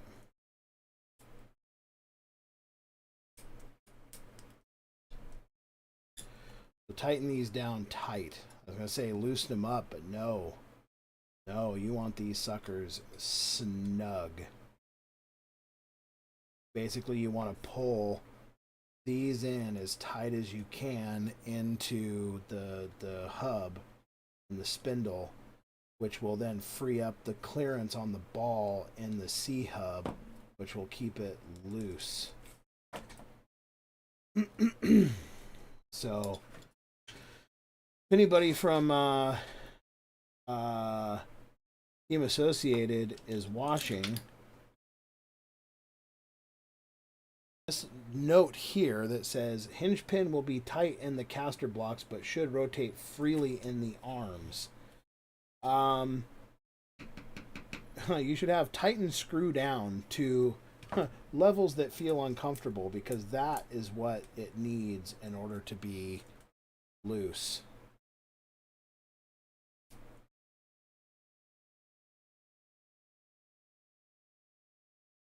Yeah, because without having them tightened down, this was not comfortable. But as soon as this gets cinched down tight, and you've got a 14 mil screw and a 16 mil screw, I mean, so it's going quite a ways down there. You can tighten these up without too much fear. Yeah. So bag 3, step 3, installing the caster block, or installing the hub into the caster block. Tighten down these screws tight. That will ensure that they're nice and loose.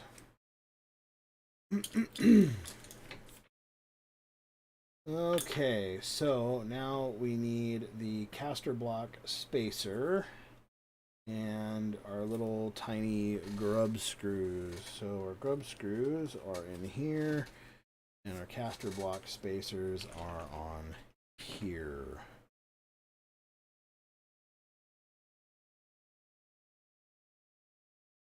Some clean.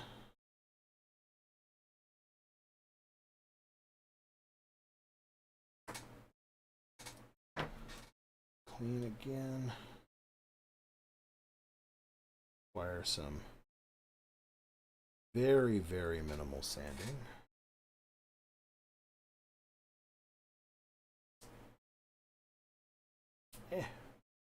Pick it up.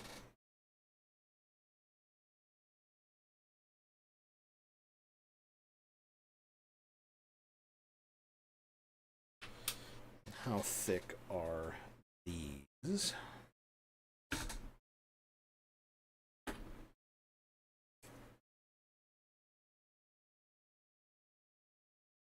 These are the typical 1 millimeter size here. I actually think I might have some of these in aluminum.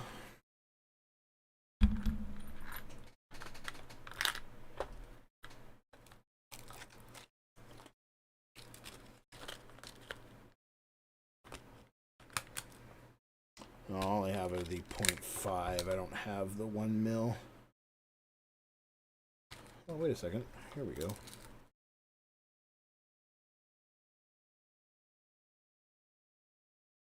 Yeah. I think those are 2 mil, maybe?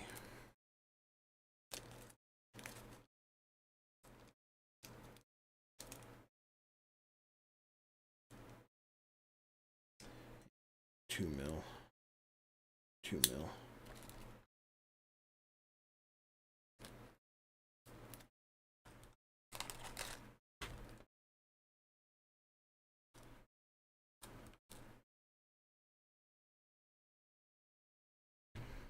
Oh well, we'll order some of those up a little later.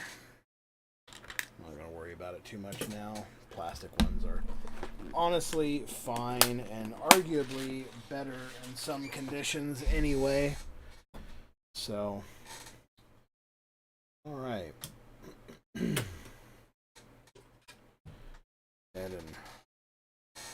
bring our chassis back out here.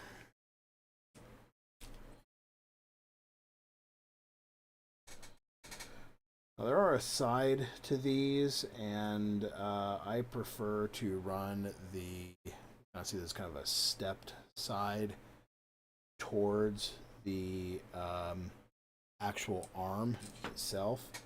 So I run that with that side facing the arm, so there's a little less friction. Does it help? Probably not. Do I think it does? Yes. Again, going back to the primitive monkey brain, believing that certain things work in certain ways for its benefit.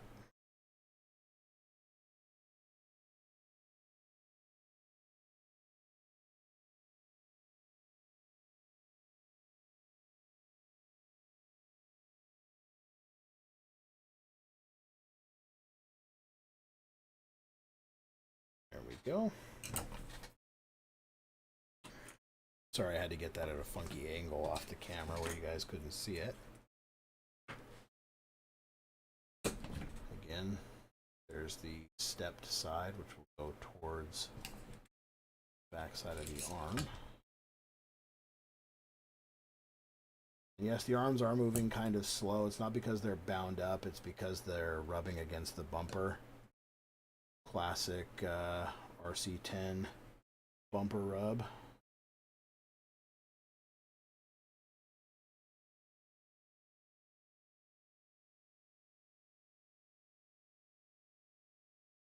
There we go.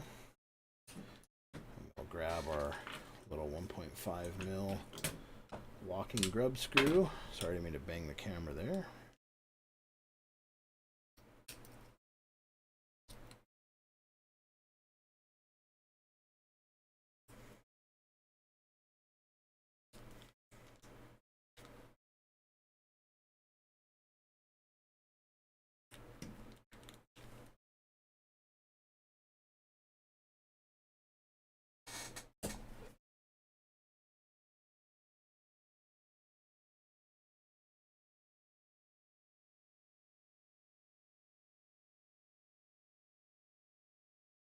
Sorry for being out of camera. Hashtag pro streamer stuff.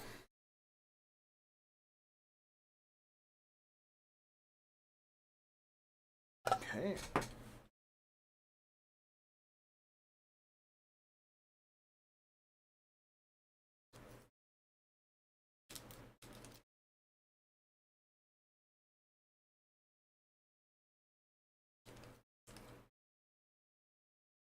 To those of you still here watching, I greatly appreciate you. I know it's either really early or really late for most of you, so thank you again, and know that the VOD will be here if you miss anything. I'm not going to delete the VOD. It is here for people to view. Hopefully, everybody can learn a little something from watching it. Okay, so there's the front end mostly assembled now. We just got to do our turnbuckles and stuff, but I have a feeling that is a later step down the road. Yeah, so we're pretty well set there. Moving on now towards the start of bag 4. And our hardware collection continues to grow as we continue to not use bits and pieces out of the kit thanks to the 1-up screw kit. So, leftovers from bag 3, we have Extra screws for things. We also have our other two kingpin inclination angles, KPI 1 and KPI 3.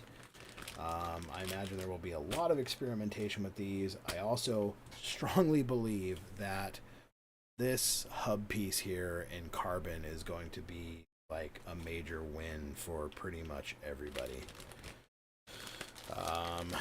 I just have that feeling because I think the carbon is going to be more accurate, and when you really cinch these down, I think you're going to get a much better feel and much better accuracy with everything. Bag 6, bag 10, bag 8, bag 9, bag 5, bag 11. Where the hell is bag 4?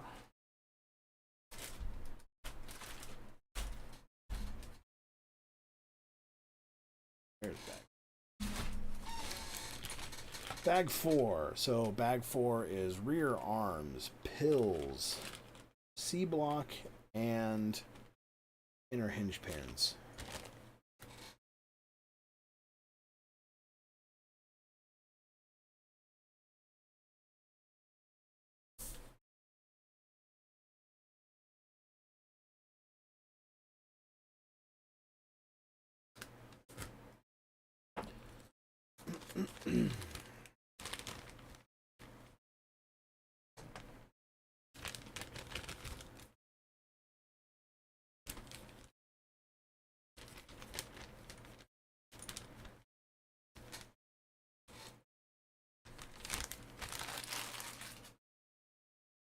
So with bag 4, we're going to have quite a bit of extra prep.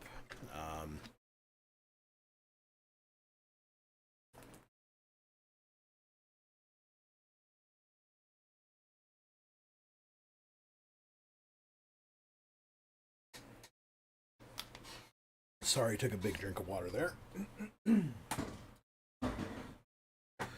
So bag 4, yeah, is going to be a fair amount of prep here. Particularly getting the arms cleaned up. We got to polish our hinge pins.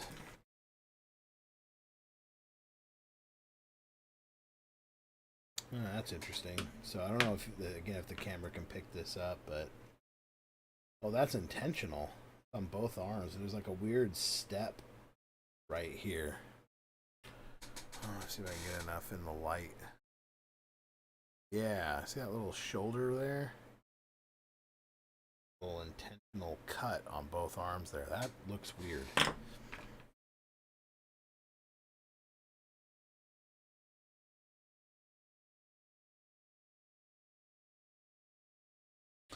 One thing that I noticed about a lot of this car, that the more I get into it, is that there's a lot of same for sameness for a lot of things on here, where I feel like design choices were made on the car purely because it was like, well, that's the RC10 way. I feel kind of weird about that on some of this stuff.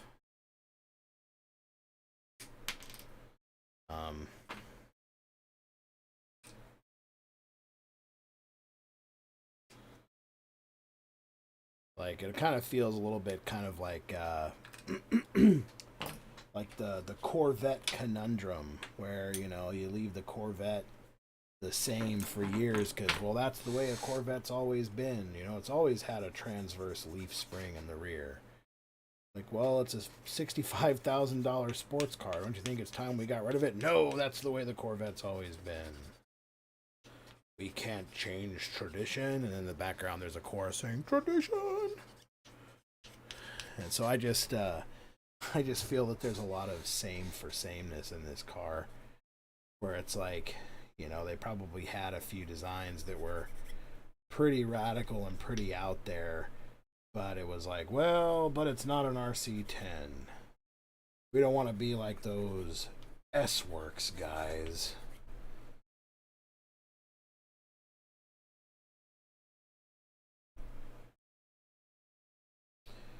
So, same for sameness.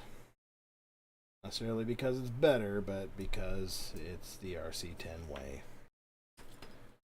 I suppose in some cases that's okay, it's fine.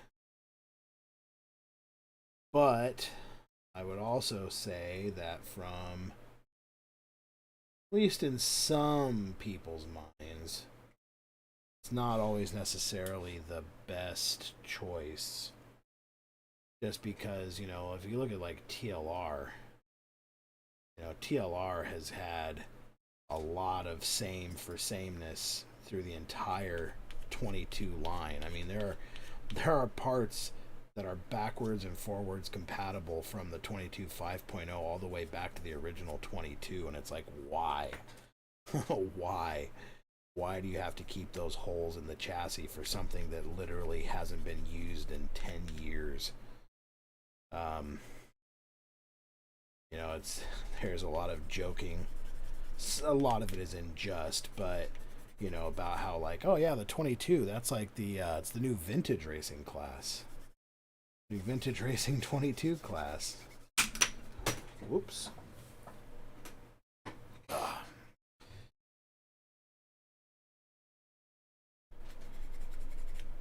Yeah, sometimes same for sameness just needs to go.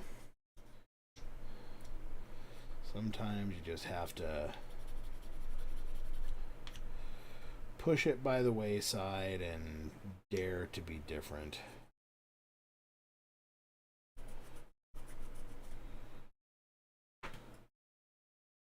Like the old Special Air Service motto, who dares wins. There is a lot of glass fiber in these here arms. I didn't feel that in the front spindles very much. I didn't feel like there's a lot of glass in there, but there's definitely glass in these.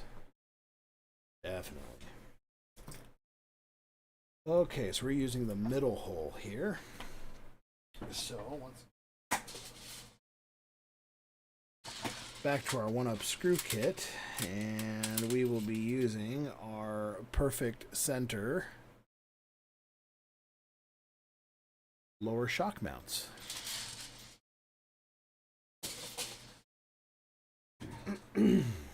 Now you do want to be careful with these.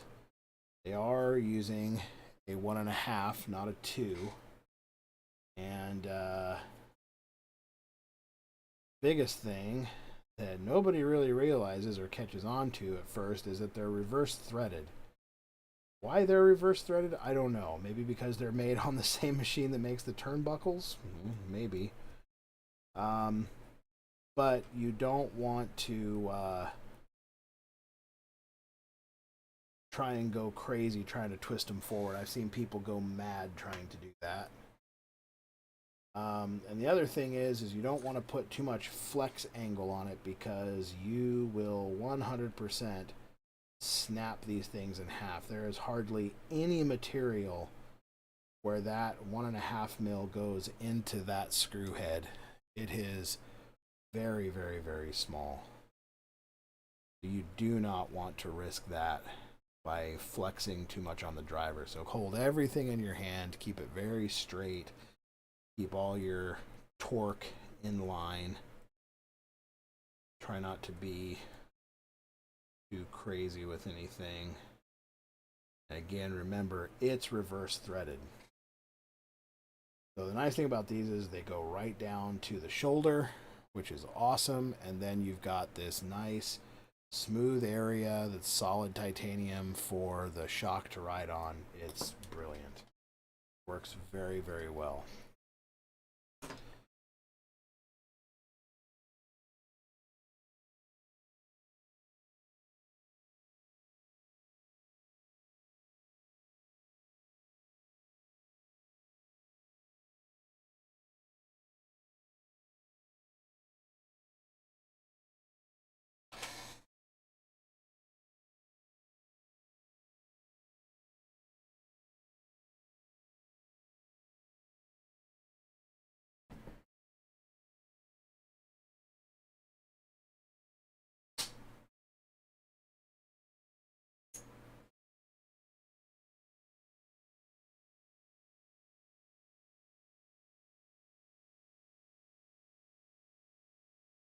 I'm not going to worry about these too much. These get pretty well beat up.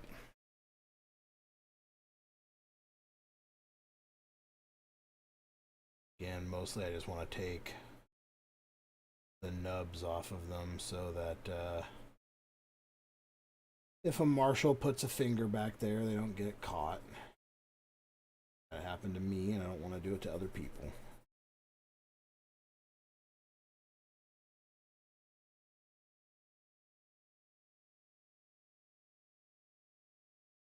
Again, big thanks to everybody for still being here and watching the stream. Again, much appreciated. Okay, so M3 by 8, which is only these two screws here, which it's gonna tear through the packaging real quick. Easier said than done. Okay, so I'm going to cut a small hole and push them through the hole.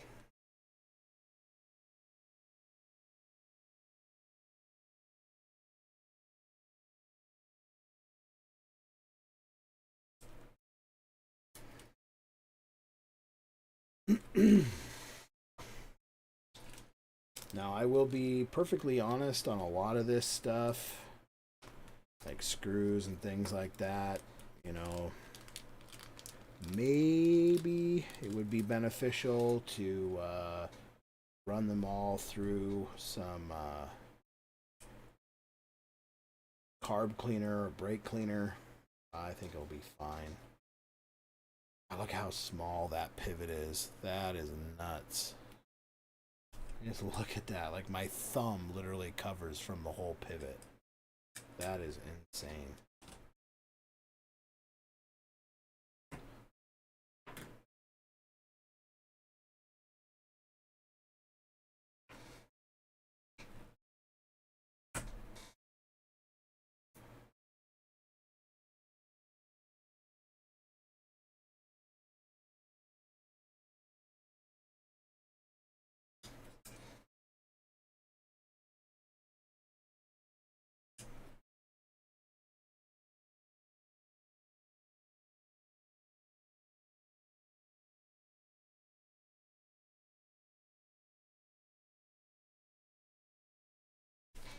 A little dab will do you here on the old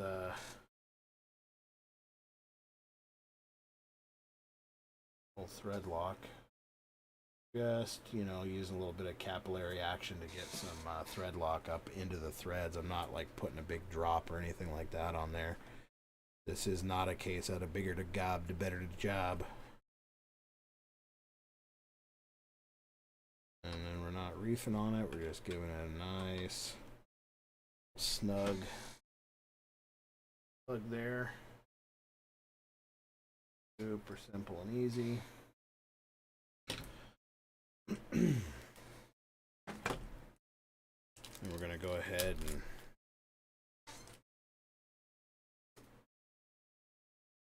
get our shafts out and polish them up just like we have everything else so far.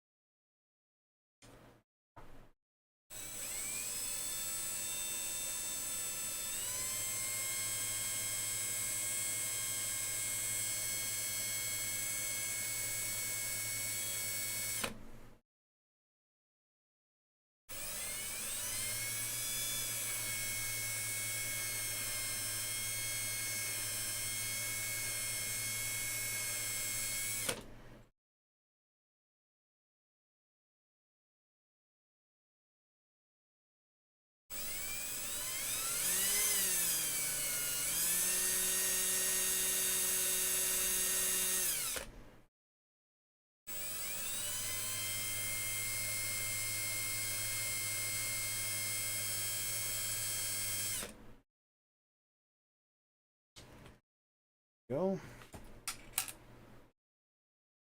Nice and shiny.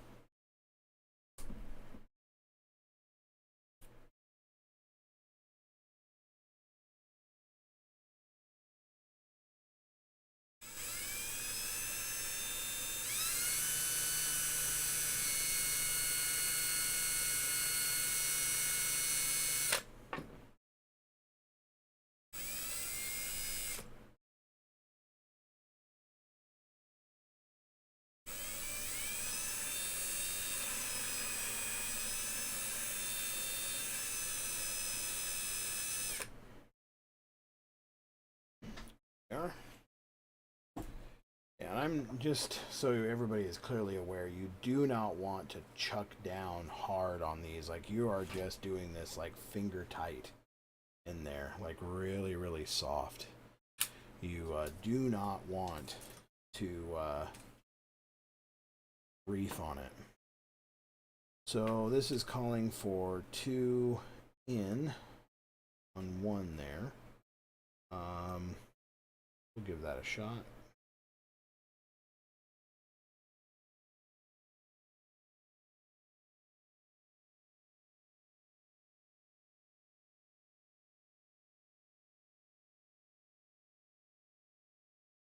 It kind of never ceases to amaze me how many people have a real difficult time understanding the pill system. I think it's pretty straightforward and self-explanatory, but man, the number of people that I see on the internet that are like, what does it mean? I don't understand the dots. It's kind of startling, to be honest.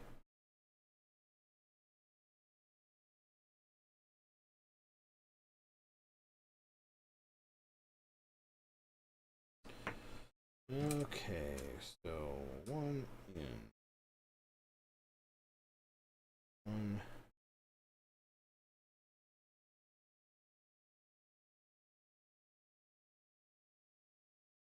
Kind of turn these over here, and those fit really tight. Oh, that's why they fit tight, because I put them in backwards.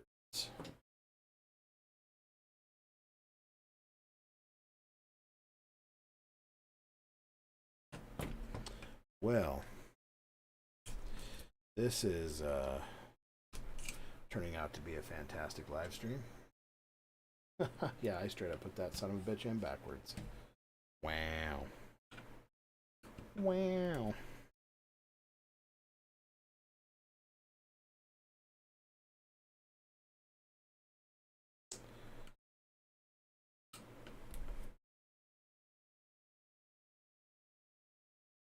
Well, learn from my mistakes. Though I am very surprised that this was not made keyed, so it can only go in one way. But they also probably did not expect this to be built by idiots, so I got one over them.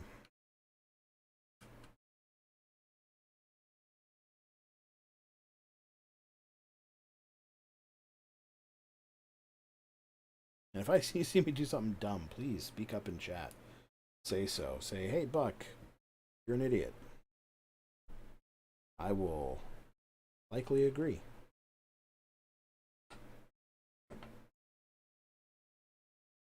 There we go.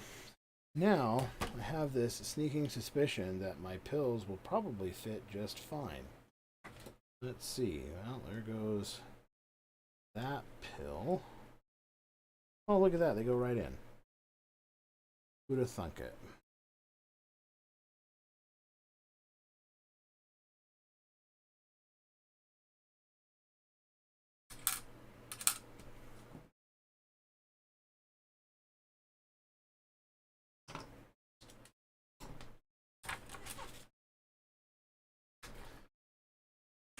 Okay, well, this is interesting. So, they want to put the arms in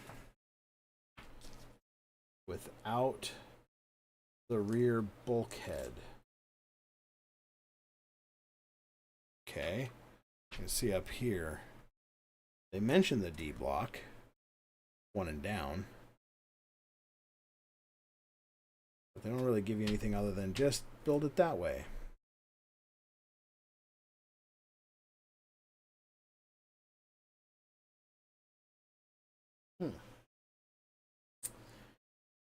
Interesting. Well, we're just going to set the arms and the spacers aside.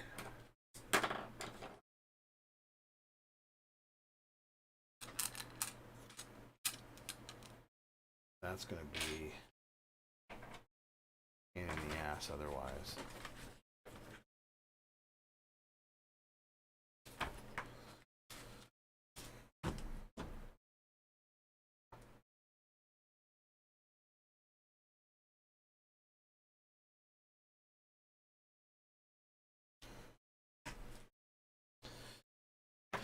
Now, it says bag 4. So this is another error in the manual. It says bag 4, step 3. Bag 4, step 5. And then it immediately goes to bag 6. What does the diff bag say? Bag 5. Ruh-roh.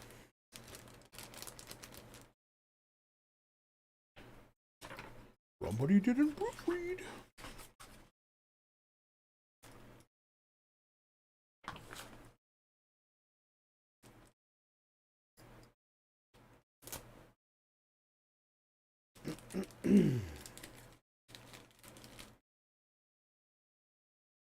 Okay.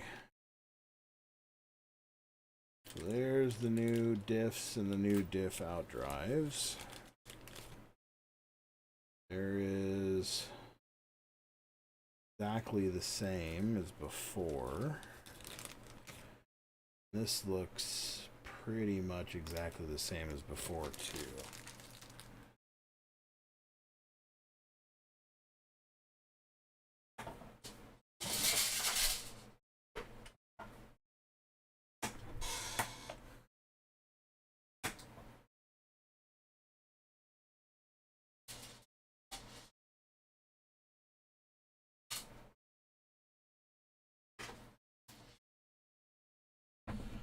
Now, where I previously have not been gassing myself out, carb clean, I do have to make an exception for diff parts because diff parts need cleaning. All the cleaning on the diff parts.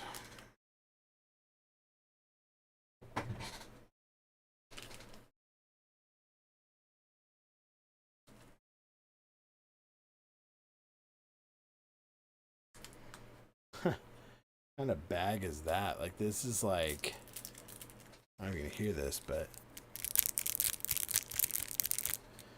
it's like not even the same plastic as everything else.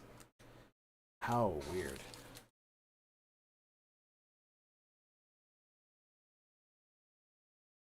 Okay.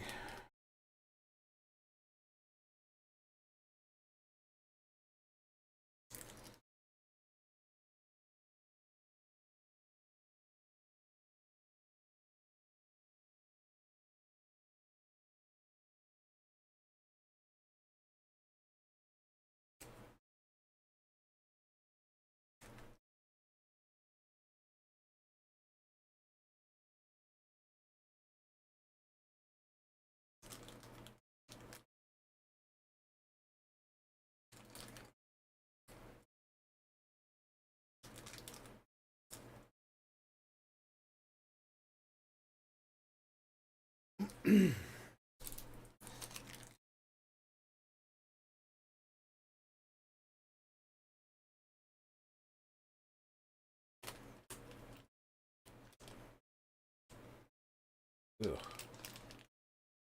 This stinks. Put like a really heavy grease on that. I can see how wet that is. Like there's like a really heavy grease on that.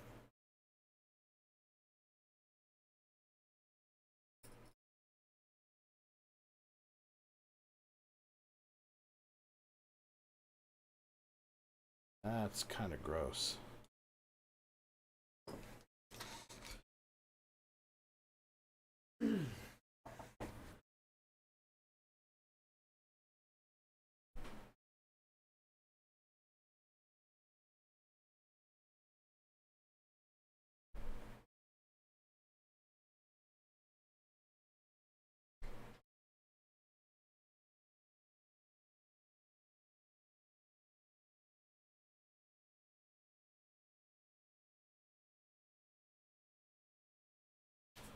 had to go get my greases for my diff build. Again, not sponsored by 1UP, but do appreciate the majority of their products, except their bearing kits like we discussed before.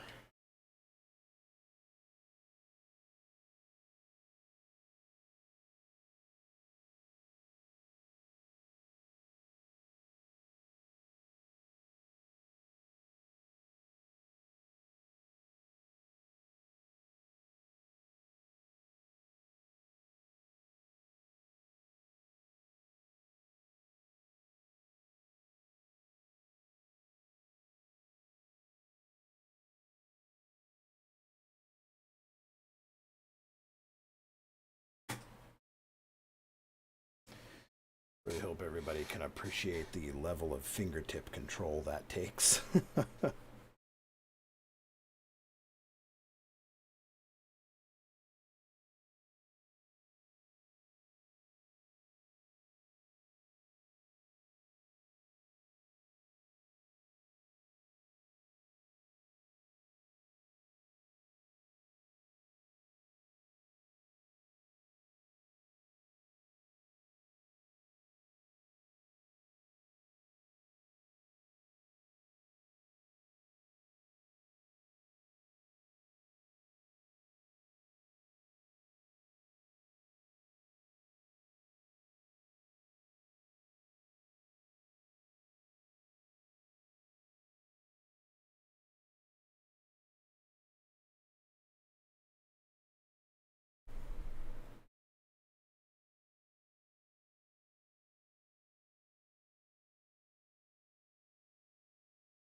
Ugh, look at all that crap coming off of that.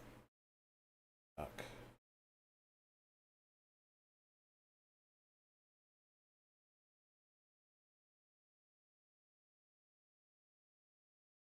Ugh. Now, I do not know what kind of grease they put on this thing for shipping, but man, it is grody. Like, it's not even like letting the brake clean dry on here. Like, it is like being defiant. Like, look at that. It smells like a Chinese tanker crashed into my computer room. Gross.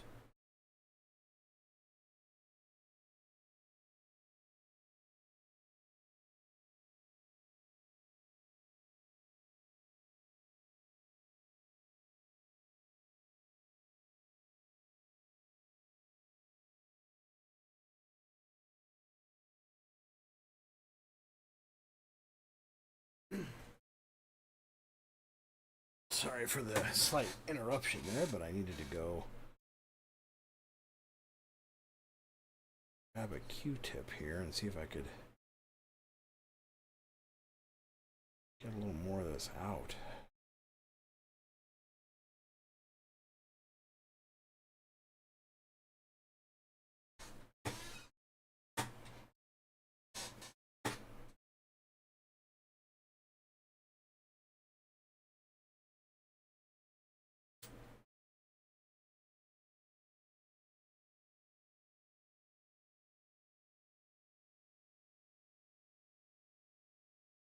Ugh, I'm gonna get the smell of brake. Okay.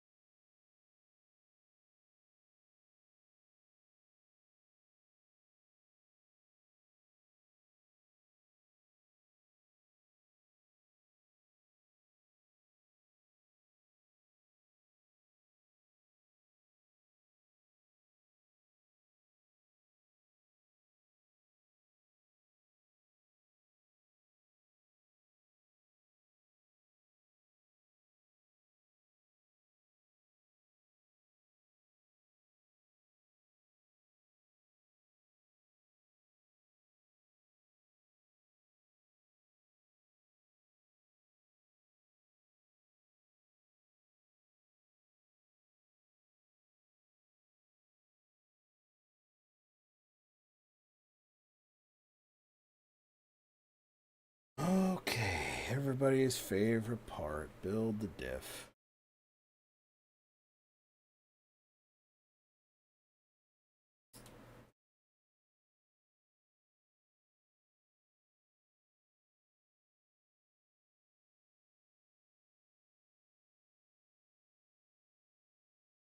Ew.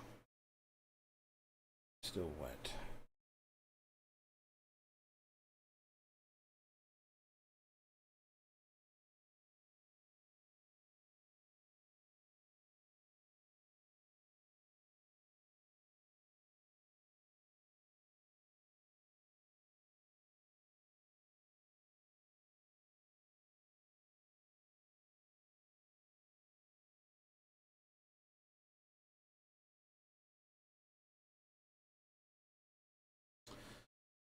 Finally dry.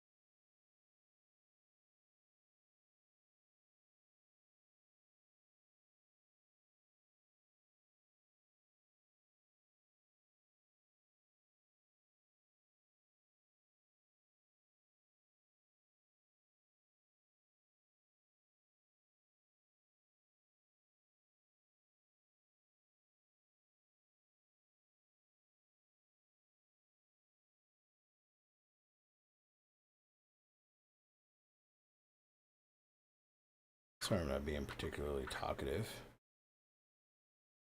The many joys of diff building.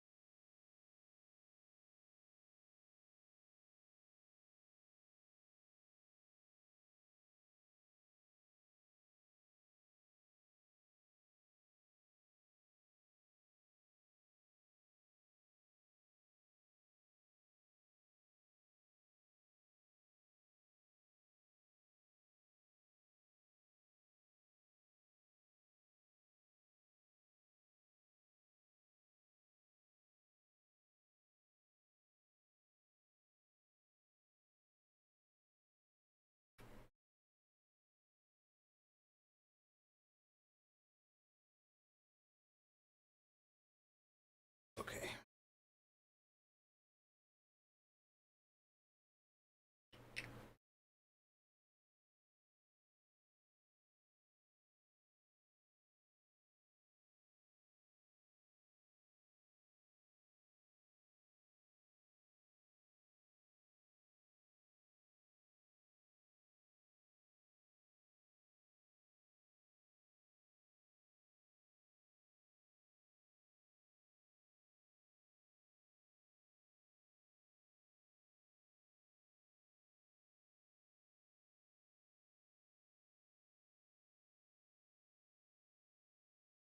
I feel like I lost a diff ball.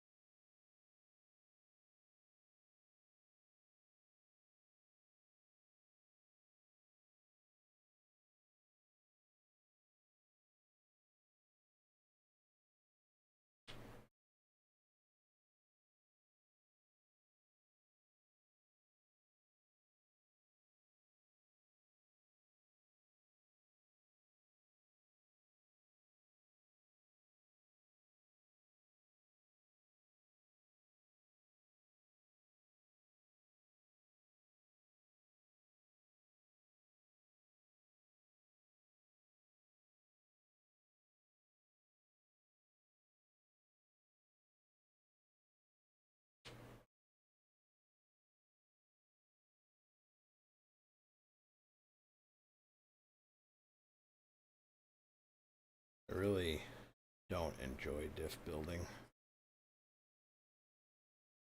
I'm very mediocre at it, and I'm sure that most of what comments I get on this video are probably going to be like, where did you learn to build a diff? Build a diff like my mom. A bitch. Yep. Pretty much. Pretty much.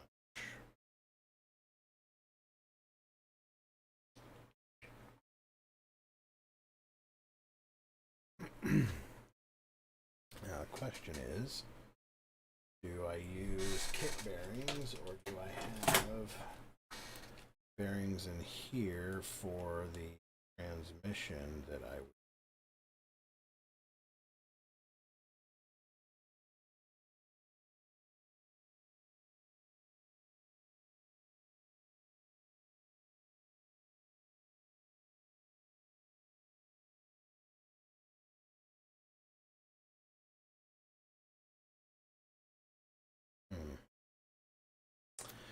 I'm gonna say kit bearings.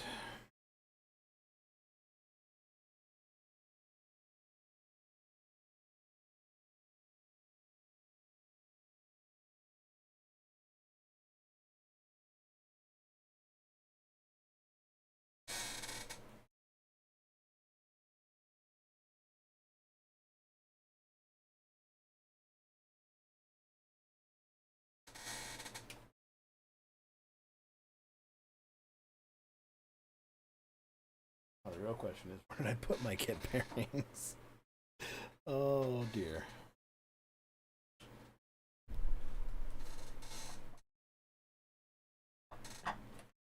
Got a whole bag of kit bearings, Buck. You can't just lose them.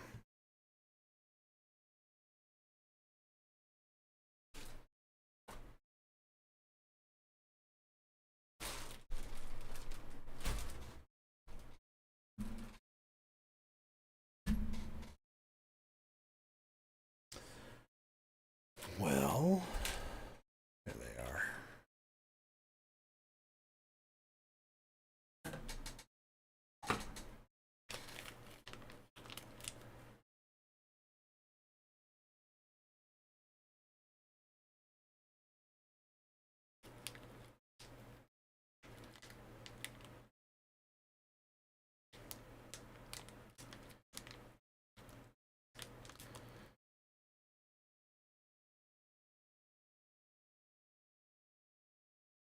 Interesting.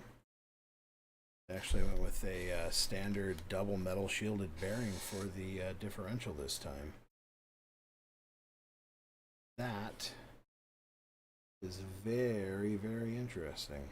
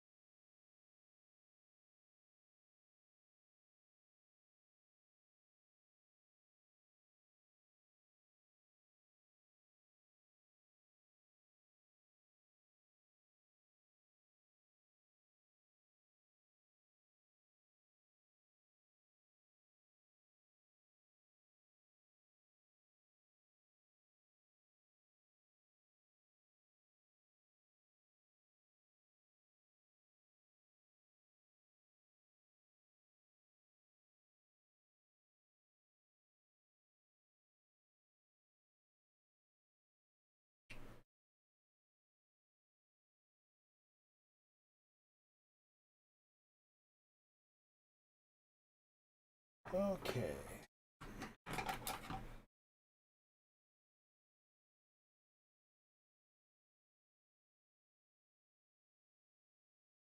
Here. That.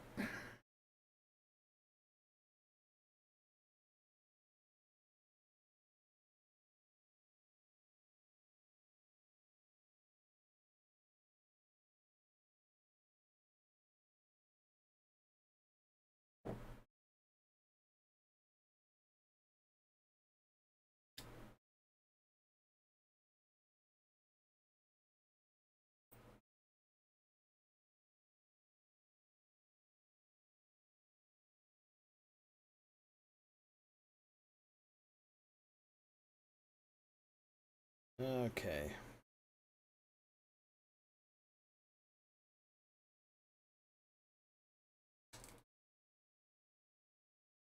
Well, my camera has froze, it appears.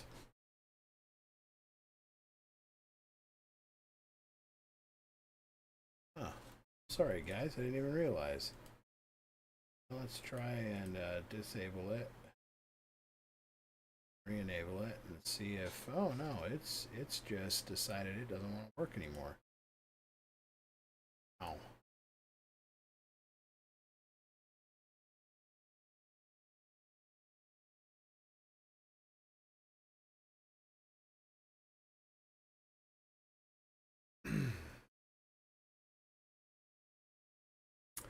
Well, that's no good. Uh, that's no good at all. Let me see if I can't fix that real quick.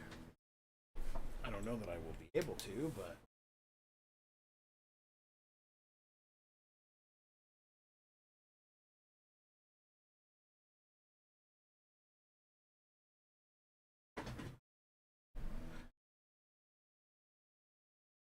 Oh. uh,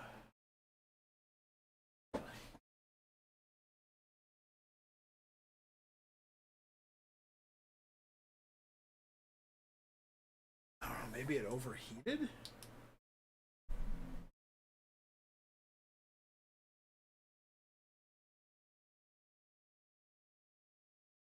Can't say I've ever had that happen with this webcam before, and all the times that I've streamed, can't think of a single time that it's ever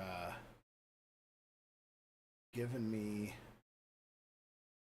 a problem before.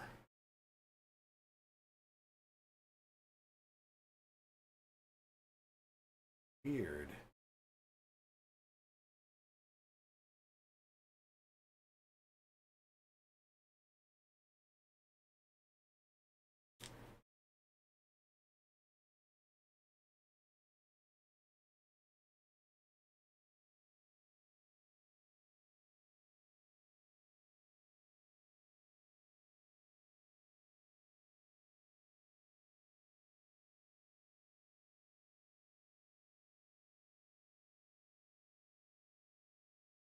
Huh. Well, that was bizarre. I have no idea why that happened at all.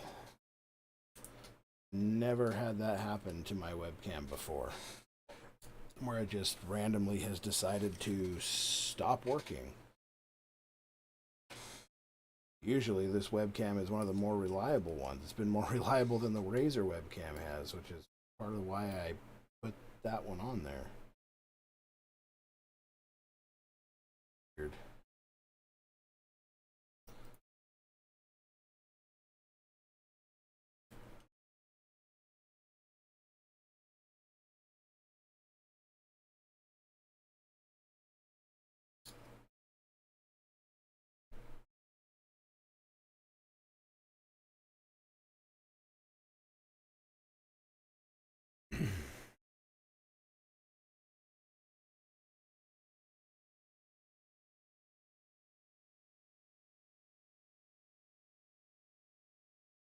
Okay.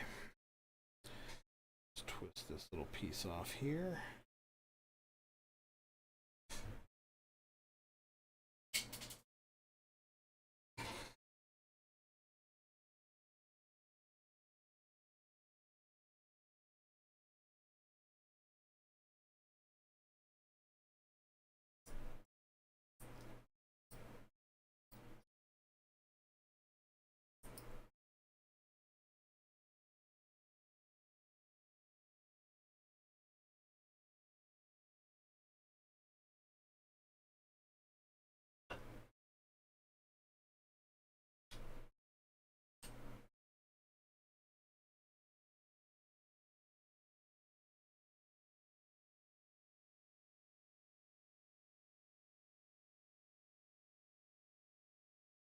Alright, well, diff is built enough. So I need to get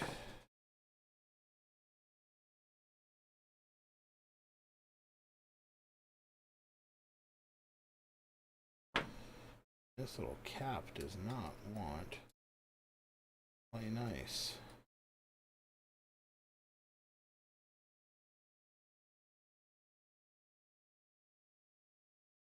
I've never fought with a dust cap this much before.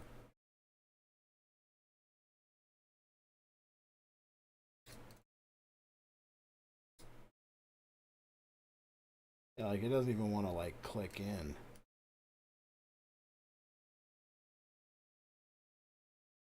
Like normally these dust caps are pretty much just like a friction fit. Like you push them in there and they're good. But this one like has like there's no like it's just loose. It just jumped right out. So yeah, I guess this is the second little interesting quirk we found about this new kit is that the new size diff outdrives do not like to stay in place with their dust covers. They will fall out. I mean, once a dog bone is in there, it should be fine, but that's a little cheese dick, to be honest with you.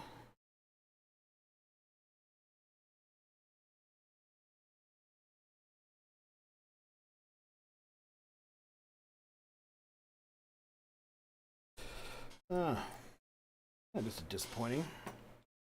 All right, let's get this rag out of here because this thing needs.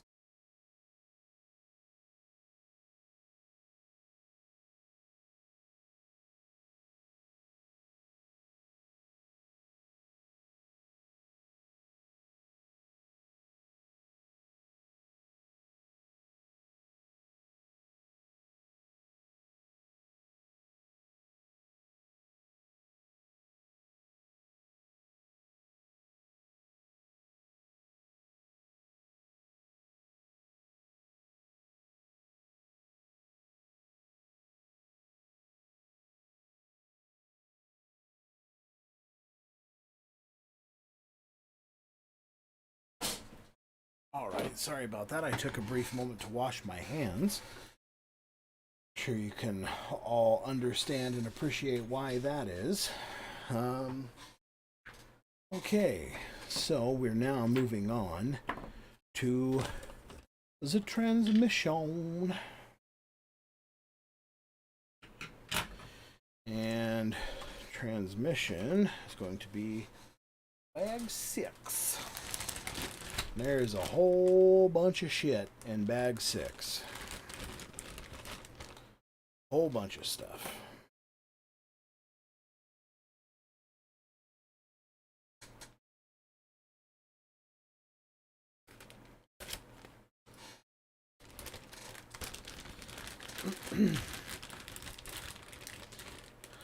All right. So bag 6 also houses, looks like the wing mounts, the bumper, the rear shock tower cover. Looks like there's the eyelets for the rear sway bar are also in here. Looks like they've been broken off of another sprue and put into this bag. So that looks like a running change of some kind. I would imagine probably more for the carpet car than the dirt car.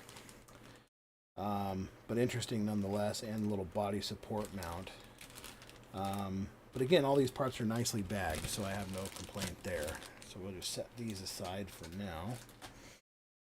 Here is the transmission sprue, and my goodness, that is quite the sprue.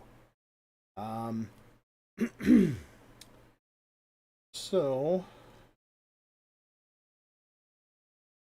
transmission looks good. I don't see like any witness marks or anything like that, or apprentice marks, I should say, inside the transmission. So it looks like, for the most part, the transmission mold was pretty solid for them.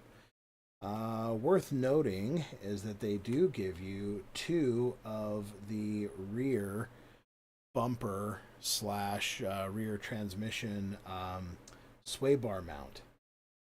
That's really cool.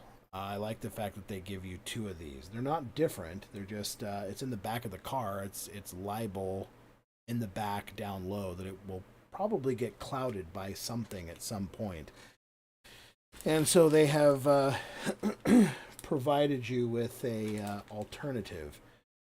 Now, this is the new 0-1-2 position for the transmission, and I happen to have some from a B6 here. I specifically wanted to check and see if there was anything particularly different with them. So first of all, we can see this is definitely a new mold. The mold orientation is different on the spacer. That is 100% a thing. What I'm going to do is I'm going to grab a bearing here real quick, one of the kit bearings. I'm just going to thread kit bearing on so we can see how the kit bearing fits onto the differential here. And I'm going to put this through the 0 here. We can see that the bearing fits in there nice and snugly. The diff rides on that outdrive. Okay. Seems about flush with the bearing. So let's push this bearing out.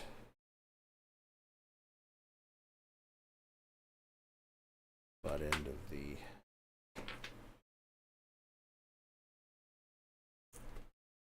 wrench here. We're going to grab the B6 here. We're going to put the bearing into the B6. Bearing fits just fine. And so does the diff. And the diff is pretty much the exact same level proud as it was previously. Doesn't seem to be any difference at all between the 2 of them. So that's a good sign, at least. Next thing I want to check here.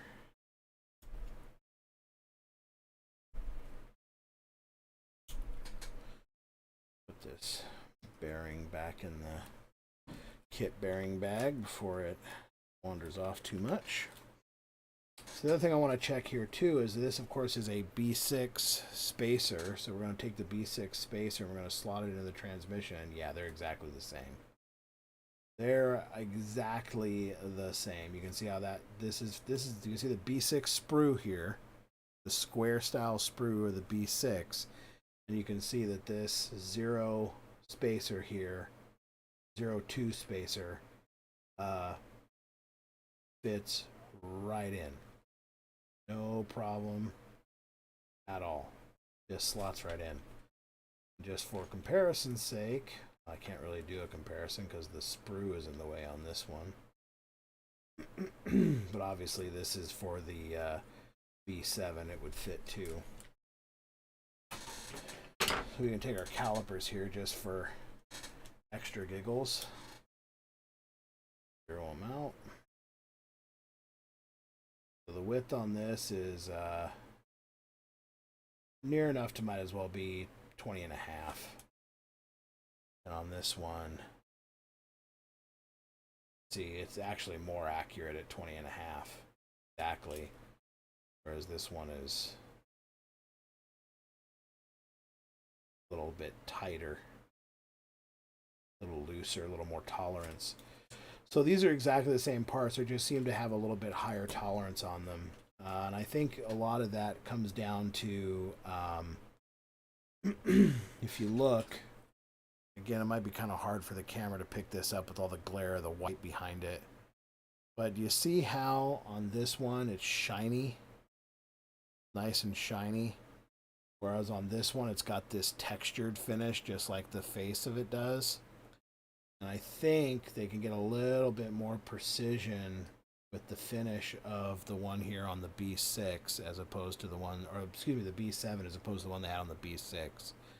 B7 seems to be a lot more accurate, a lot tighter. And then the good thing of this is too is that, you know, you've got your sprue mold line here on the outside edge. The outside edge of that is, you know, it's going to be off here on the side of the transmission inside the case. You know, it's not going to be in a critical spot, whereas in this one, and I'd had this happen before in a couple of them, where these would get malformed at the sprue location where the sprue was connecting down to the bottom. When you go to put it into the transmission, it would ride on this ridge down here and it would sit proud on one side, and the diff was like, you know, it was crooked and it didn't run right. I fought one time with the transmission for, gosh, a month trying to figure out, like, why the hell won't this thing run right? And it turned out it was these, and it took another racer looking at it and going, yeah, it's that, just fix that, you'll be fine. And lo and behold, once I swapped out and bought a new set of the diff height adjusters, yeah, everything started working just fine. So first things first, let's cut this off the sprue. A big chunky one.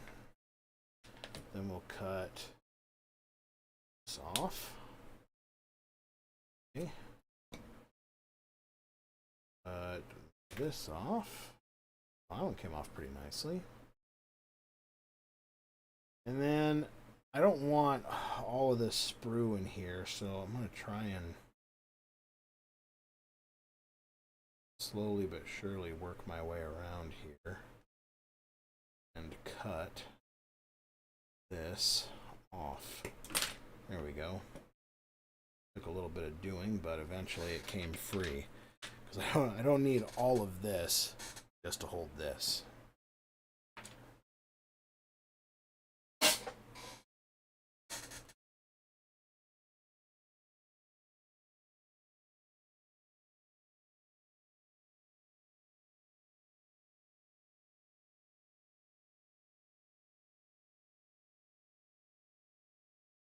Okay, so this is kind of annoying.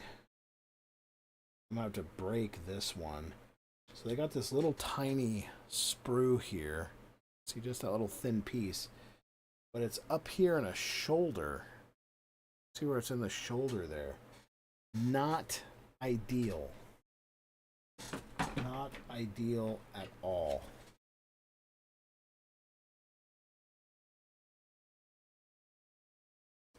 Especially because this is on an area of the transmission where there's parts connecting. That is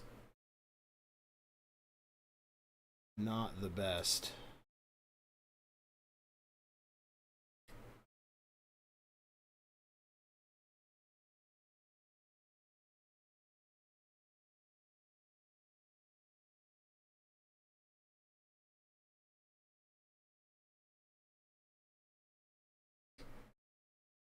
Again, lots of glass fiber in the transmission. You really feel it.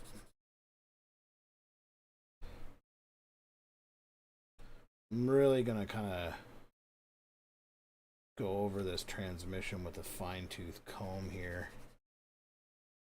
Or a fine-tooth file, I guess would be probably more accurate.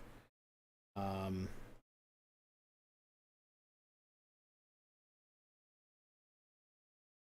if your transmission doesn't go together right, like everything in the car is kind of a bit wonky.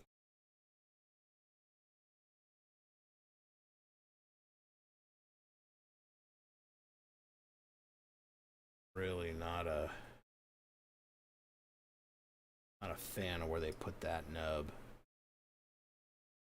But you can see where the transmission seals up here.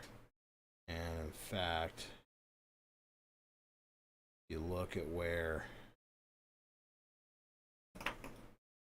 this piece slots in. Well, okay, so that's a little bit better. I guess we can let that go. So this little nub right here, I'll turn the blade sideways. This little nub right here is okay because that lands this gap right here.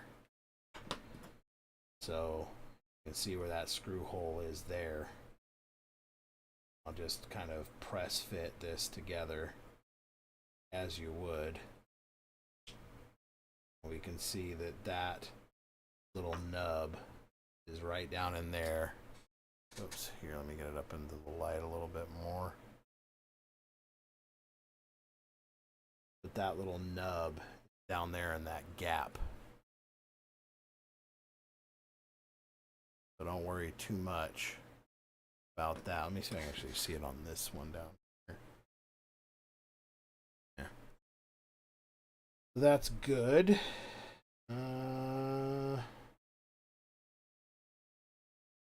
Okay, so really just need to worry about that one.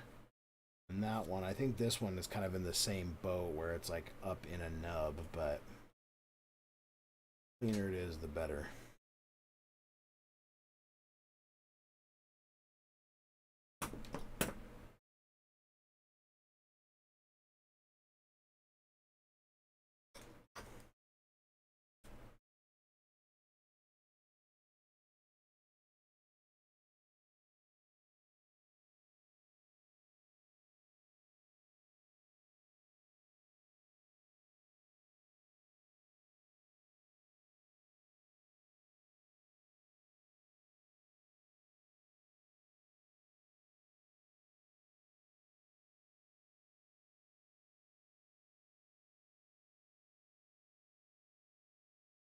Now I'm afraid to like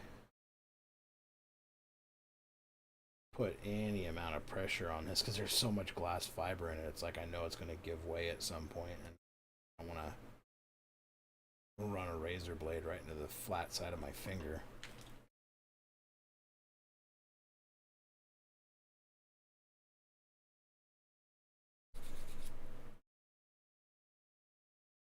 Yeah, let's do another test fit here. That all seems to go together pretty well. You can see a little bit of apprentice marks down there in the bottom of the transmission case.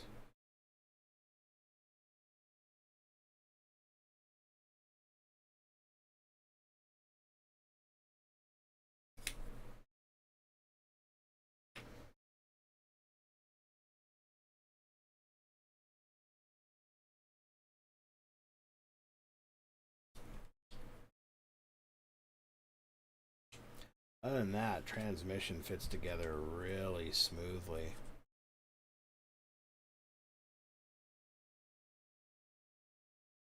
Just evening out this nub here in the back. And fits together here. Yeah, that fits together really snugly. So this is a friction fit onto the section here. So this is going to automatically clamp the two halves of the gearbox together. So that's really good. The only separation that I see in the gearbox is right here in the front. That's the only spot where it's not being held tightly together, is right here, which I mean makes sense. There's really no There's no clamping force, there's no pinching force on it, but other than that, most of this gearbox is basically holding itself together. So that's really good to see. That's really good to see.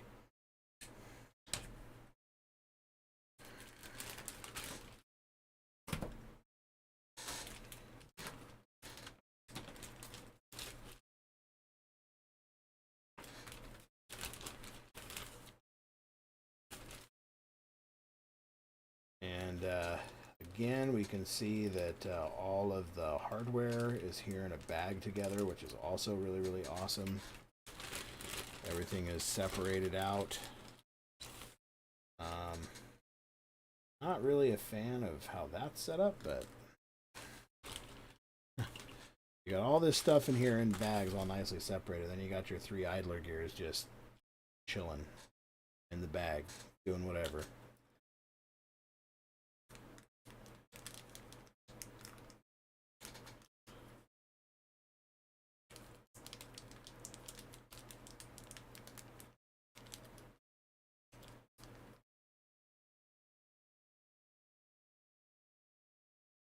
So I don't know what these, oh, I know these are going to be for the rear plate. There's our D-block, our standoffs, our new style motor mount. All good.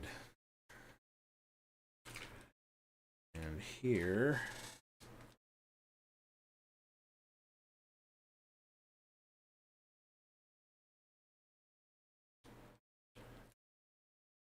transmission bearings.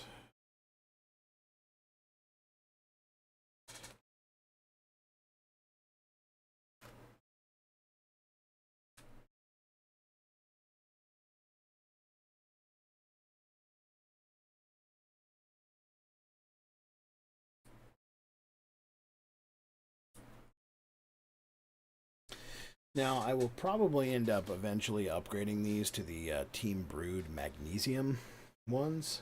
I just like them. I like the way they hold on to the bearings. Really, really like that quite a bit.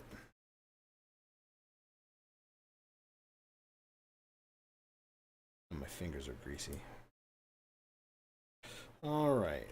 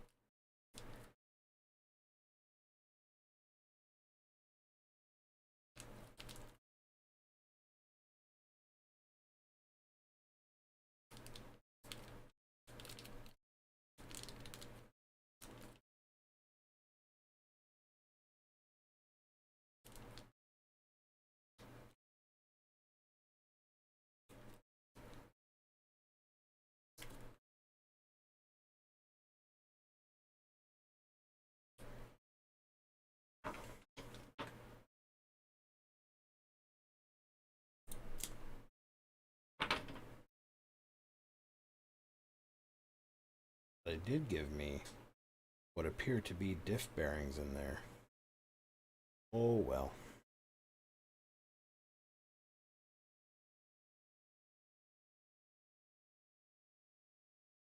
Where is...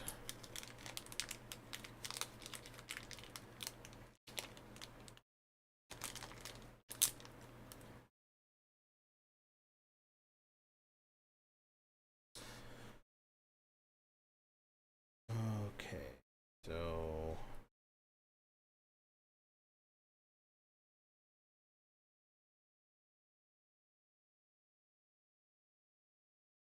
all the way down in there.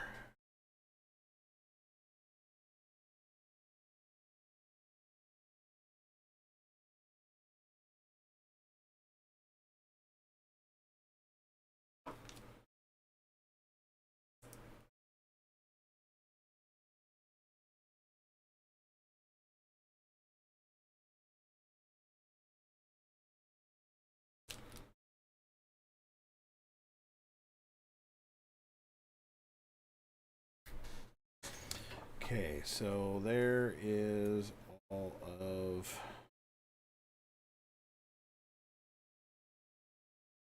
idlers.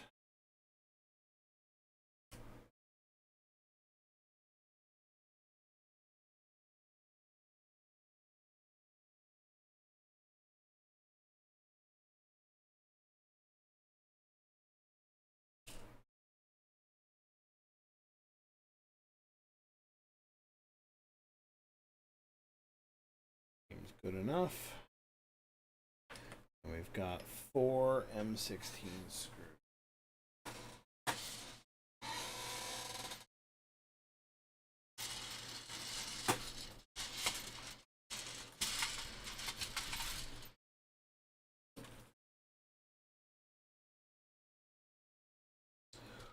Should be these ones here. It. So those are 16. 1, 2, 3.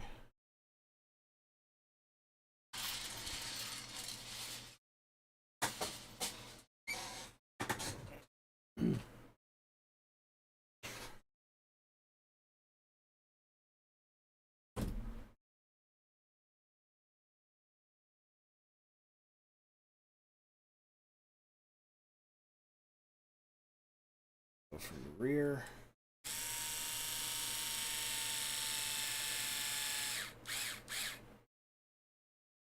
Not gonna snug it down all the way.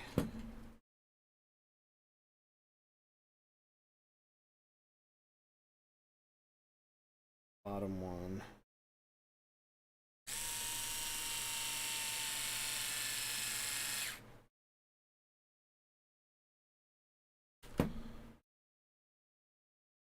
Top one.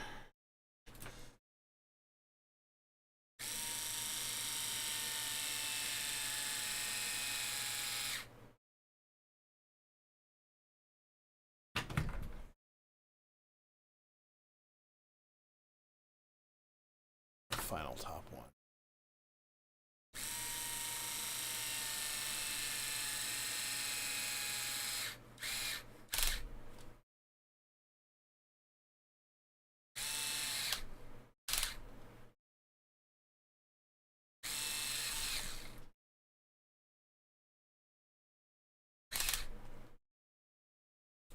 Fell out of my hand.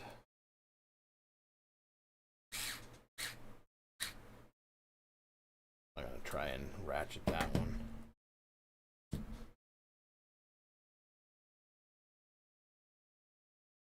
Seems good. Seems to rotate fairly well.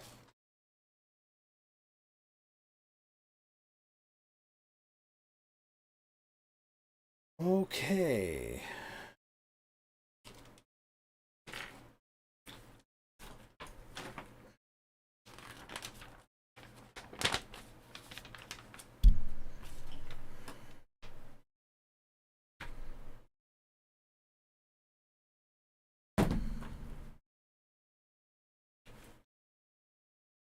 So now they want to do the transmission assembly, and the kit setup is going to be diff height 1.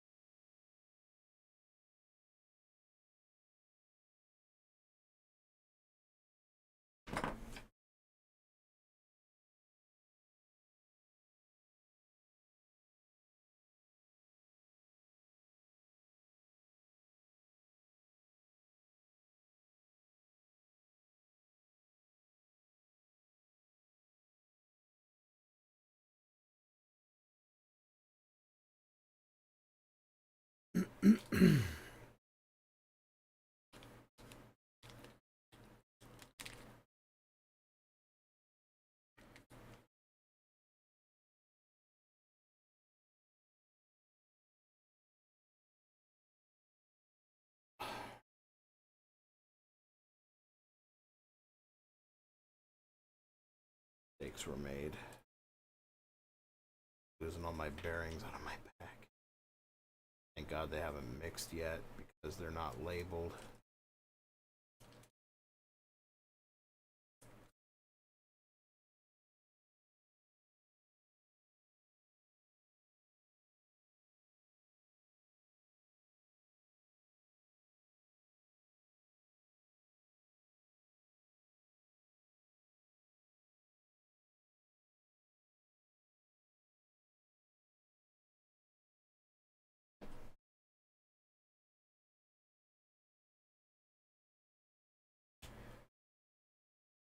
Oh, just for giggles too, I have here a lightweight B6.4 puck system.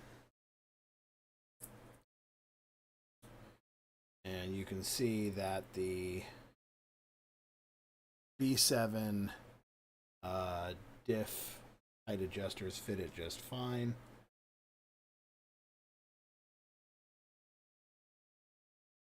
And you see that it slots into the transmission perfectly. No issues whatsoever. So, if you have a abundance of B6 diffs or a puck system from Mod, a ball diff puck system, I should say, it will fit just fine. I also believe that the older plates as well will also work just fine on this transmission. There you can see puck system outdrives in there just fine. Just so you can see, so people can look in there and see there is the lightweight outdrives on the puck system. You can see it's rolling and chooching just fine. So if you want to have your puck system in your car, that is 100% an option that you can use.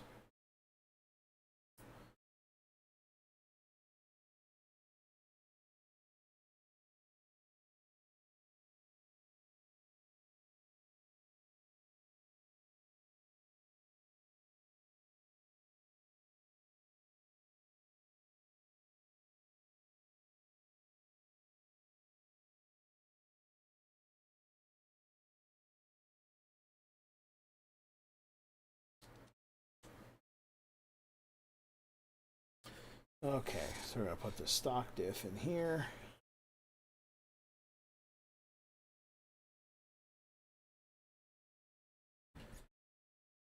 Not needed just yet.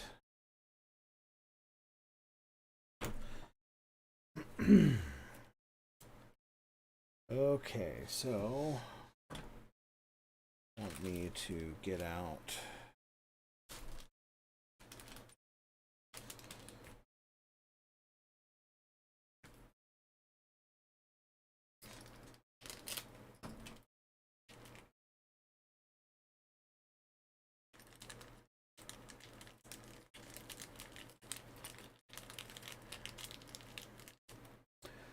the new motor mount.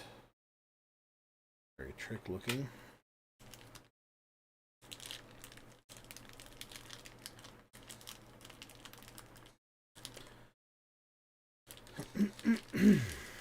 I do appreciate that there are some things about this car where you can tell that they, I want to say scrimped, but they saved money by not doing unnecessary things. Like they didn't do like a heavy chamfer on this piece. You know, there's no exposed silver, so it was like anodizing, then send it back for another machine pass. Like stuff like that just costs time. Bag 6, step 3. What are we using here? We're using M3 by 24. Do we have any M3 by 24 that we're using at all? No, just the 22. Okay.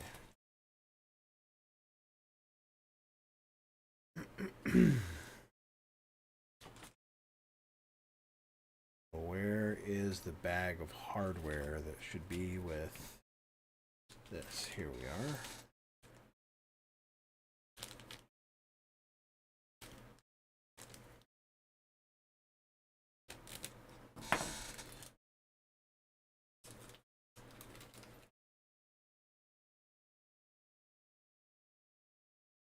Okay.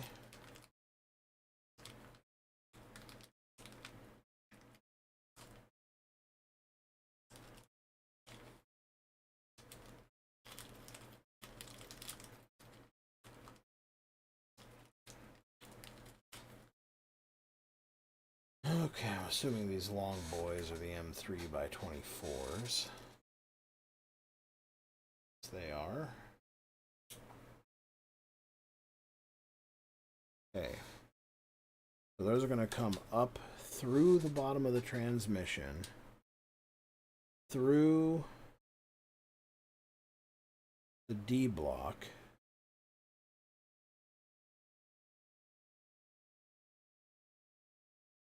through the bumper. Craziness. Okay.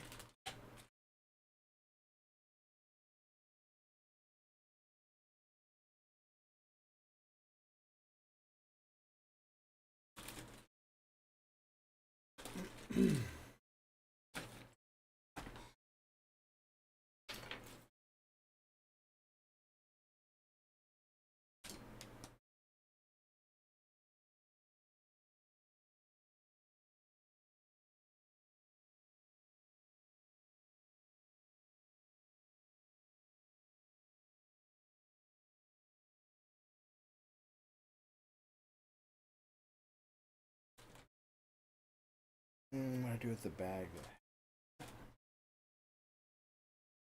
have the extra bits in it? I have misplaced that bag. Here it is. Got buried.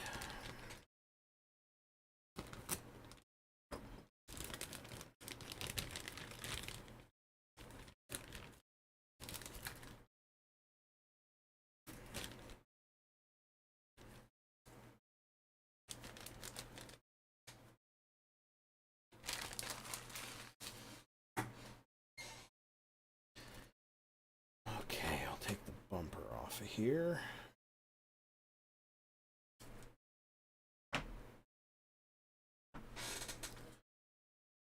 For a little nub trim.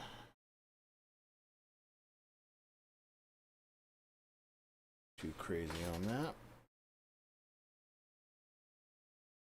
So the D block sits over this little nub, and the bumper sits over that. So, and these big long 24 mil screws go all the way up through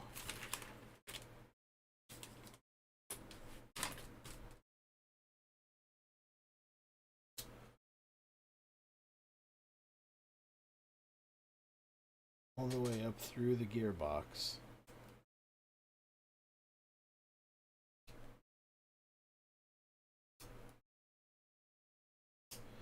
And then screw in to the top plate here, which locks into this little nub here and screws into these two. But for some reason doesn't require Loctite.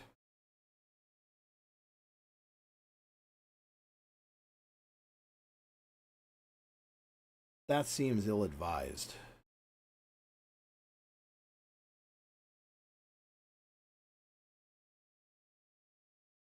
Huh. Okay.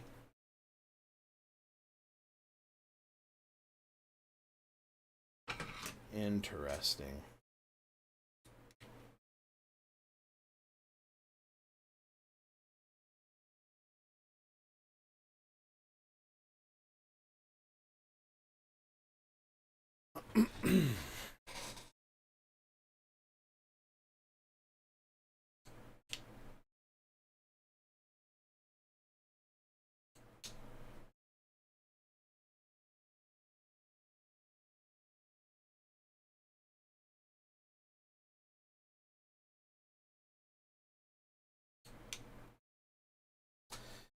So I don't understand why they would not want you to Loctite these two screws, because effectively that's holding this whole back section of the transmission together, and it's straight into metal.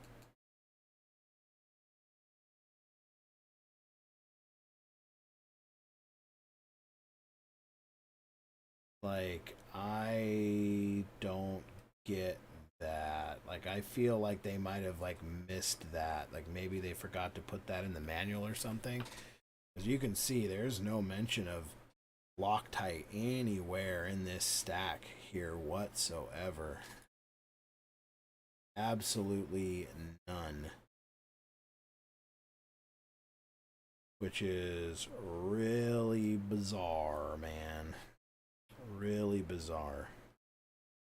So I'm almost inclined to put a drop of,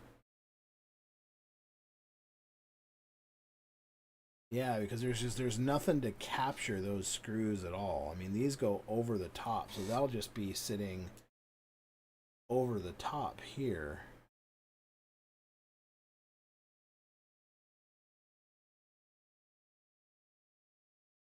Yeah, there's no threads whatsoever in these holes here. So those just go down, and then the screw here, the 16 mil screw, goes through that and threads into the plastic down here into this lobe. So there's, like I said, there's nothing holding that in. Yeah, we're just gonna back that off a little bit.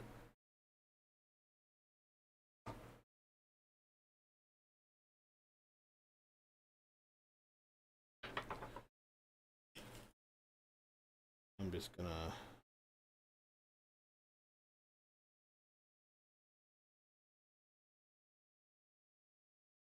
put a little Loctite here on the end of my screwdriver.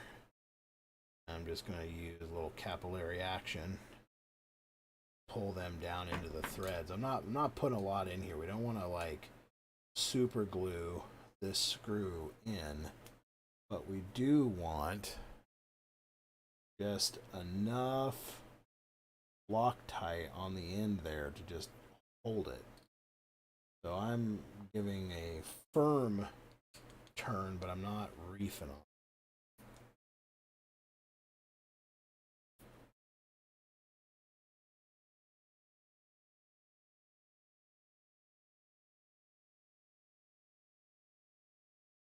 Again, just a little drop on the end here, and we're just going to reach in and wiggle it around a little bit, and the capillary action will pull all of the Loctite into the threads.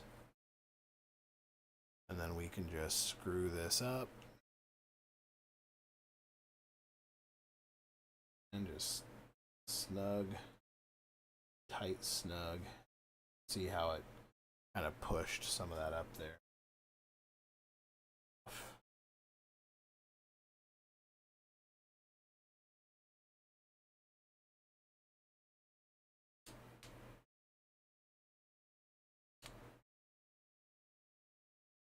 I feel a little bit better putting just a dash of Loctite on there. Maybe that'll prove to be a bad idea.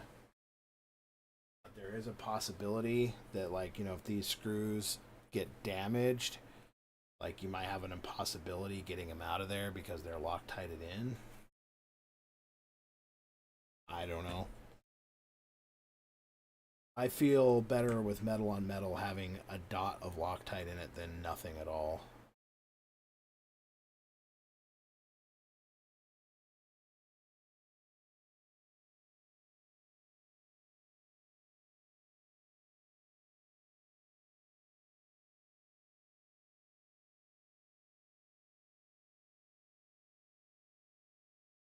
I want to point out here that your diff height adjustment is like touching the ball stud mount when it comes out, like touching.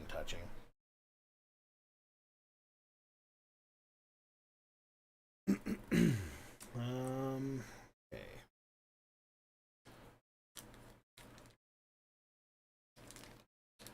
Time to polish a couple more balls.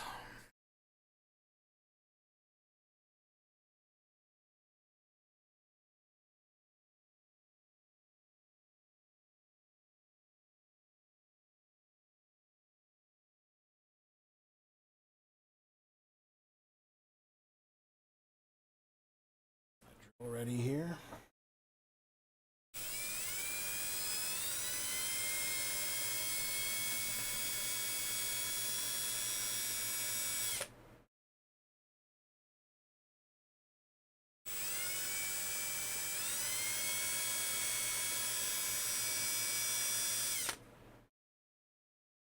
Nice and shiny.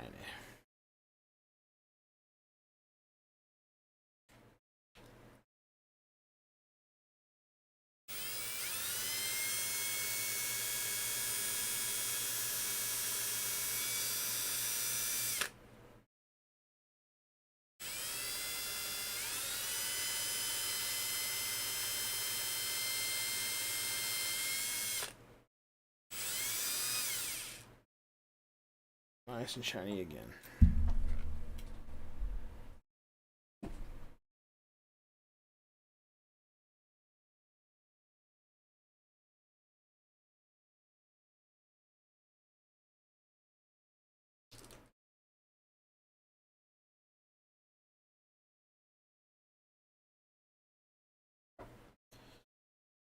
Back to the Loctite.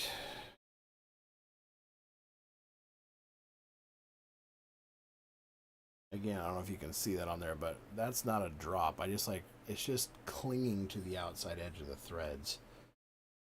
Doesn't need to be a lot of Loctite on any of this. Just needs to hug down. Nothing hard.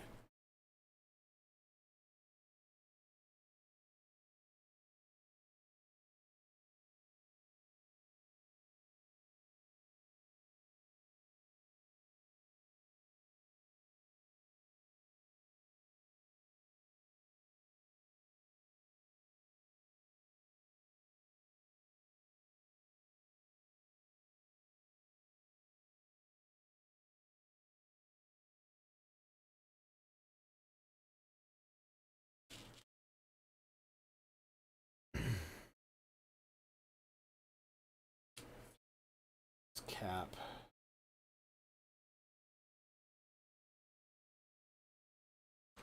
Burnish that a little.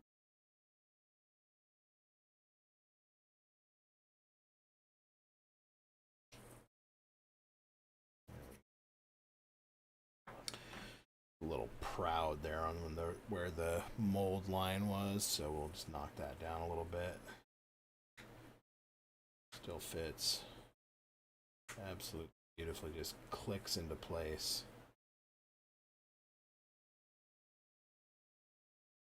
Bearings still feel really good. And to put that together, we need 4 16 mils and 1 8 mil.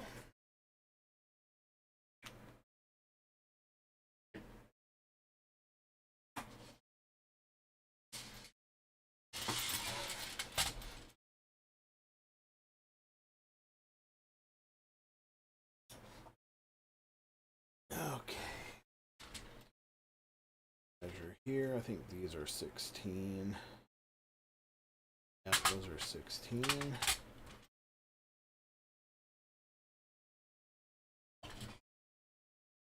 Sixteen, 16.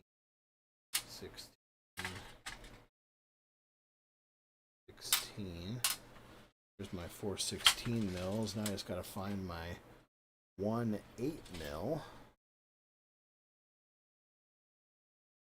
Do my 8 mil. Oh, you're a 10.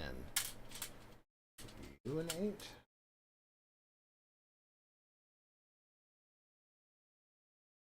There's my 8 mil. Right there, 766.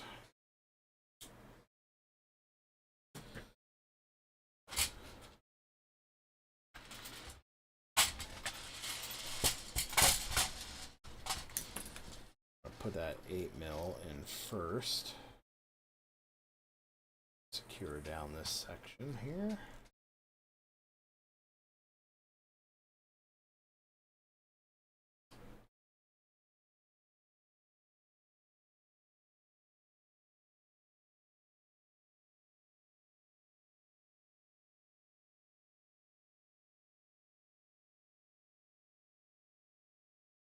Okay.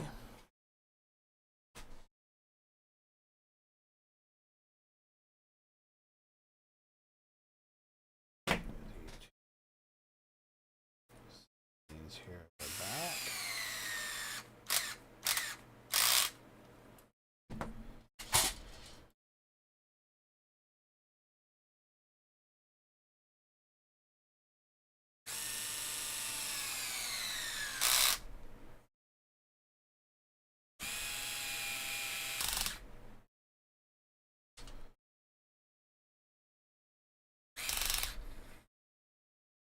Those screws were hard to come home.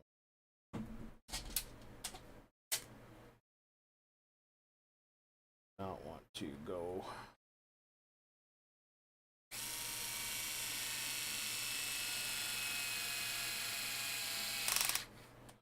Most everything else in the plastic has been going really easy. Those are the first ones that kind of were like, nope.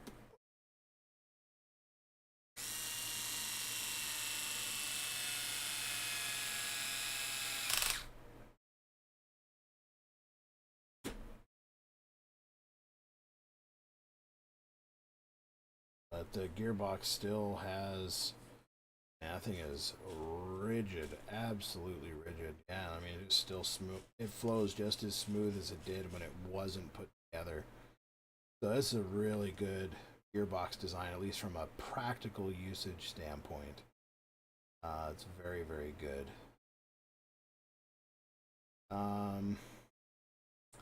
Do see one thing though. If it were me, and I were doing something here, like I might grab an extra, like, you see that screw, like it's just like a couple millimeters too short. So this is like a 16 through here. I might grab like an 18 or a 20 or something and put it in, just so it goes all the way to the end. Does it need to go all the way to the end? No, but the strangely, I don't know what we'll call OCD person in me wants to fill that hole with a screw rather than it getting filled with dirt. So yeah, if I had an 18 mil screw, I'd run an 18 mil in there just to fill up that extra 2mm on the back side so that the screw comes through flush, just like this screw, this screw, this screw, and this screw. You know, like, why can't they come through flush? Yeah, that kind of bugs me a little bit, actually. Not gonna lie.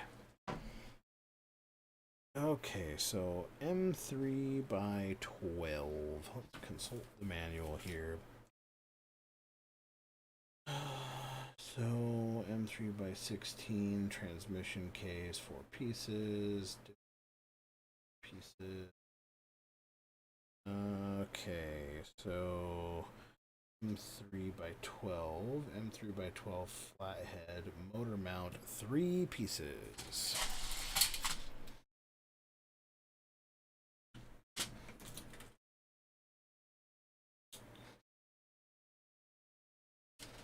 There's not very many flathead screws left in here, so we've got a pretty good chance. So that's a 10.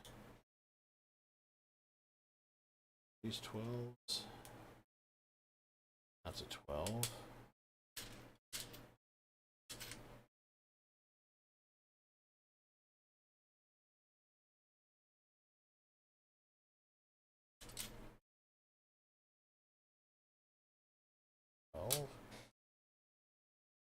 12.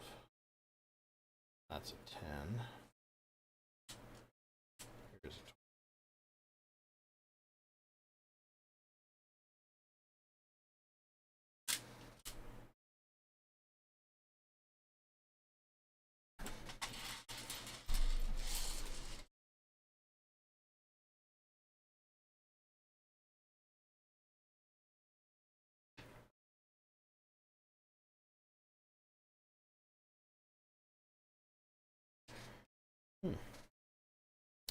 Motor mount is a bit snug there.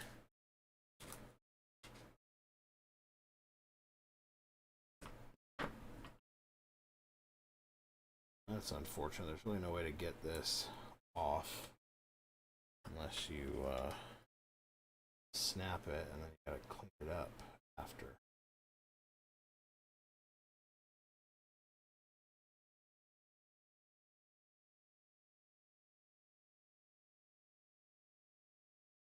I'm sure if you wanted to, you could throw a 2mm spacer to this gap here, and I have to run the cover here if you want to be cool.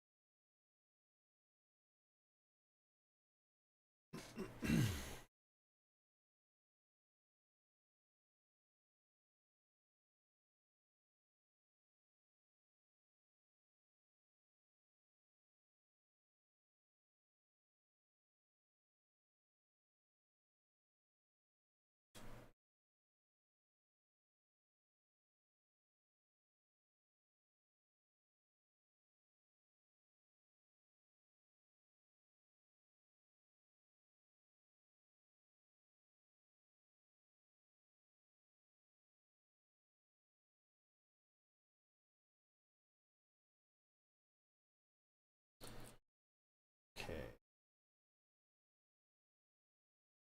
Screws motor mount.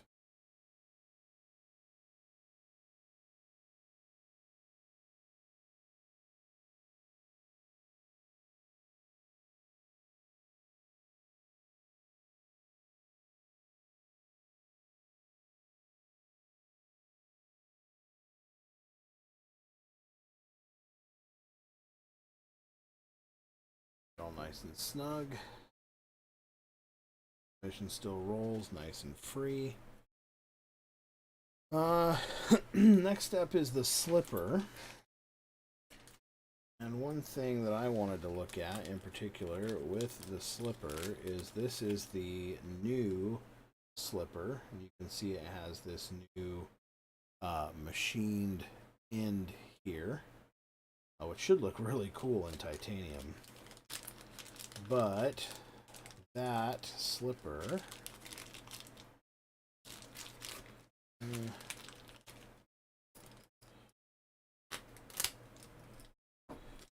has these two new plates here.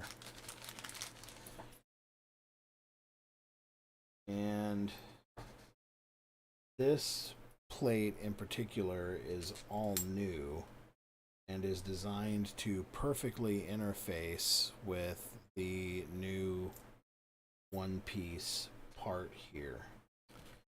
This inside portion of the slipper is the exact same part number as the B6.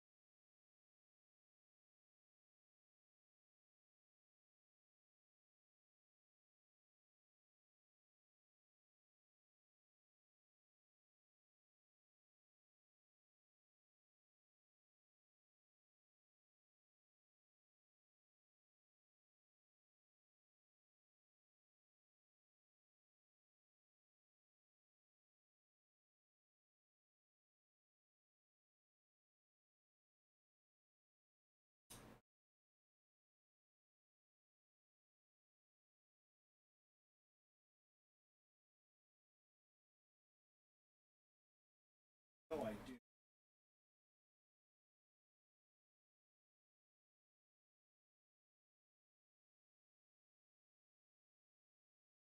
Okay, I thought I had another set of slipper plates. I know I do. I just don't know where they are right now.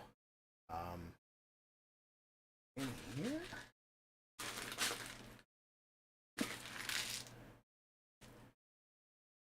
No. No, they are not. Okay. Well, dumbfounded then because I thought I had another set of slipper plates. Anyway, point is, this is a slipper from a B6. You can see as far as the measurements go,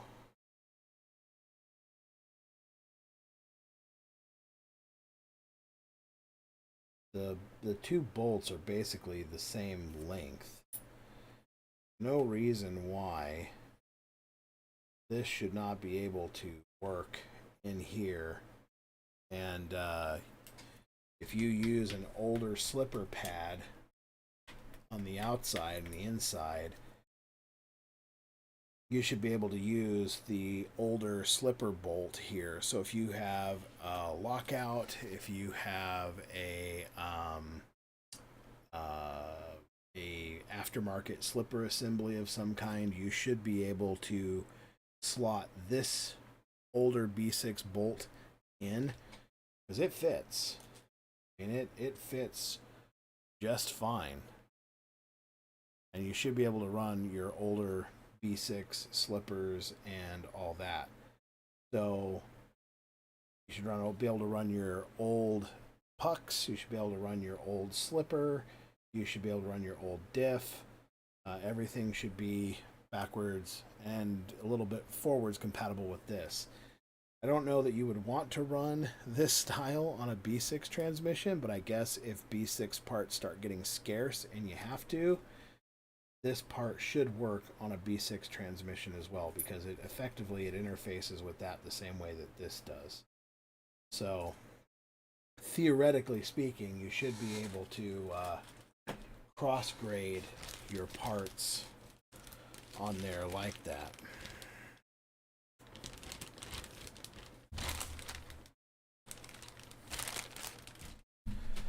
So here's the 72 tooth.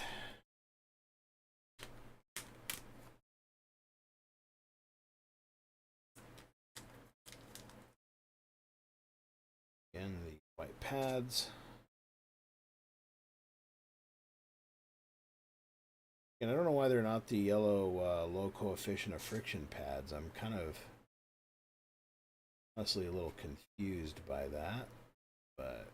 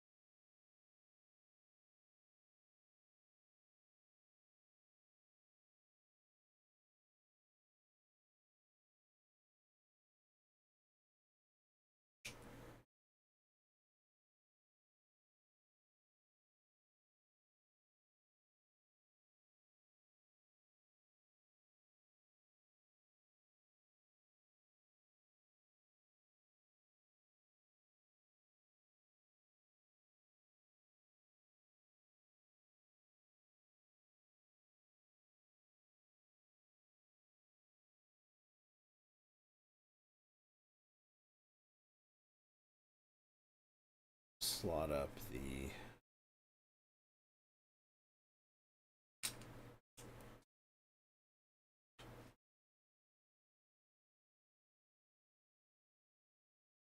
that up.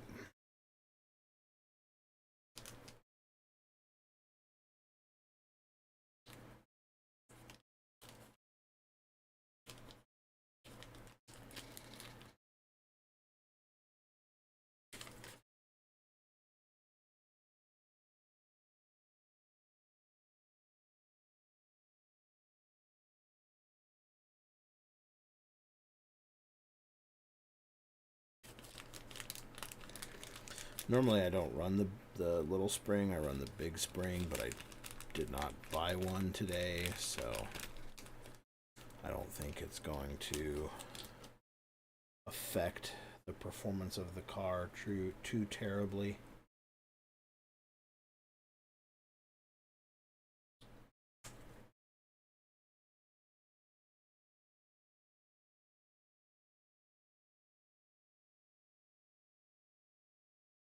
Where is my 5.5? There it is.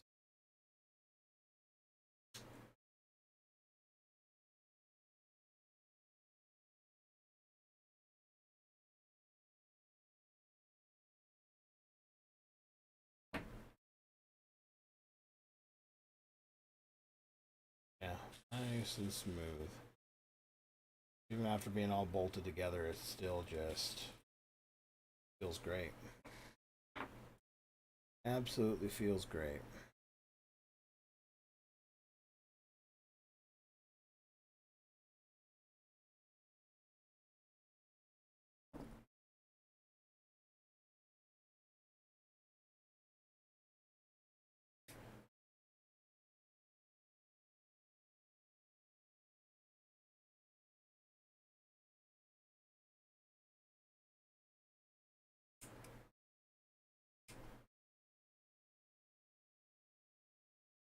I did not like coming out of there.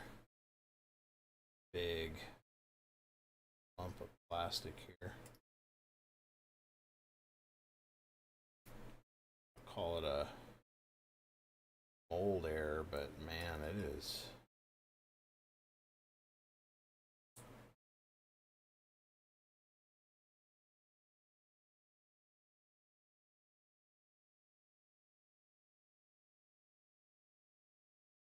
All right.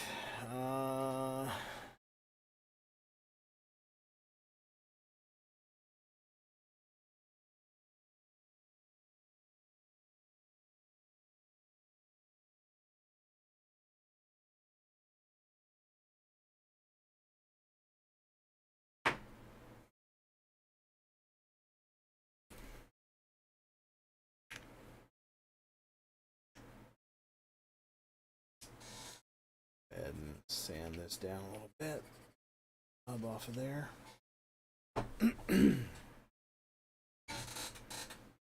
And just had shock tower in my hand.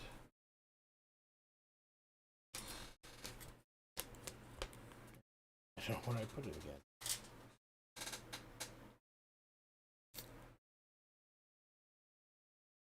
Don't get old, kids. Did I inadvertently drop it on the floor? Oh.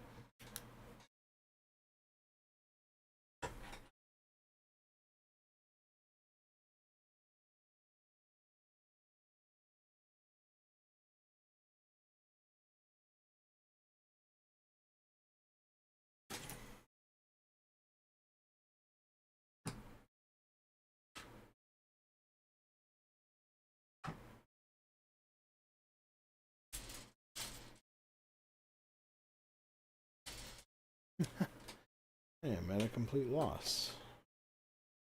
What in the world did I do with my shock tower?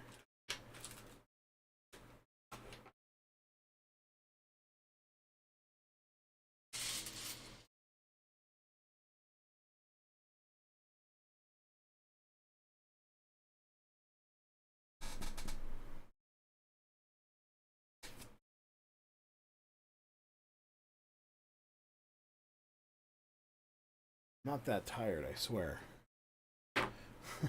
What did I do with it? Took it out of the bag, and now I have completely lost it.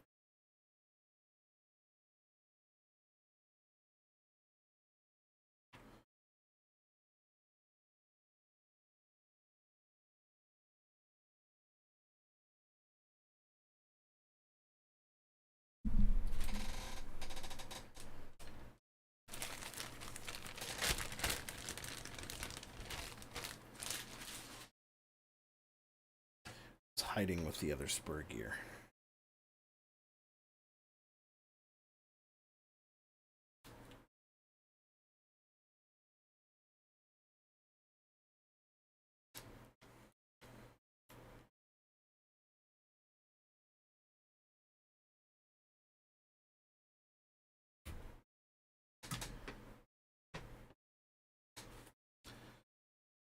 Okay, M3 by 22. Rear upper shocks. 2 pieces. Both.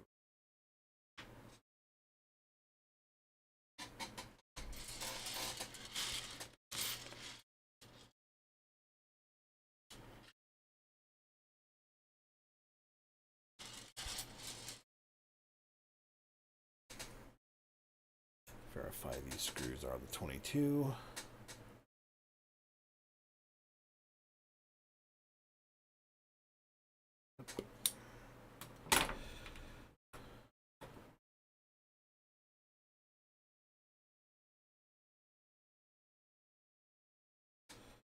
Fits on there rather nicely. Through hole 3 we go. According to kit setup. Do a little dabble of uptight.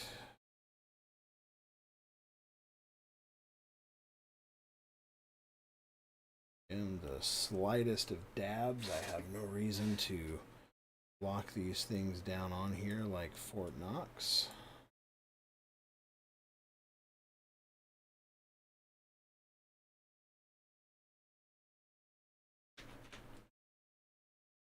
This is one of the times where this thing comes in real handy because it go all the way over the nut fully pass through.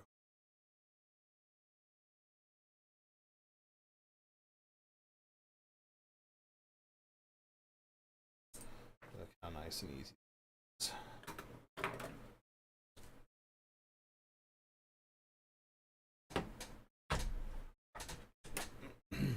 And this one will still fit on here too for the same reason.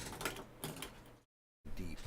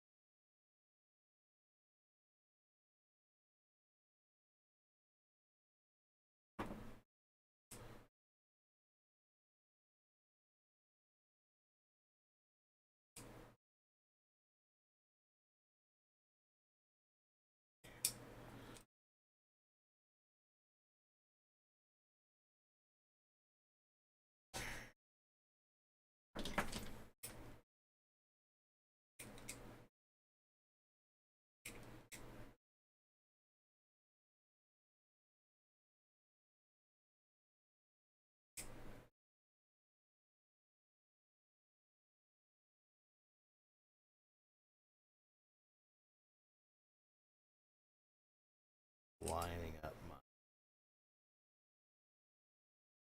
nuts with the top of my shock tower, because why wouldn't you?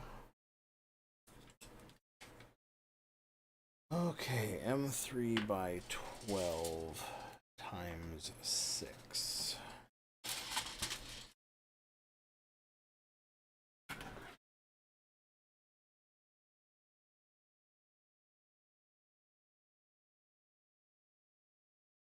So those are my 12s. So let's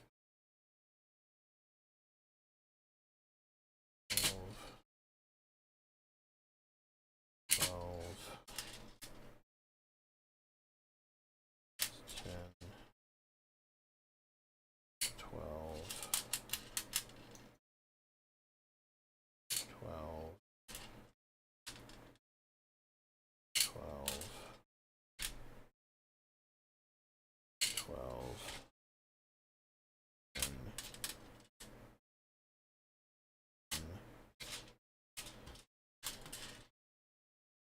I think that's most of the 12s. I still got 12s, these 12s. Got all kinds of 12s.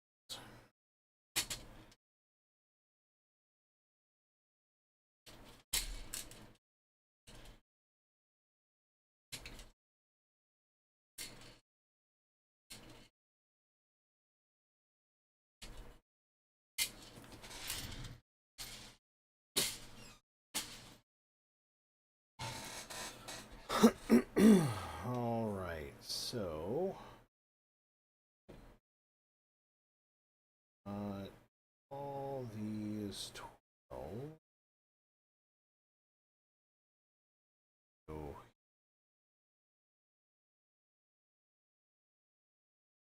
are at the bottom.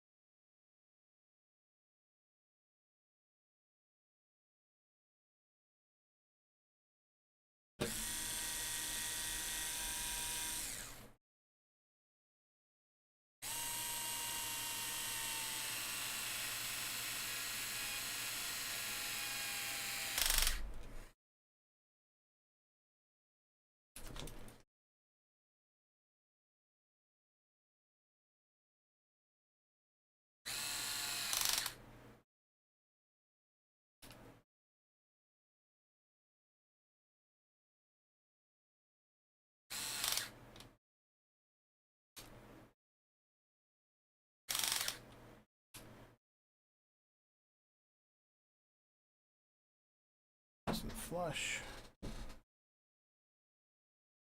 Cut off the body dingus here.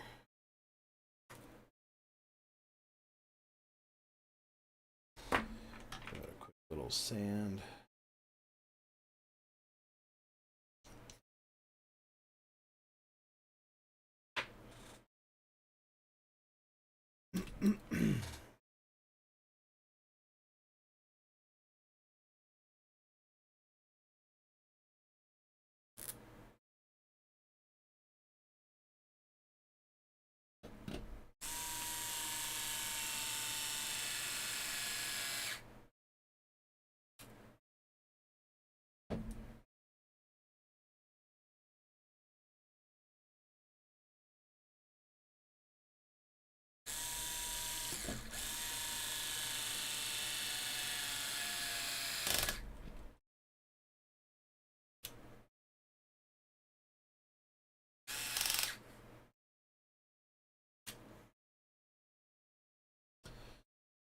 Again, if there was such a thing as a 13mm screw, I'd use it to fit those in there just to even it up.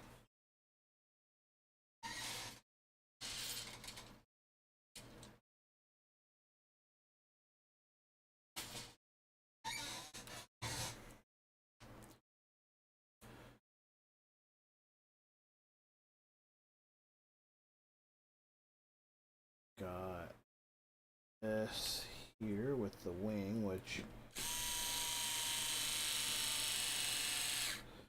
I'm sorry guys, but this is 100% a TLR wing mount.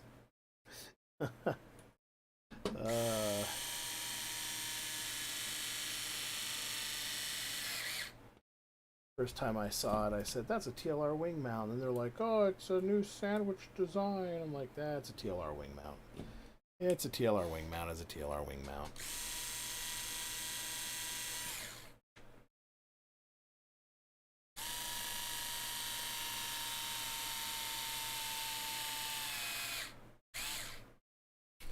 I may have just stripped that, but that's okay.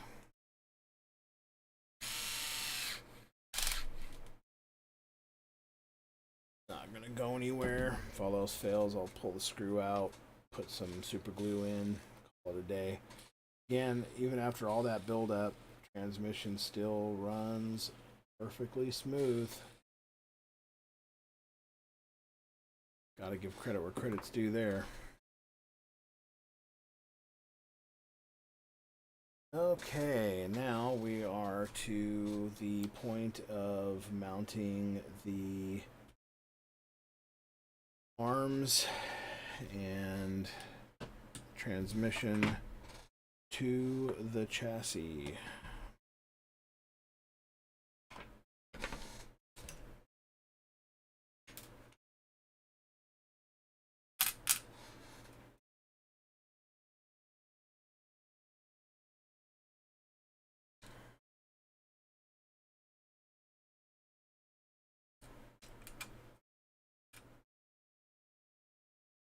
And our pill setup here. And pill setup was supposed to be 2 down or 1 down and in.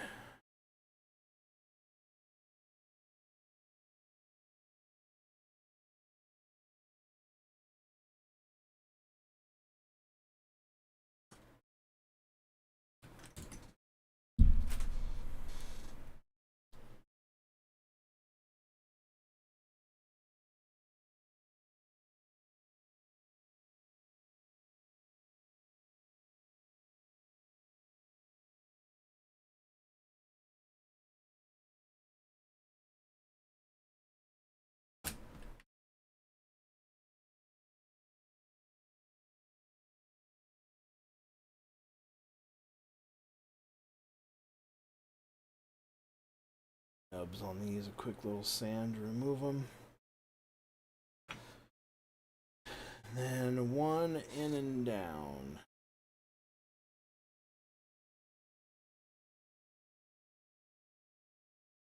Real tight pill fit.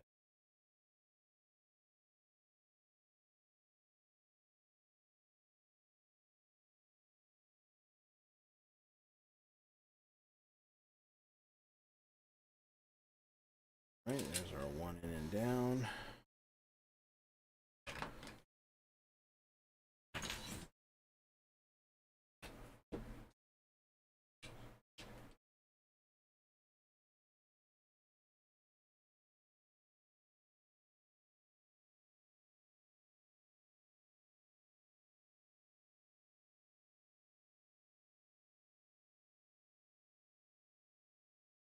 There's no bind in the arms right now.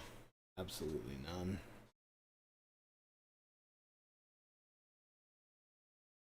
Whole transmission just slots into it. That feels weird, like mounting the whole transmission in like that.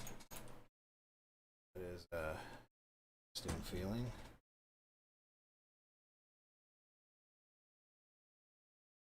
Okay. And it's supposed to be 3 8mm screws. Or 8 8mm screws. That's not them. That's not them.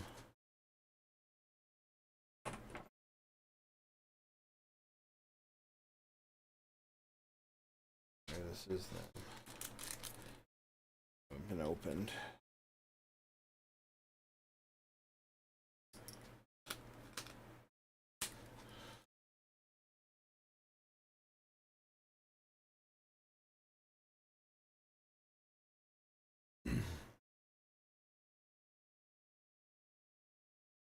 Oh, 8mm. 1, 2, 3, 4.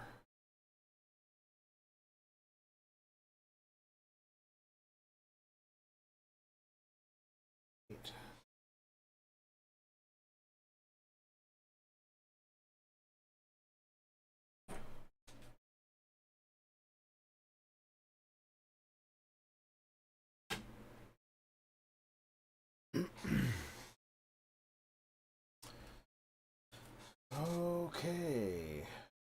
Well, let's start at the back.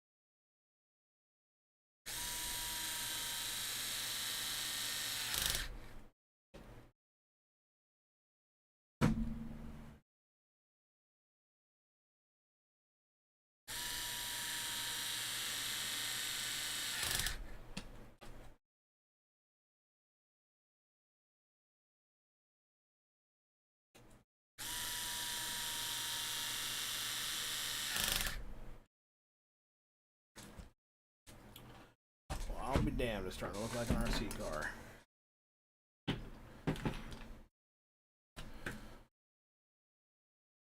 We still have the wing wedge here and the wing button here. We're just going to set these aside up here in a little parts group.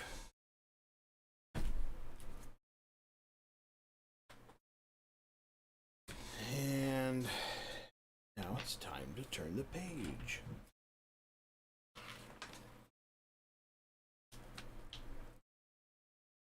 Okay, so moving on to bag 7.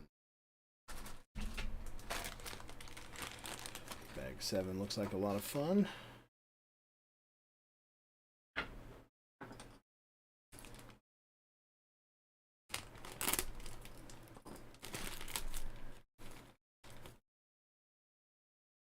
Bag 7 is all of our rear end parts. Pretty straightforward. We hope. We hope, we hope, we hope. Okay. So we're not using the high roll center. We're going to be using the standard roll center. And so you can see there's no marking on these ones, but on these ones, right way, on these ones you can see where it says HRC for high roll center. So I will, as soon as I get these off of the sprue, I will compare them with one another. So you can very visibly see what the difference is between two. See how much higher the axle height is on the high roll center as opposed to the standard roll center. It's a good couple mil higher, so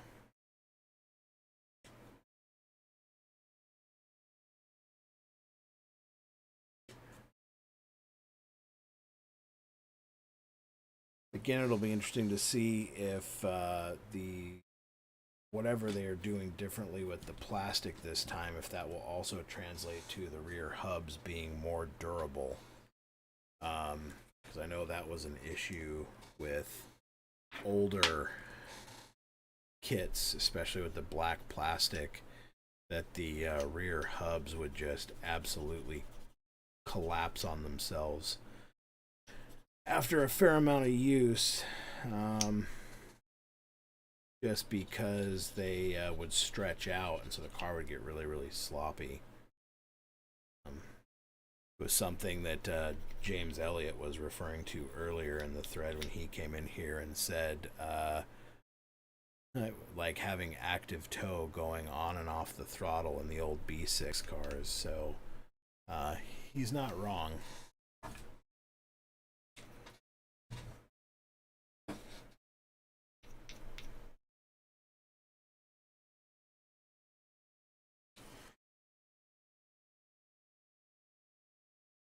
Okay. Giving these a little bit of a quick sand here with the old glass file. Get the nubs off.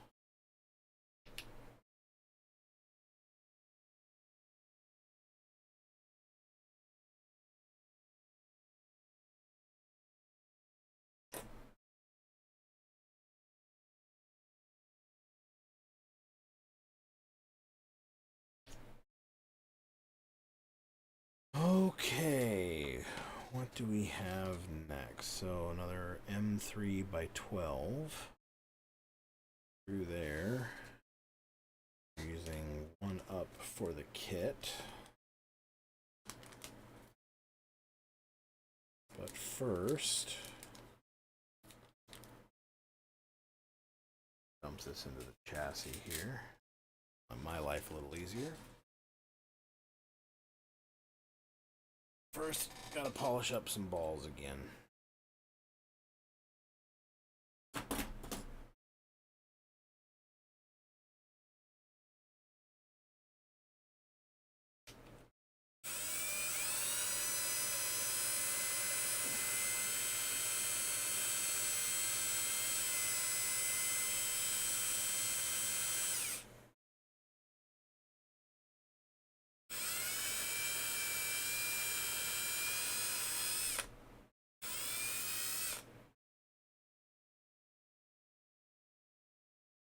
Very shiny.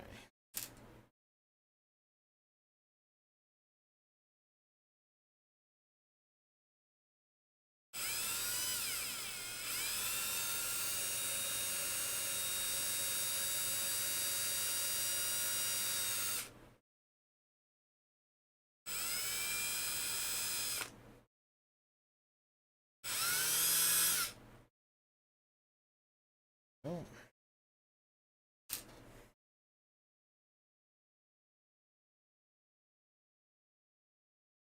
Okay, now we also need to grab M3 by 12 screws.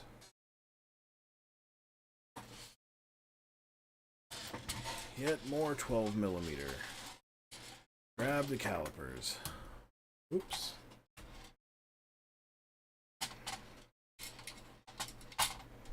These are my 12 mils. They are. So there's 1, 2, 3, 4.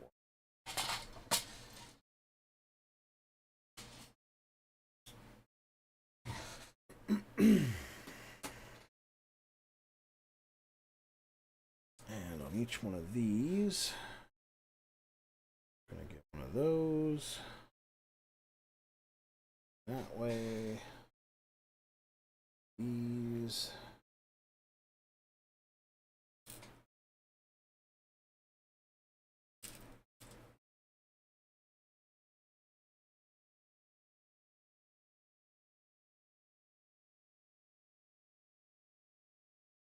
Kind of weird, honestly, building a car to kit stock. I haven't built a kit stock car in a long time.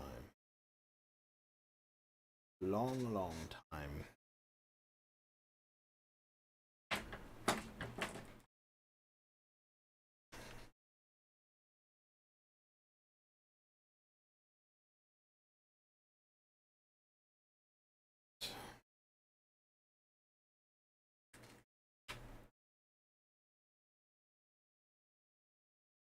Almost forgot the Loctite.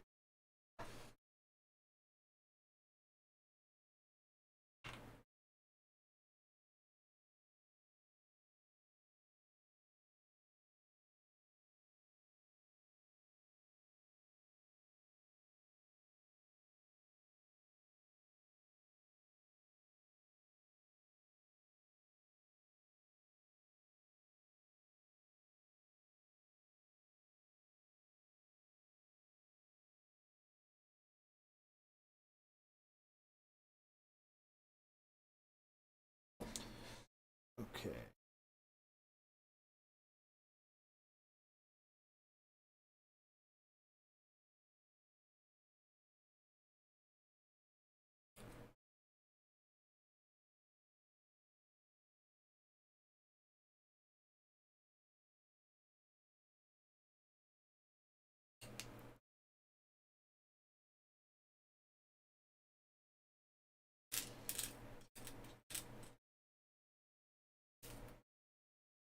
One mil.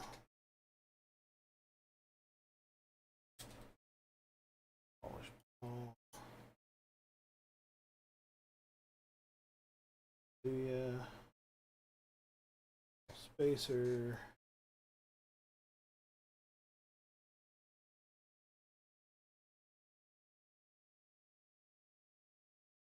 Snugged and done.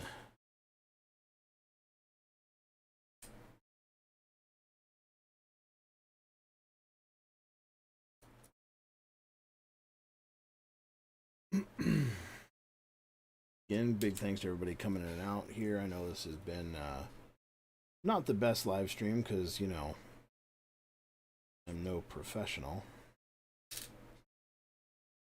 Play one on the internet.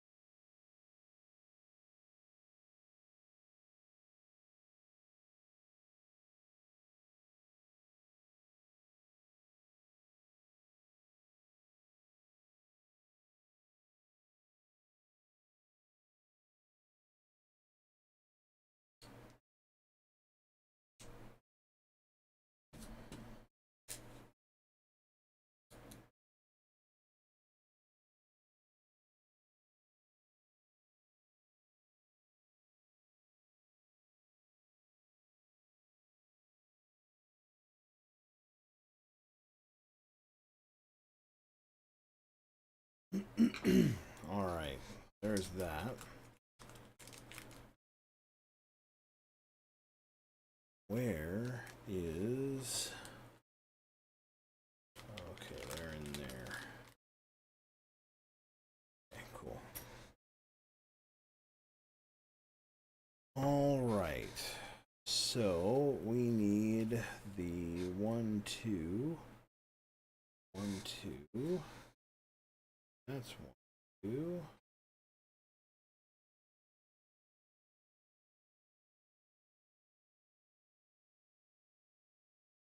Cut this one.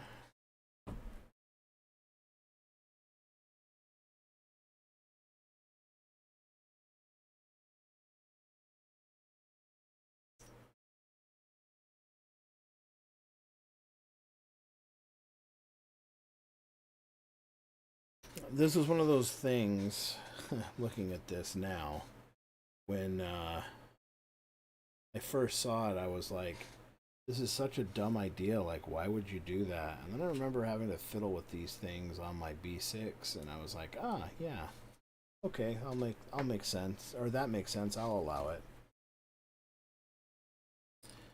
And that is putting these grub screws into the front side of the hub to hold the axle height place. Again, thought it was kind of dumb.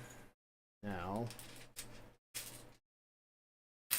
in hindsight, I'm like, yeah, I see why they might want to do that. Because that shit is annoying when it falls out. Now, do I think a lot of the pro guys will do this? Probably not.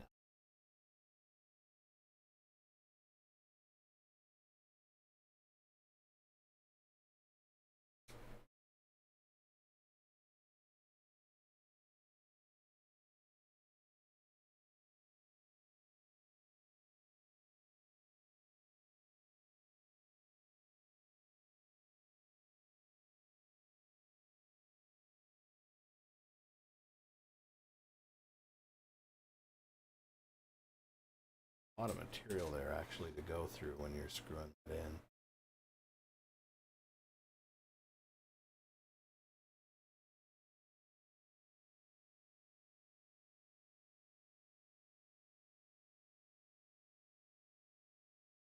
Oh man, it's 3:15 already.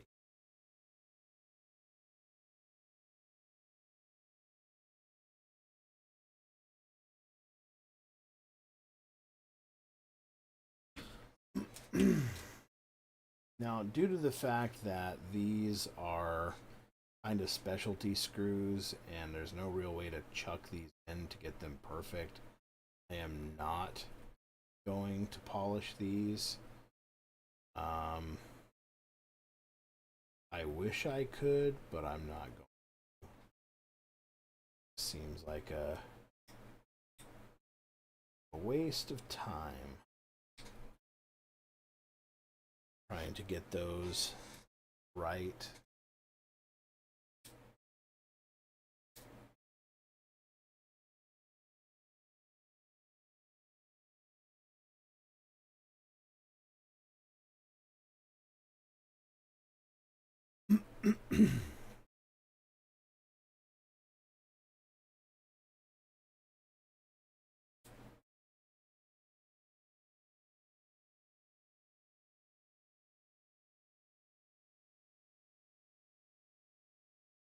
Feel like we've traded, you know, one of the big things they made a deal about in all the videos was like, oh, no more set screws on your turnbuckles. You just, you know, dial them in and go.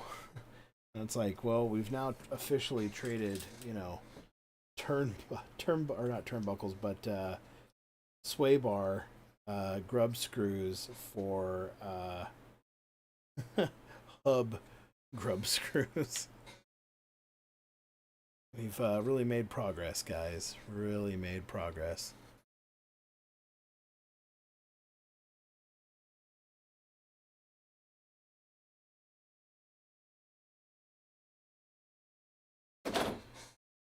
Okay, so here is the last of our drivetrain bearings.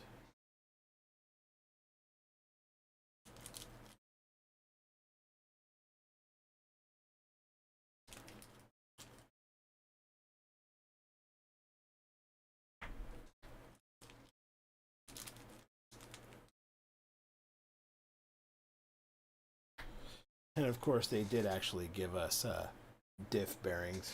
I didn't use them. Oh well, I'll have spares.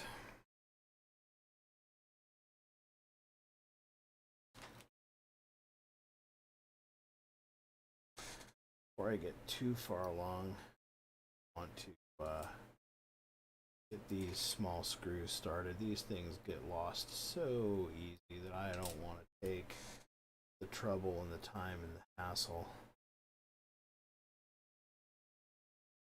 tracking them down. Should I lose them? Here, loose our extra screws. Would have been here, but change those out.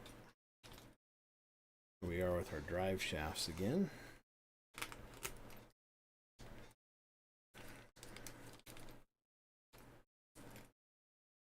These are bigger bone ends than the older 6.4. These are basically the B7D 4.1 and .2 ball size.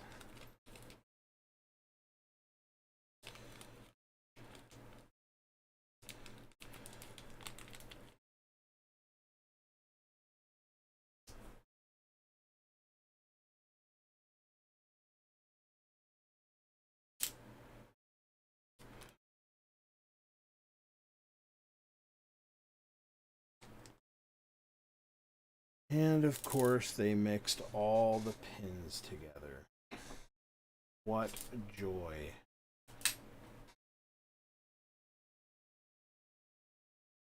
.6 by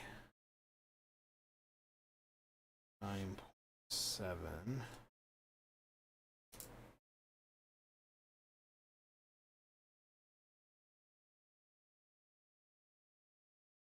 Six.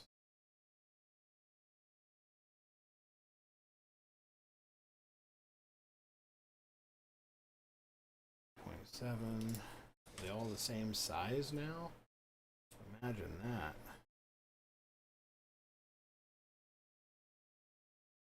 0.6.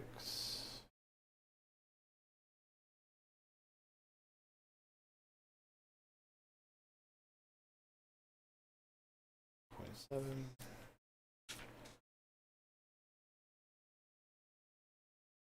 7. 1.6. Oh, cool. Well, what a day. Somebody finally made the wheel hub splines and the axle pins the same goddamn size.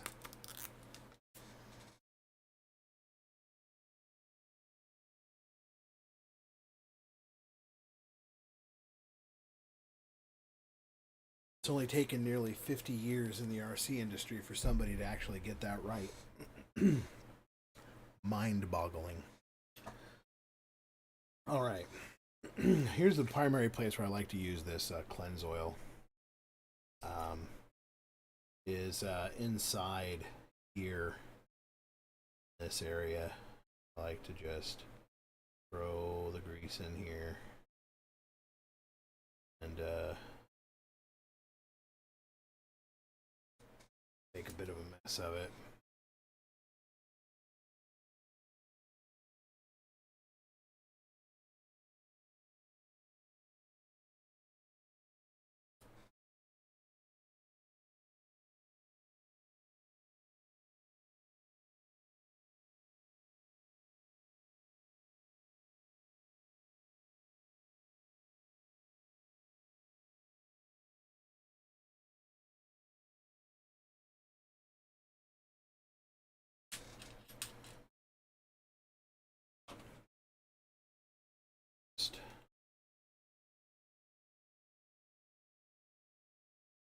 Squirt some grease down there in the bottom of the cup. And out. In.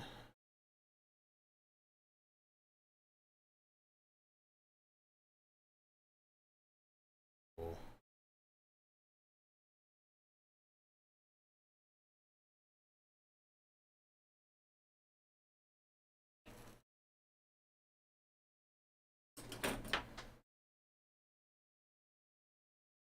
Now, I have caught shit for using this stuff inside these axles. Some people say, oh, you just need to use an oil for it. But every time I use an oil inside here, like a bearing oil or a light oil, or like, you know, One Up Racing has their red CVA lube. It's good stuff. Don't get me wrong.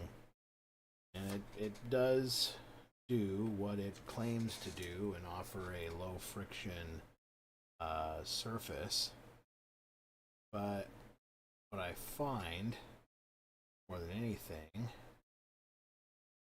that I still get excessive amounts of wear on all of the components, on the pins, on the slides.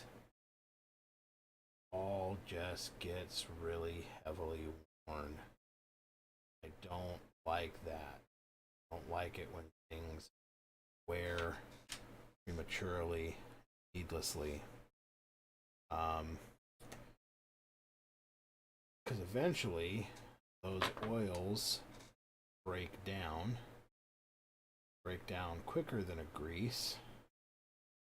There is anything inside of the oil or the diff cup where oil can intrude, or rather the oil can get out and the dirt can intrude, it's going to get dirt in it. It's going to get dirt, and then when the oil wears out and dries out, such as they normally do, the problem is that you get excessive wear on everything as a consequence of that. And it's not great, in my opinion.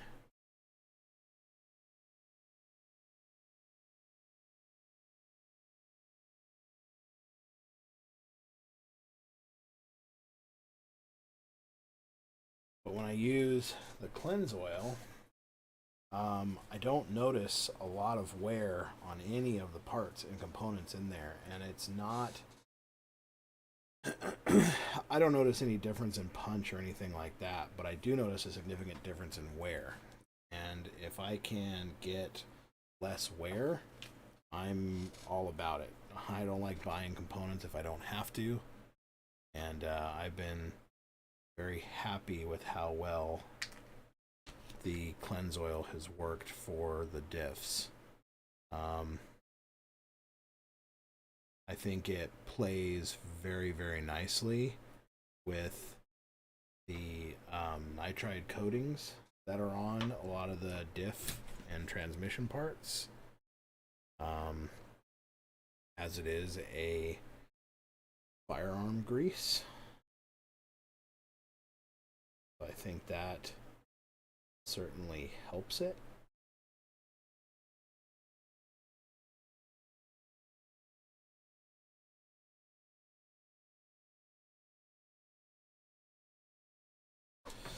Okay. One of the other things I wanted to check is, can the new hubs run in old ones? And yes, they can. They are exactly the same spacing. Old and new hubs exactly the same. So if you want to run these new high roll center hubs, if you're on carpet and you want to run high roll center hubs, go for it. They will work.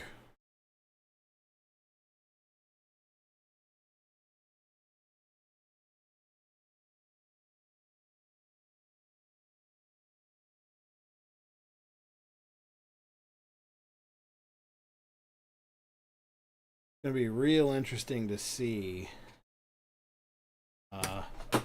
if anybody does one of these, I guess you would call it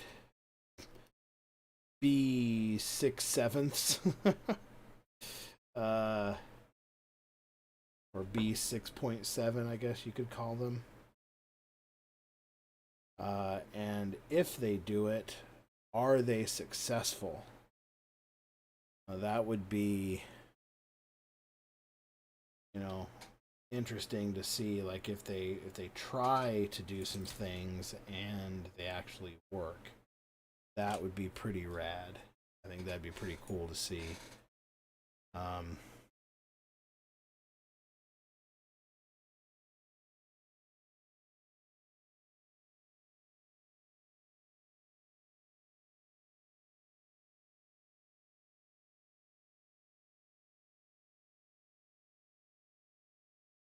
I think for a lot of things, though, at least based on the feedback that I have heard from people, is that the steering on the 7 is just crazy because of how much weight it has the potential to put over the front end. It's pretty obnoxious.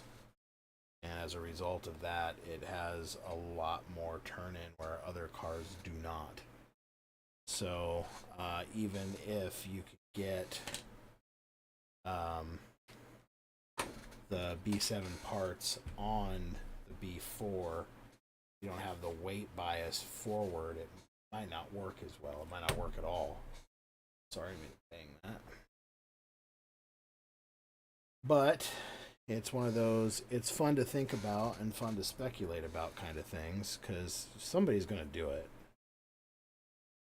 It's just a matter of who, where, when, how much benefit it'll have. The team guys, I think, are obligated to run the B7. But it would also be really interesting to see, like, hey, if you're like at a club race and you can get away with doing it, would you? Would you? Could you?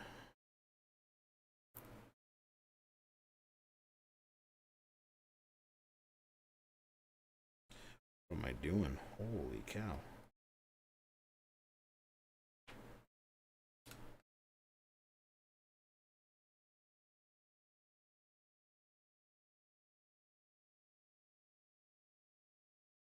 Wrong side.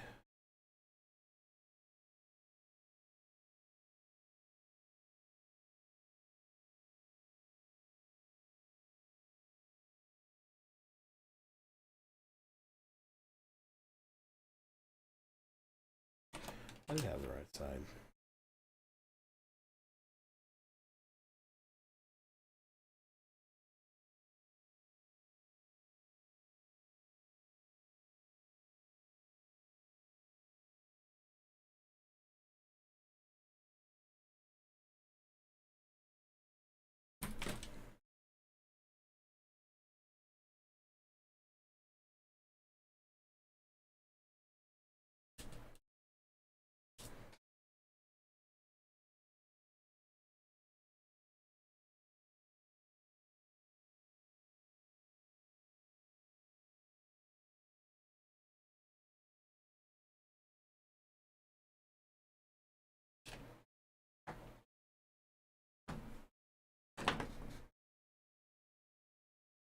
Sorry, as nothing to really see here is kind of fiddly work.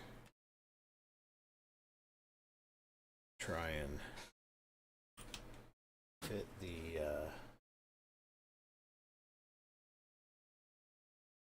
hinge pin through.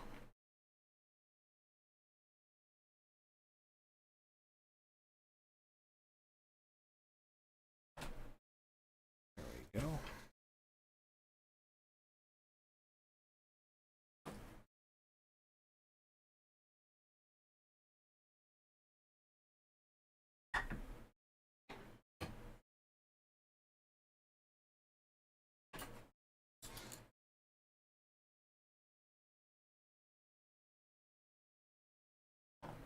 It's interesting that they're putting the nut forward on this one. I thought the nut went backwards on older models, but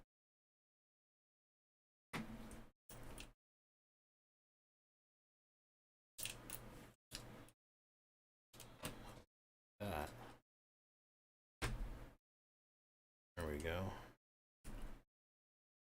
That's slightly more susceptible to binding here on this now. Might be because of the softer plastics, I don't know, or not softer plastics, but black plastics as opposed to running the carbon such as I normally do. And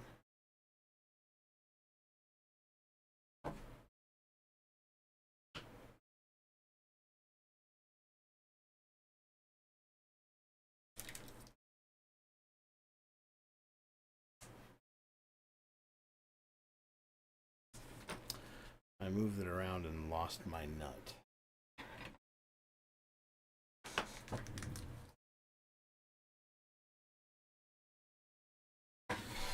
Oh, well, I didn't drop it.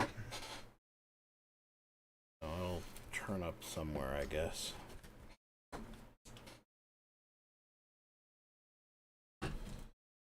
Just like that, it turned up.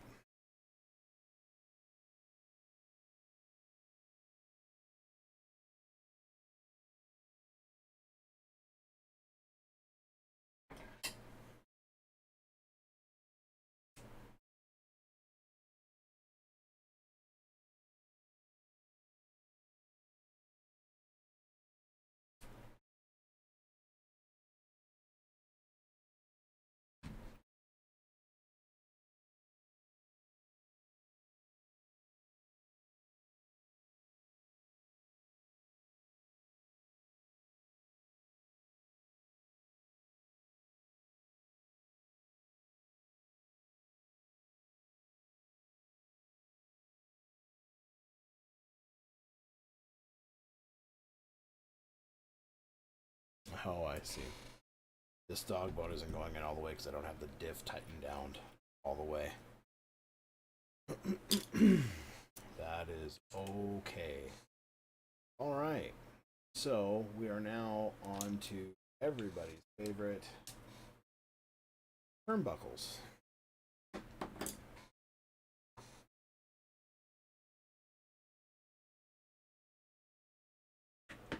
But I have a secret weapon for turnbuckles, so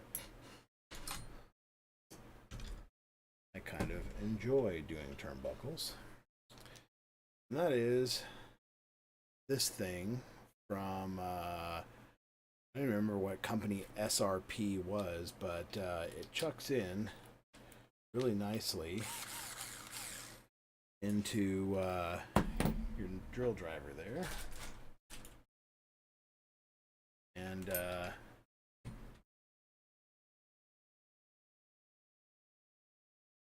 good thing about it is that it makes doing any type of turnbuckle absolute breeze.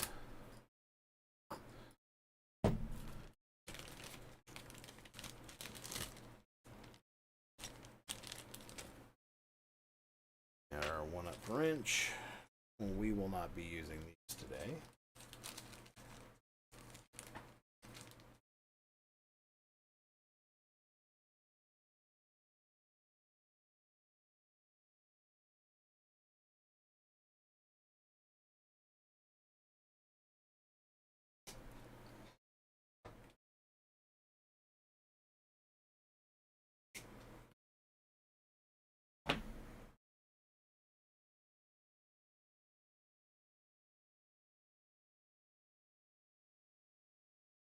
Sand here. Get the burr off of them.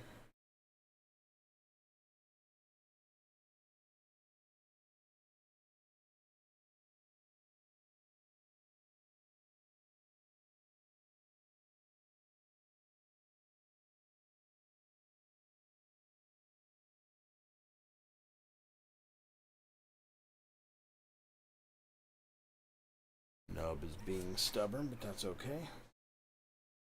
Allowed to.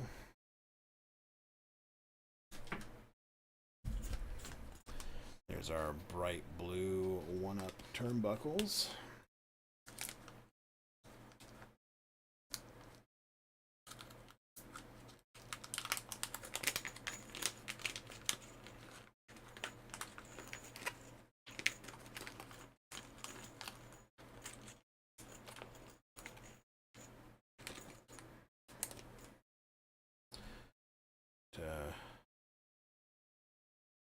Two of these ready to go.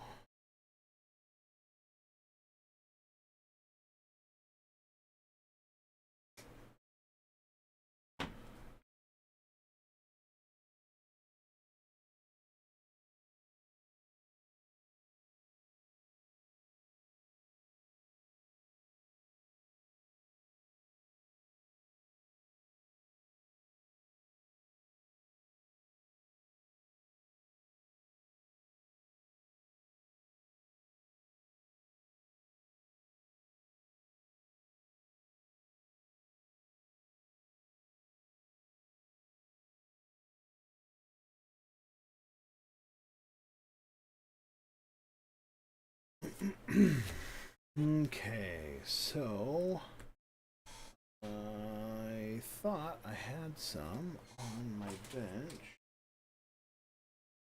but it appears to have gotten legs and walked off. So give me 2 seconds. Let me go grab this.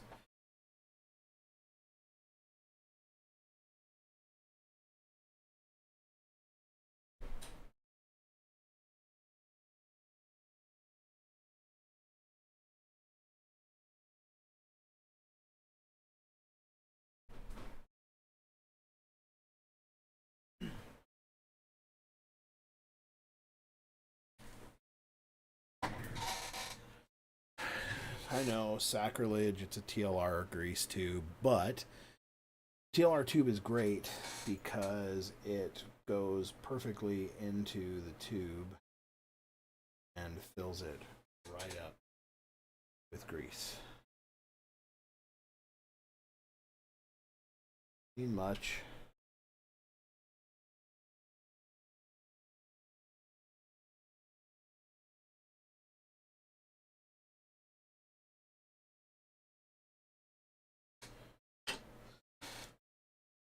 So this is what the tip of this looks like.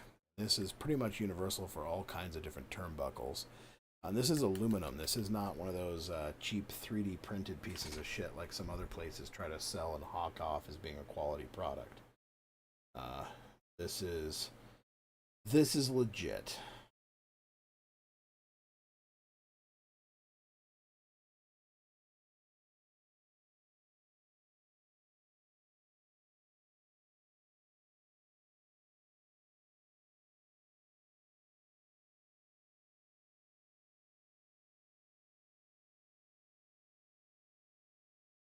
And then all you have to do is slot that in there and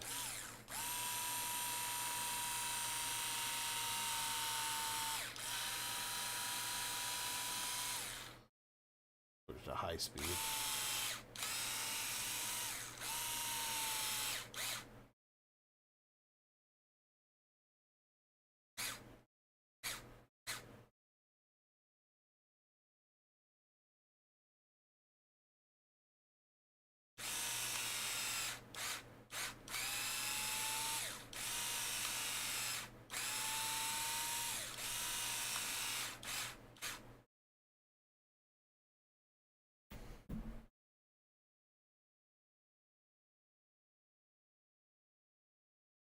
Just like that, turnbuckle's done.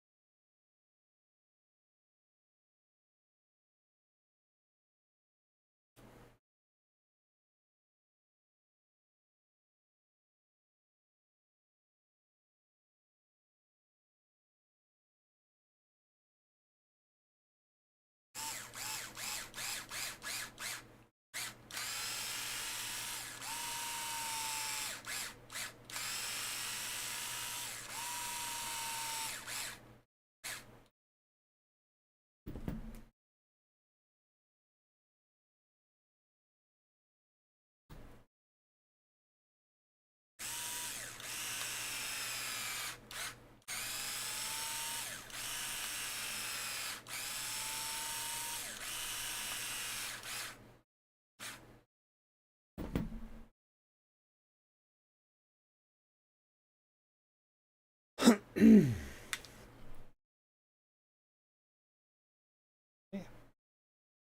are the first two turnbuckles here.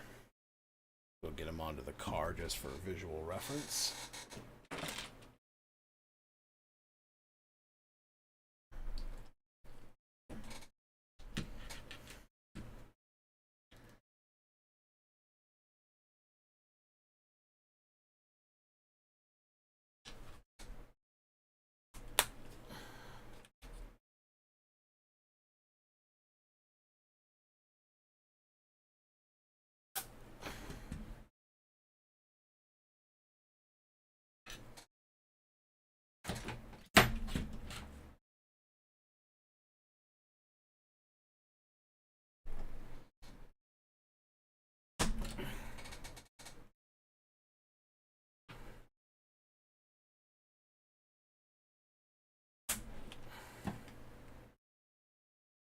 Oops, I put that one on backwards. Like an idiot. Well, that's what I get for not paying attention.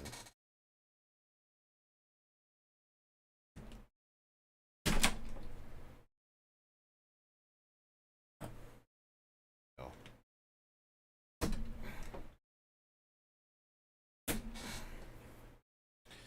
Both my one-up arrows are facing the same direction. Super simple, super easy. Normally, I'm not going to do it because of time constraints. But now normally, I see this happen a lot. Like people try to like measure these here to match what they get in the book before they even put it on the car. And the most important thing is get the turnbuckles on the car somewhat equidistant left and right. And then once it's on the car and they're set up properly, it's really easy to adjust them and then measure the width appropriately. Real easy. And I think a lot of people just lose sight of that and they get very wrapped up in trying to do it based on what the book is saying rather than just getting it done. And that happens a lot. I see it at the track. I see it on YouTube videos. People, sometimes prominent YouTubers as well, trying to do things the hard way. And it's just like, don't do that. Think smarter, not harder. But yeah, get it on the car. That's the number one goal. Get it on the car. Not on the car. Not worth doing right now.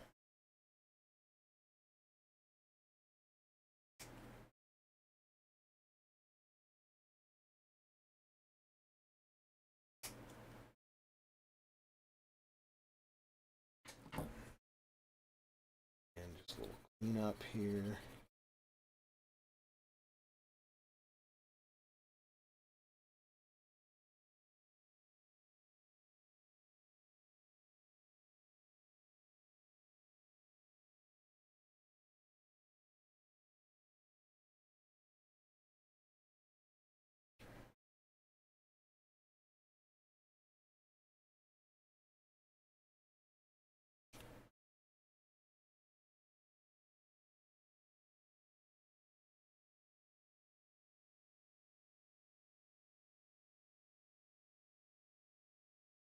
Right.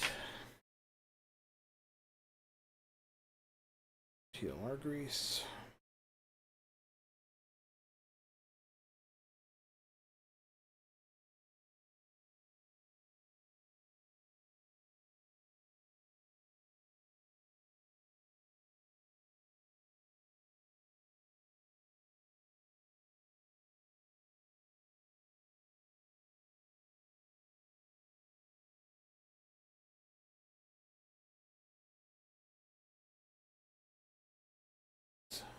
Too much in that one. Looping out.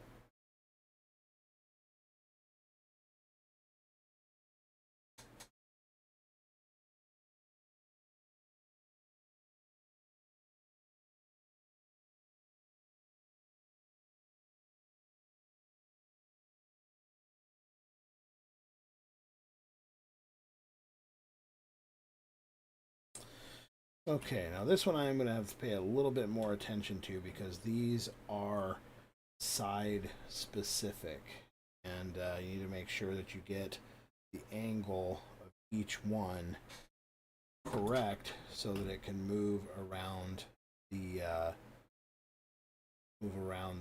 shock tower properly.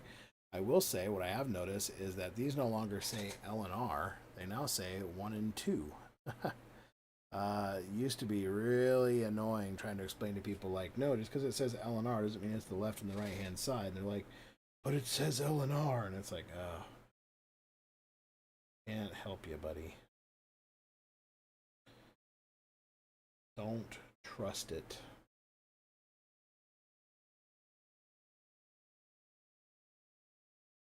Okay, so I still want these ones to face this way. I want these to be in this way. So just kind of pre-threading them in the direction I want everything to go.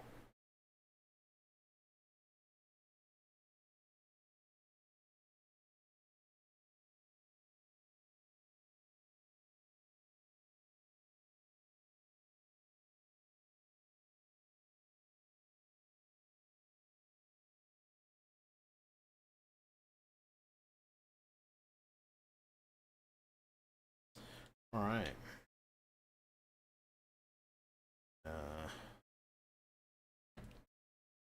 Wrench.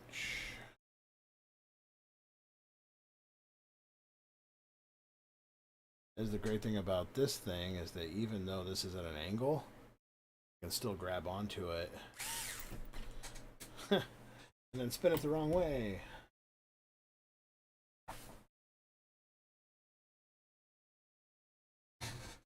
Whoops.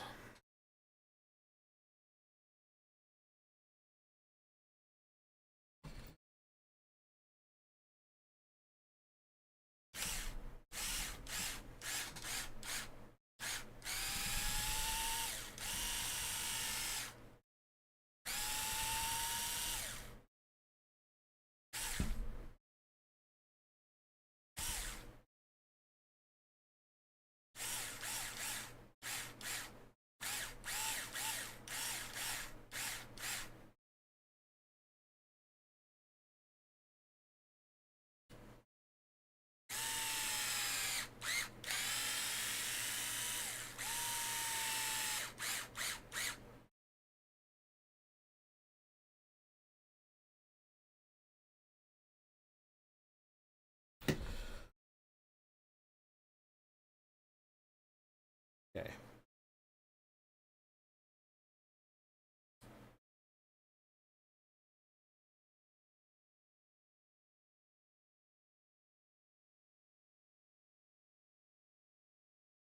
So now that one goes in here. I'm not going to put this on because I haven't put the servo on yet, and I don't want the drag links bouncing back and forth with no servo in there and with no anything here. So we're just going to go ahead and let these free hang here. But they're going to be made and they're going to be ready to go when we're ready to get that servo in there at a later date.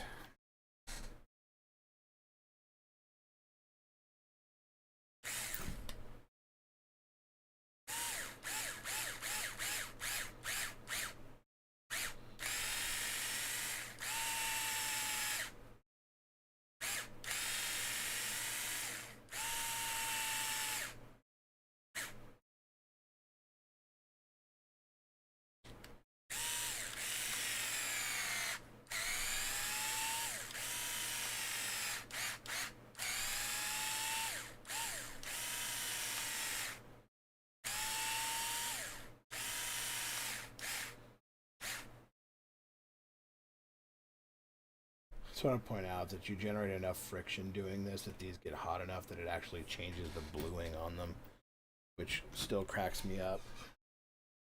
Here's the color they normally are, but because they've been heated up and heat cycled, they pale out.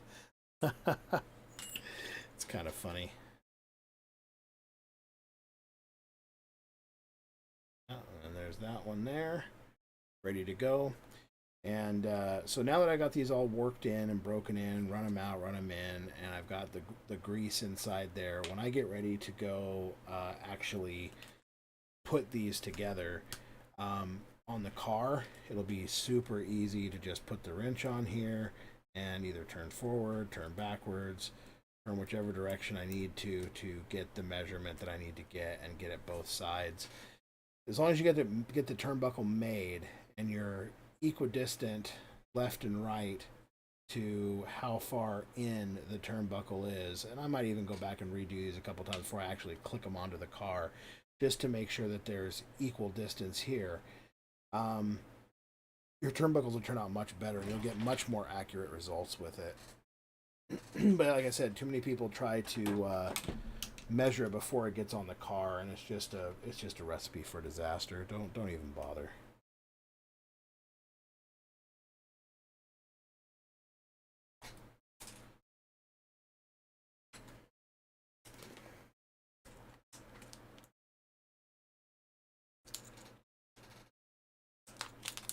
Great tips and methodology. I'm definitely learning from. Oh, good. I'm glad to hear, man. And thanks for hanging around. I really appreciate that. It's good to know that there are still people here. I know a lot of people will probably end up watching the VOD, so that's why I'm kind of talking to myself, is because somebody might learn something from doing this.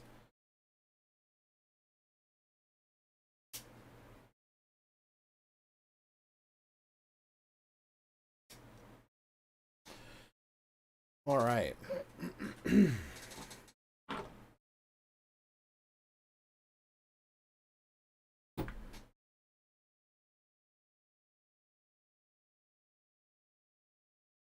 mean, don't get me wrong. Some of this stuff, like sanding down the nubs and stuff like that, like, man, this is pretty basic. I mean, I don't even think that there are a lot of pros that do stuff like this. I'm just kind of anal retentive about it. I hate it when there's like snaggy plastics on a car. So I'm just not a fan.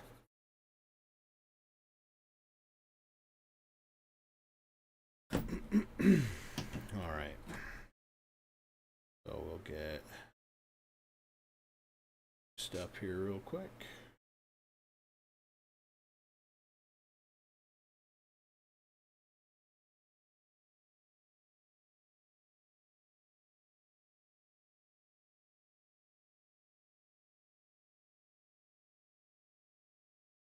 This one's a wipe towel real quick. So here's another top tip. So we have the turnbuckles going forward in the front of the car. Now, a lot of people will take their turnbuckles and put them so they're facing the same direction, which is forward in the car, or they'll have all of the notches if you're doing the stock turnbuckles. How they have the little notch in the side of them there.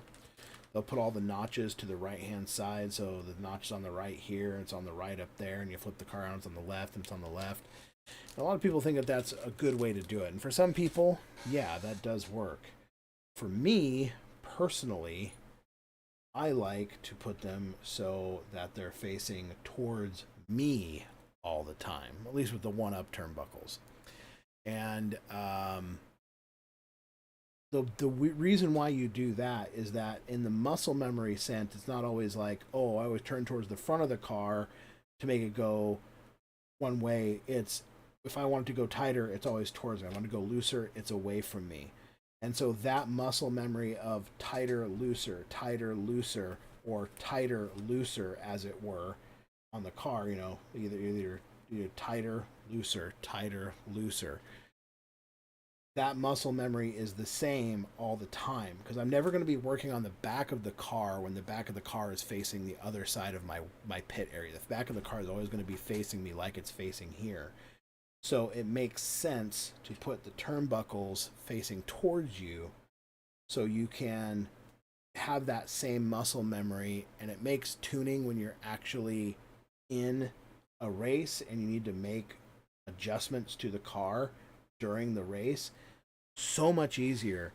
because you're not sitting there racking your brain trying to figure out, am I turning it the right way? Am I turning it the wrong way? Let me get my calipers out. Let me put my meter on it. And you're sitting there like fighting constantly back and forth with yourself of wondering if you're doing it the right way. Where if you have it set up like this, it gets real simple, real quick, and you don't even have to second guess yourself. It's just like, boom, you just set it the way you want it to. Don't even have to think about it. That was another amazing realization from having a car built by Jake. That was something that he did.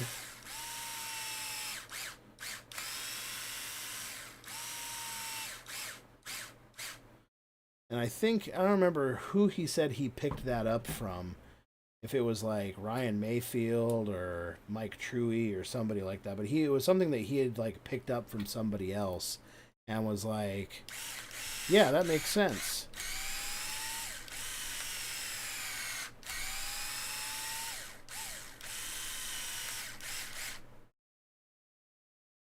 So when he did it on my car, I was very much the same way. I was like, yeah, that makes a lot of sense. Why wouldn't you do it that way?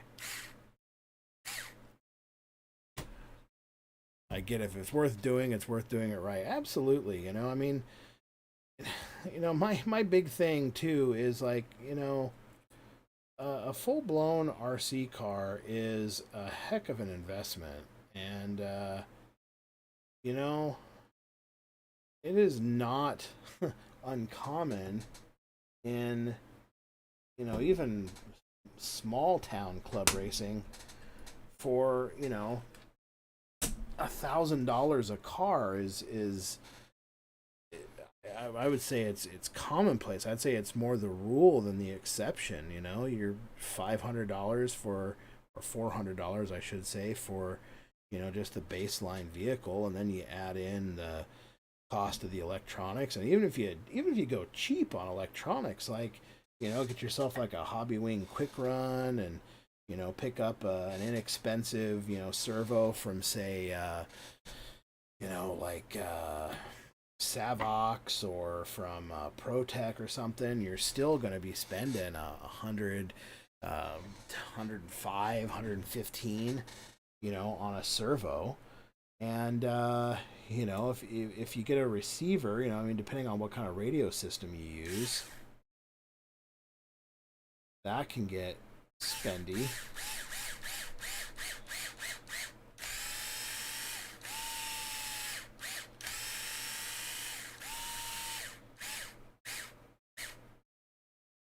And it's, even if you do a quote unquote cheap Spectrum radio, it's still, it's not cheap.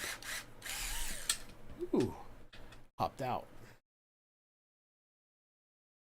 And no, you should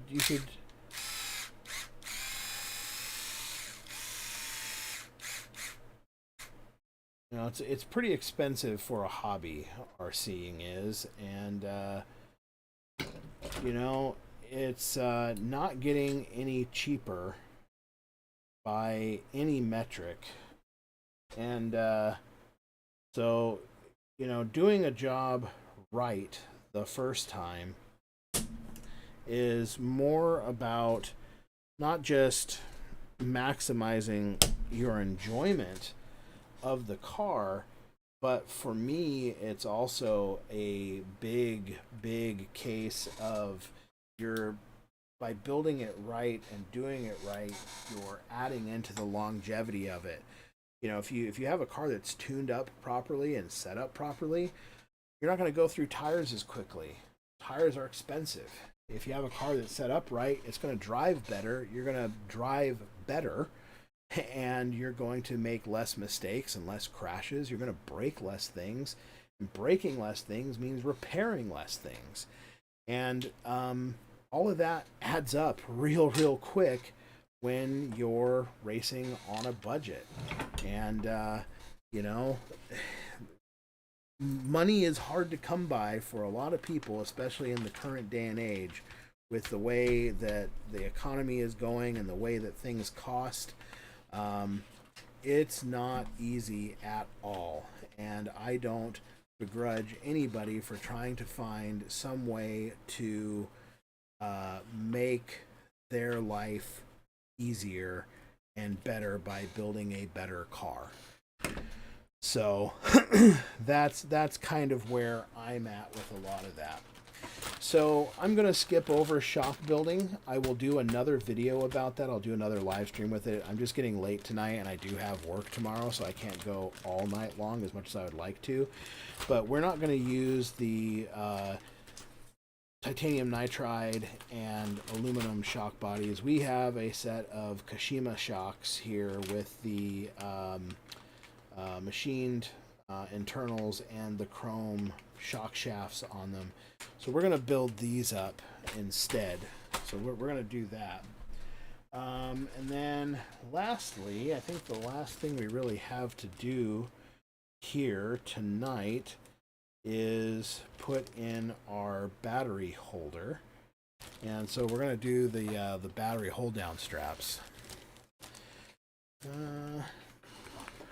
Let's see here. You say there, absolutely. It's one thing I realized after I started driving well set up cars. I crashed way less and tires do last longer. Thoroughly enjoyed this build with you. Awesome. Well, thank you so much, man. I really do appreciate you coming out here and hanging out with me and stay on the viewership train with me. That's freaking awesome, man. I love it.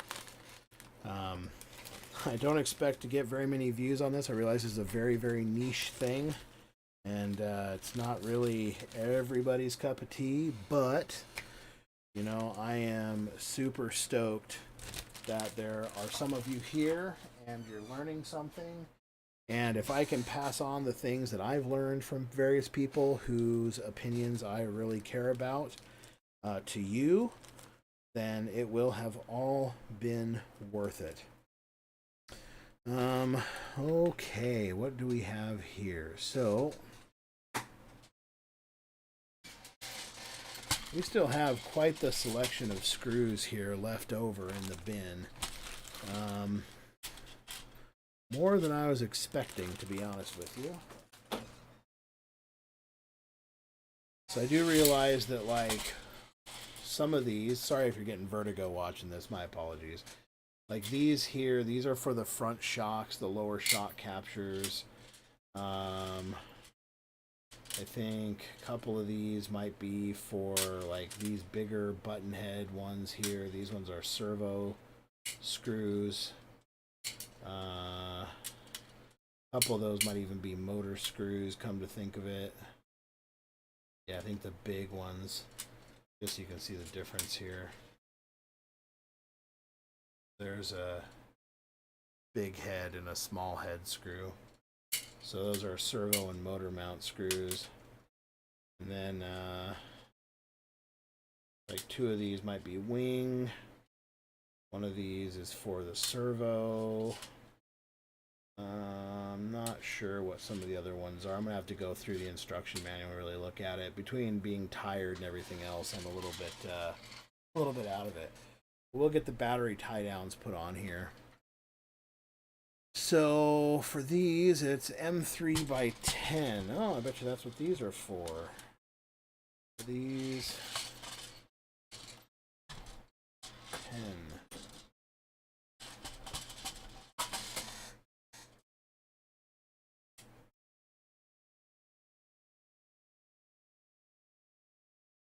Yes, these are my 10 mil screws.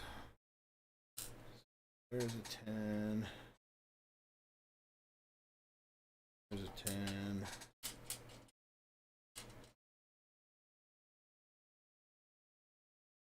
And there's a, yeah, so front shocks, motor mount. What are these 16s for? Are these 16s or 18s? These are 18s. M3 by 18. I'm gonna have to look and see what that's for. I am confused.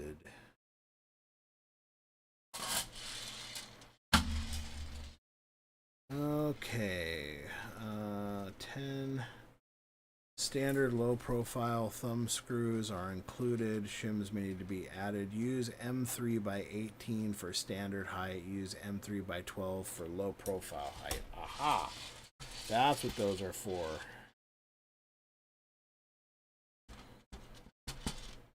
One of them is an 18 for the high profile and a 12 for the low profile. Gotcha.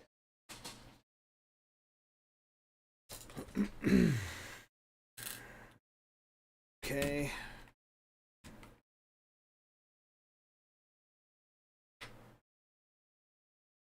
That one just kind of fell off.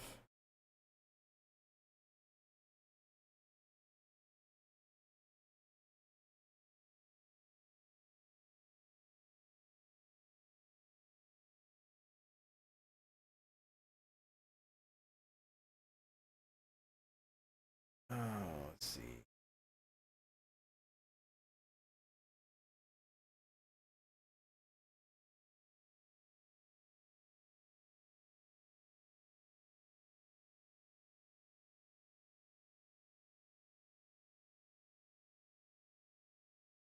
Oh, shift starts at 13:30.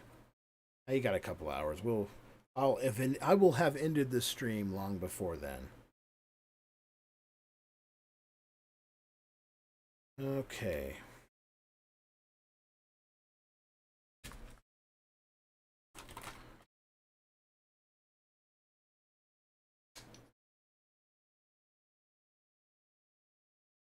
By the way, if you want a file like this, you don't have to get these fancy like Gunpla ones for like Gundam stuff. You can just go on Amazon and just look for a glass micro file, and it's the same thing. It's the same thing, just a little bit smaller. Usually has a picture of a lady on the front of it because nails.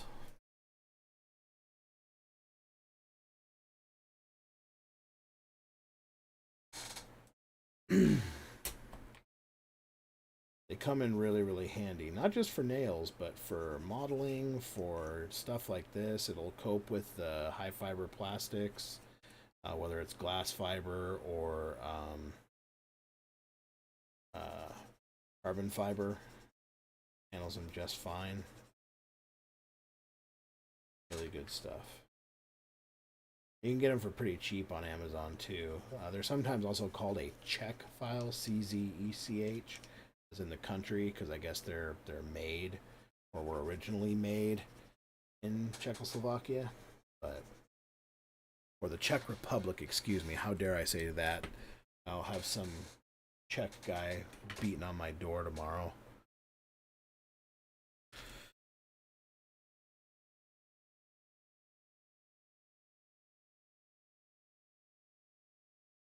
Let's do the standard battery for now.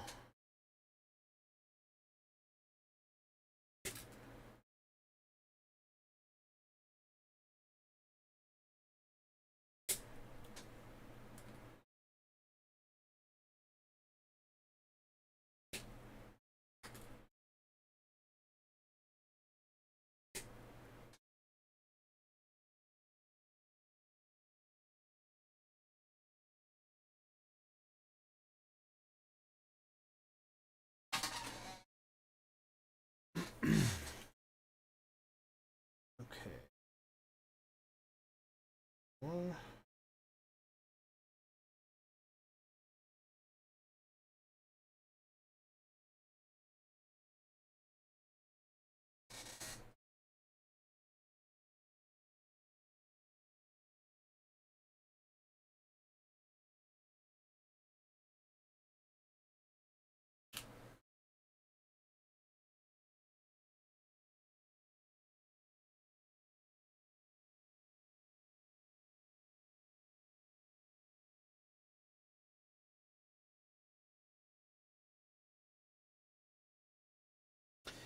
yeah, as much as I am okay with this battery retention system, I have a feeling that this is probably going to be one of the first things that the majority of people buy for aftermarket.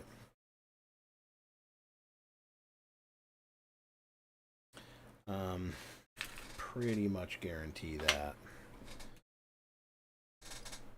And not because it doesn't work. I have every confidence that this will hold a battery just fine.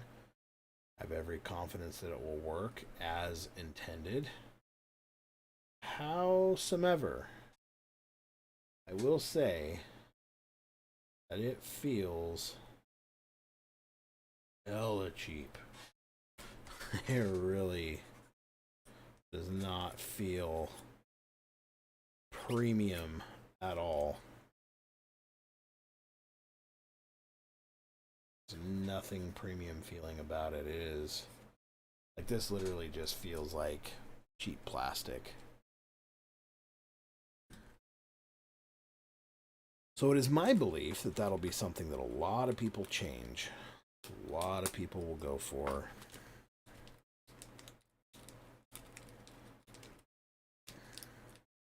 I just hope that most of the aftermarket, when they do an aftermarket setup for it, that they do their best to actually maintain the quick access, not access, quick access bits and pieces. So you can have these nice little swivel out cams, because those are pretty cool.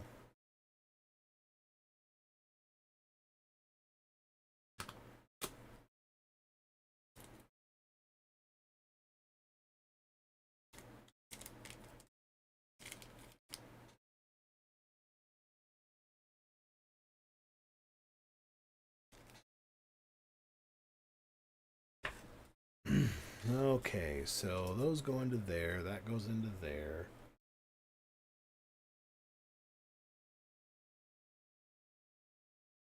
Okay.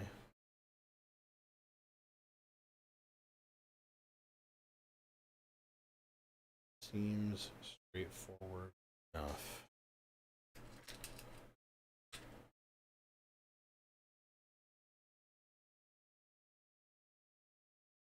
Oh.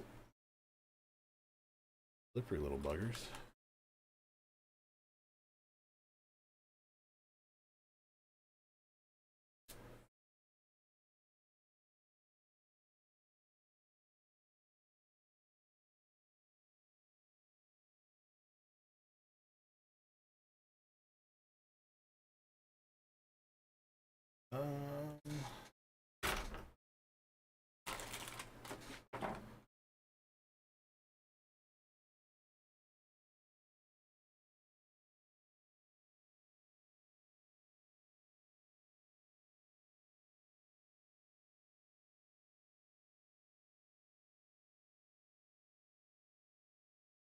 This is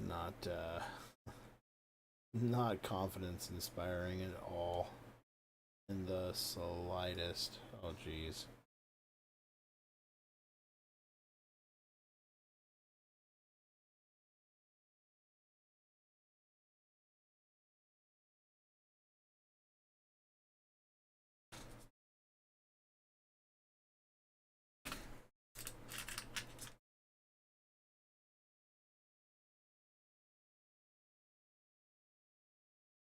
Going over is surprisingly tighter than it looks.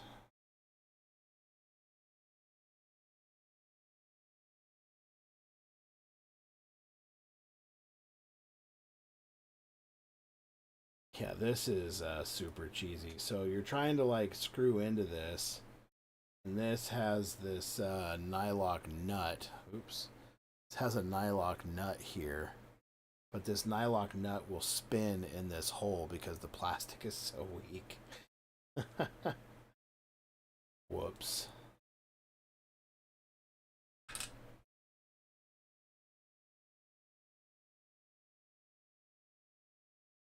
you go, a little bit more palatable there. And then it's just a matter of adding it up where it goes. So where do they want me to put the battery then?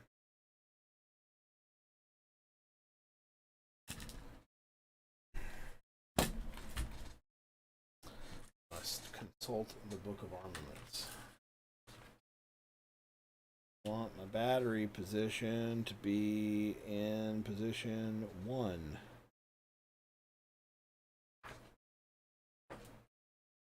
So there's 5 steps inside of the 1, 2, 3, 4, 5, and each one of those, these holes will line up. So if it wants it in 1, we're going to put it in 1.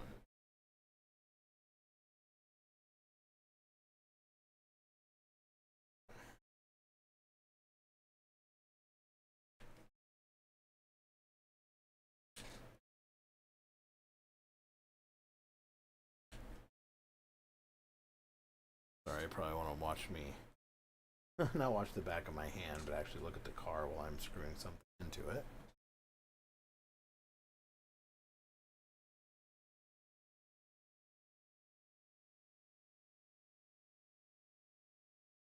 Yeah, this is just like, it's fine, but man, that plastic feels so chintzy. Very flimsy.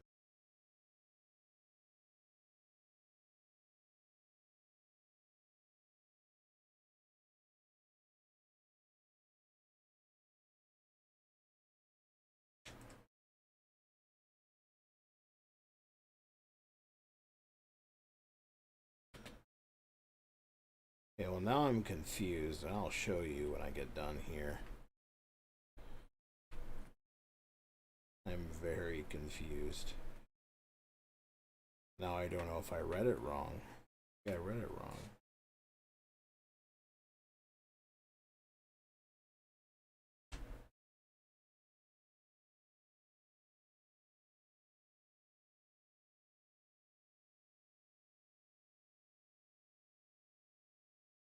So now the real question is, when you set it to position 1, are you putting it in hole 1?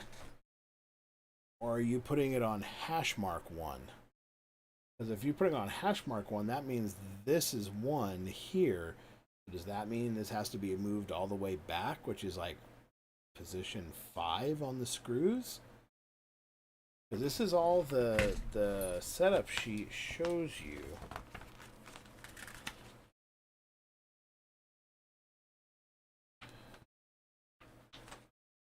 Is this. So does 1 mean that line? Or does 1 mean the first screw hole? Oh, 1 back. Yeah, so I have it 180 degrees out. So they're lining it up on this. So this is 1, 2, 3, 4, 5.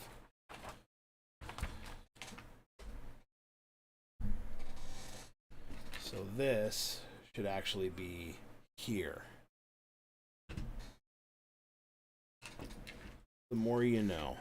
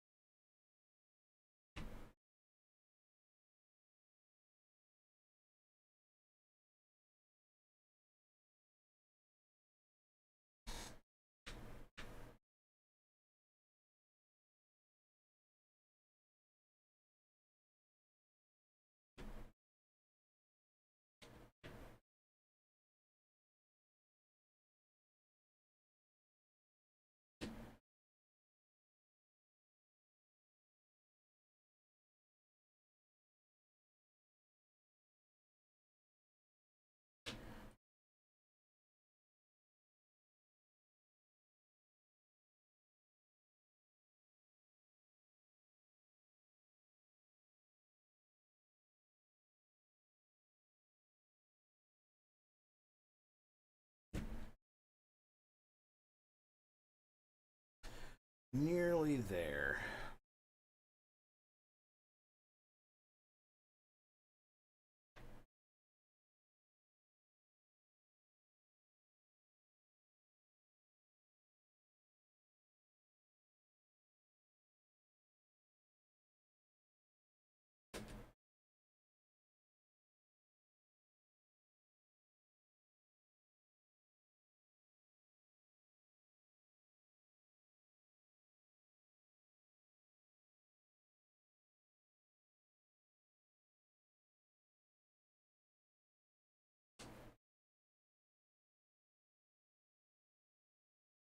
Alright, so those will swivel out, swivel in.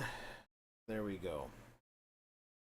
So, things that we have learned so far tonight on this build that you should be aware of when you're building your B7. First and foremost is check your manual, check your parts list. These 1mm turnbuckles here at the end of the steering shaft or steering arm, those were not in my kit. They were not there. Inside the manual, bag 6 is missing.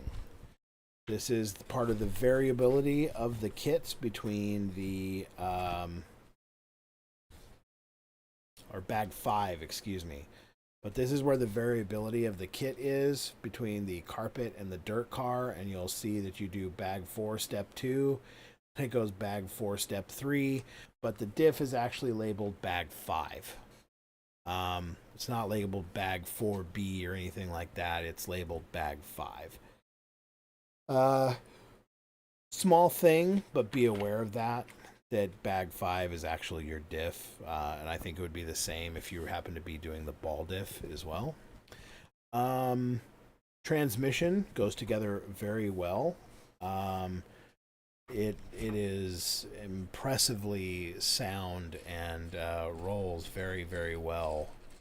I am pleasantly surprised at how well it went together. Even screwing it together, there was no binding. There's no fiddling with a lot of stuff. Usually fiddling with the build is something that is pretty common among AE cars, and I don't think I really had to fiddle with much of this build at all whatsoever. It went very, very smoothly. Plastic quality seems to be good, and the tolerances seem to be much better than they were as well with the 6.4. What else can we discuss real quick?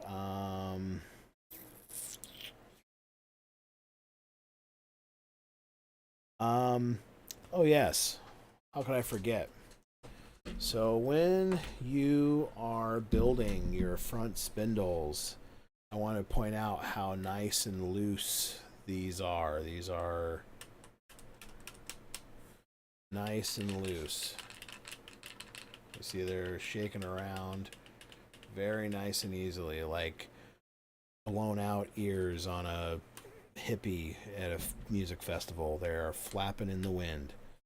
You need to tighten down these screws at the top and bottom of the KPI tight, because you need the compression to happen at the top and bottom of the spindle in order to come into the tolerance of the C-hub. So it is really essential that you do that. My personal gut feeling is that this part is probably going to become a must-have carbon plastic part. I just think for wear and for durability, given the amount of load that is on this and the amount of flex that is probably going to happen inside here, more than likely this is going to be a just buy the carbon version, which is kind of the way it was on the B4 too, and I would tend to agree that the same is true, if not more necessary here than not.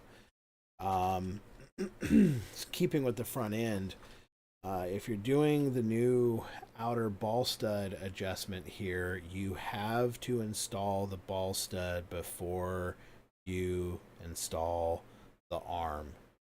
There's not enough room to get a wrench onto this nut on the bottom without interfering with it. So you have to put that on first. It's going to be a real pain if you break something and you have to take this all apart, because the first thing you'll have to do is you'll have to take out these 2 screws up here first. These will be the first screws you do before you even start to take apart any of this to replace anything here in this setup or this assembly. You'll have to take those out. That may prove to be a bit of a maintenance nightmare. I would likely imagine that some of that will probably be corrected with the 7.1 or 7.2 or whatever. This front shock tower cover is a little difficult to get on. It kind of has to go on at an awkward angle. The flaps on the back side of it are a little bit deeper than they were. I don't know how well we can see that in the light, but adjust this light over a little bit. See if I can't get a little bit better. Yeah, there we go. Whoop. So, yeah, those, you can see the wings on them are a little bit deeper than they were in the prototypes.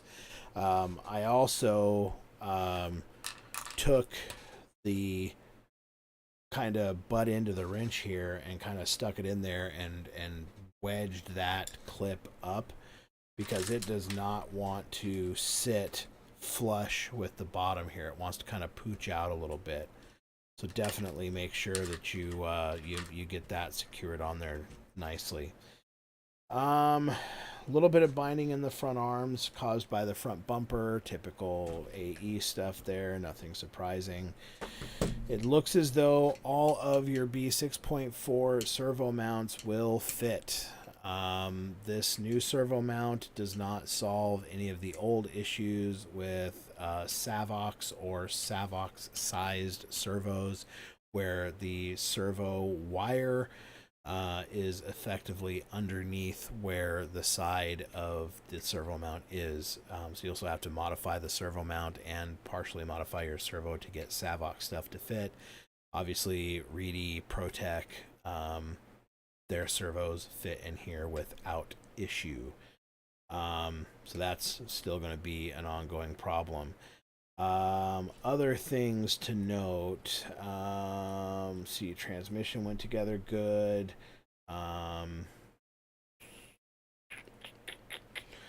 Yeah, transmission looks really, really nice. Transmission was very, very easy, very straightforward. It runs very, very smooth.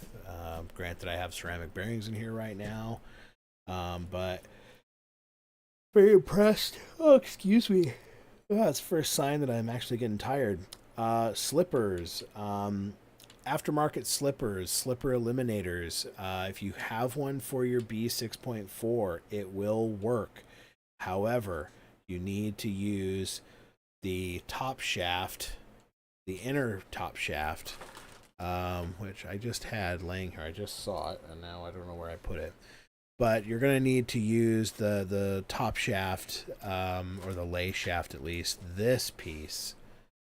You're going to need to use this piece, whether it's the titanium one or the steel one. You're going to need to use this off of the B6, but this will fit right in there. And as long as you have B6 clutch plates, B6 clutch plate here, you should be able to use it. So if you have like Team Brood plates, the ceramic ones that you want to put on there, just get yourself a B6 top shaft bolt, and everything, all of this will bolt up exactly the same. Same is true of your diffs. We slotted in this.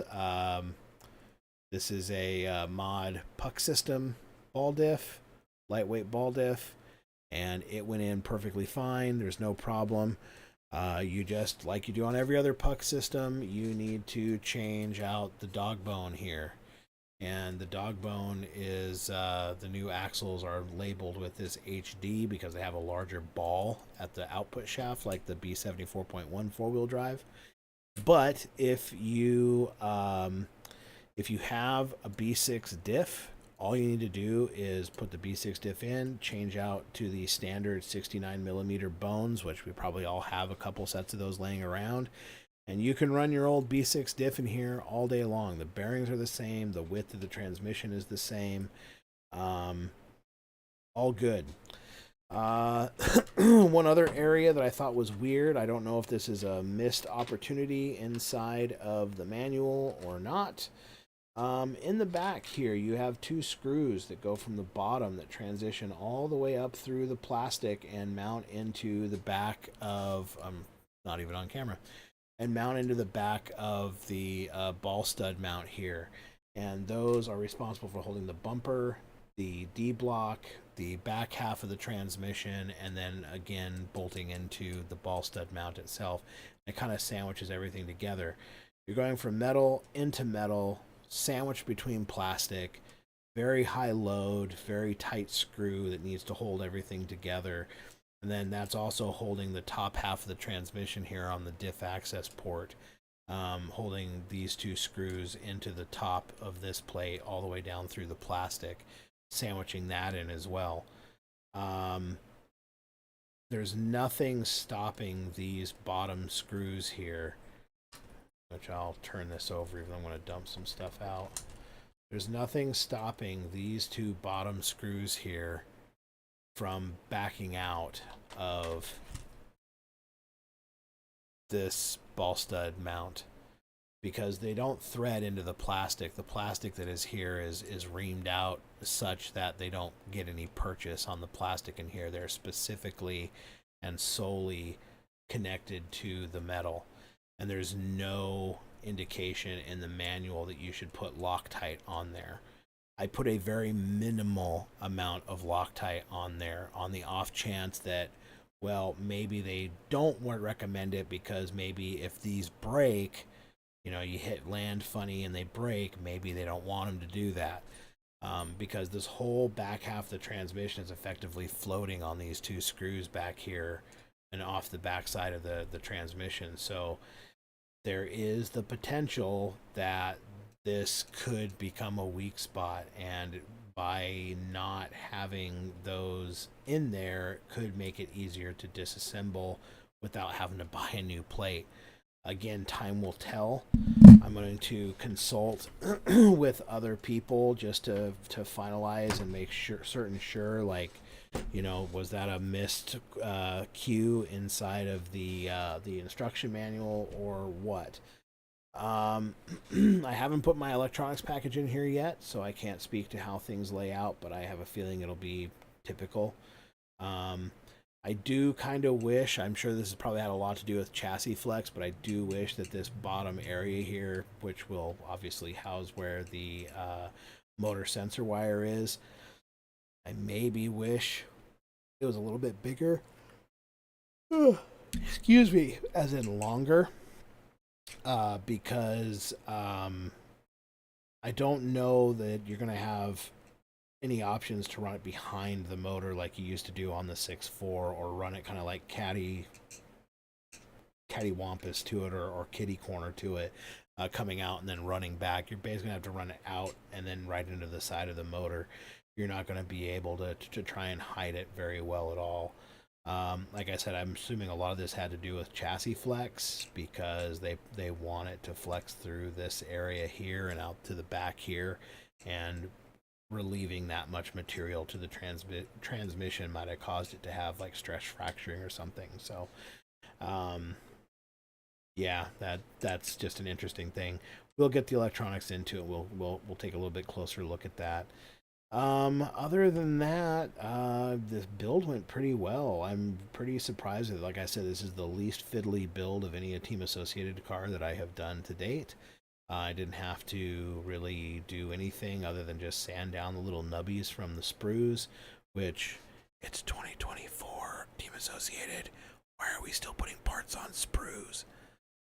But I digress.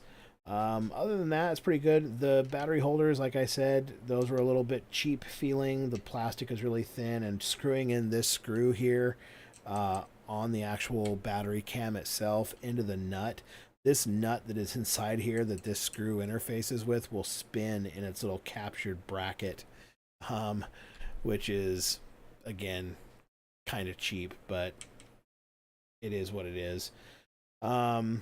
But I'm certain there's going to be tons of aftermarket options for battery tie downs. Don't worry about it. Also, any servo mount from B6.4 or B6 will fit on here. 6.3, 6.4 will fit on here. including the J Concepts. That one will fit on there as well. So yeah, great build. Really looking forward to putting it through its paces. Can't wait to try it out. And if you ever see anybody come up and start polishing these KPI balls using a screw and a nut method, just remember you saw it here first. So yeah, so that's that. I'm gonna go ahead and call it a night. It is 4:30 in the morning here. I still got to get a shower and get a couple hours of sleep before I go to work. But I wanted to get this build done. I wanted to do this live stream so that it's out there for anybody that might encounter any issues with it. Yeah, be able to have some discussion and some questions and comments in case anything comes up. But there you have it. All new Team Associated B7D. All right, guys. Well, thank you again for watching. If you've watched this far, go ahead and check out our good friends over at Hobby Action here in Phoenix, Arizona. Hobbyaction.net. I'd rather be at Hobby Action. And check it out. There's rumor that if you're on the website and you want to pick up some hobby products, maybe you want to do some Gundams, maybe you want to pick something up there may or may not be a 10% off coupon if you use the code BIGBUCK during checkout. So this is not sponsored. This is me helping out my local track. Check them out, have them help up. They have a full online store. Our entire inventory is listed on the website. And as the B7 hop-ups roll out, we will be getting them probably faster than most people just because we're Spencer Rivkin's home track. We kind of get a little bit of a home field advantage. So, yeah, any questions, leave them in the comments. Anything you want to know about, hit me up there. Hit me up on the No Name RC Podcast Discord. Hit me up on RC Tech forums. Happy to help out wherever I can. I'm sure you guys will see me around. Take care. Have an amazing rest of your week. And thanks for watching, guys.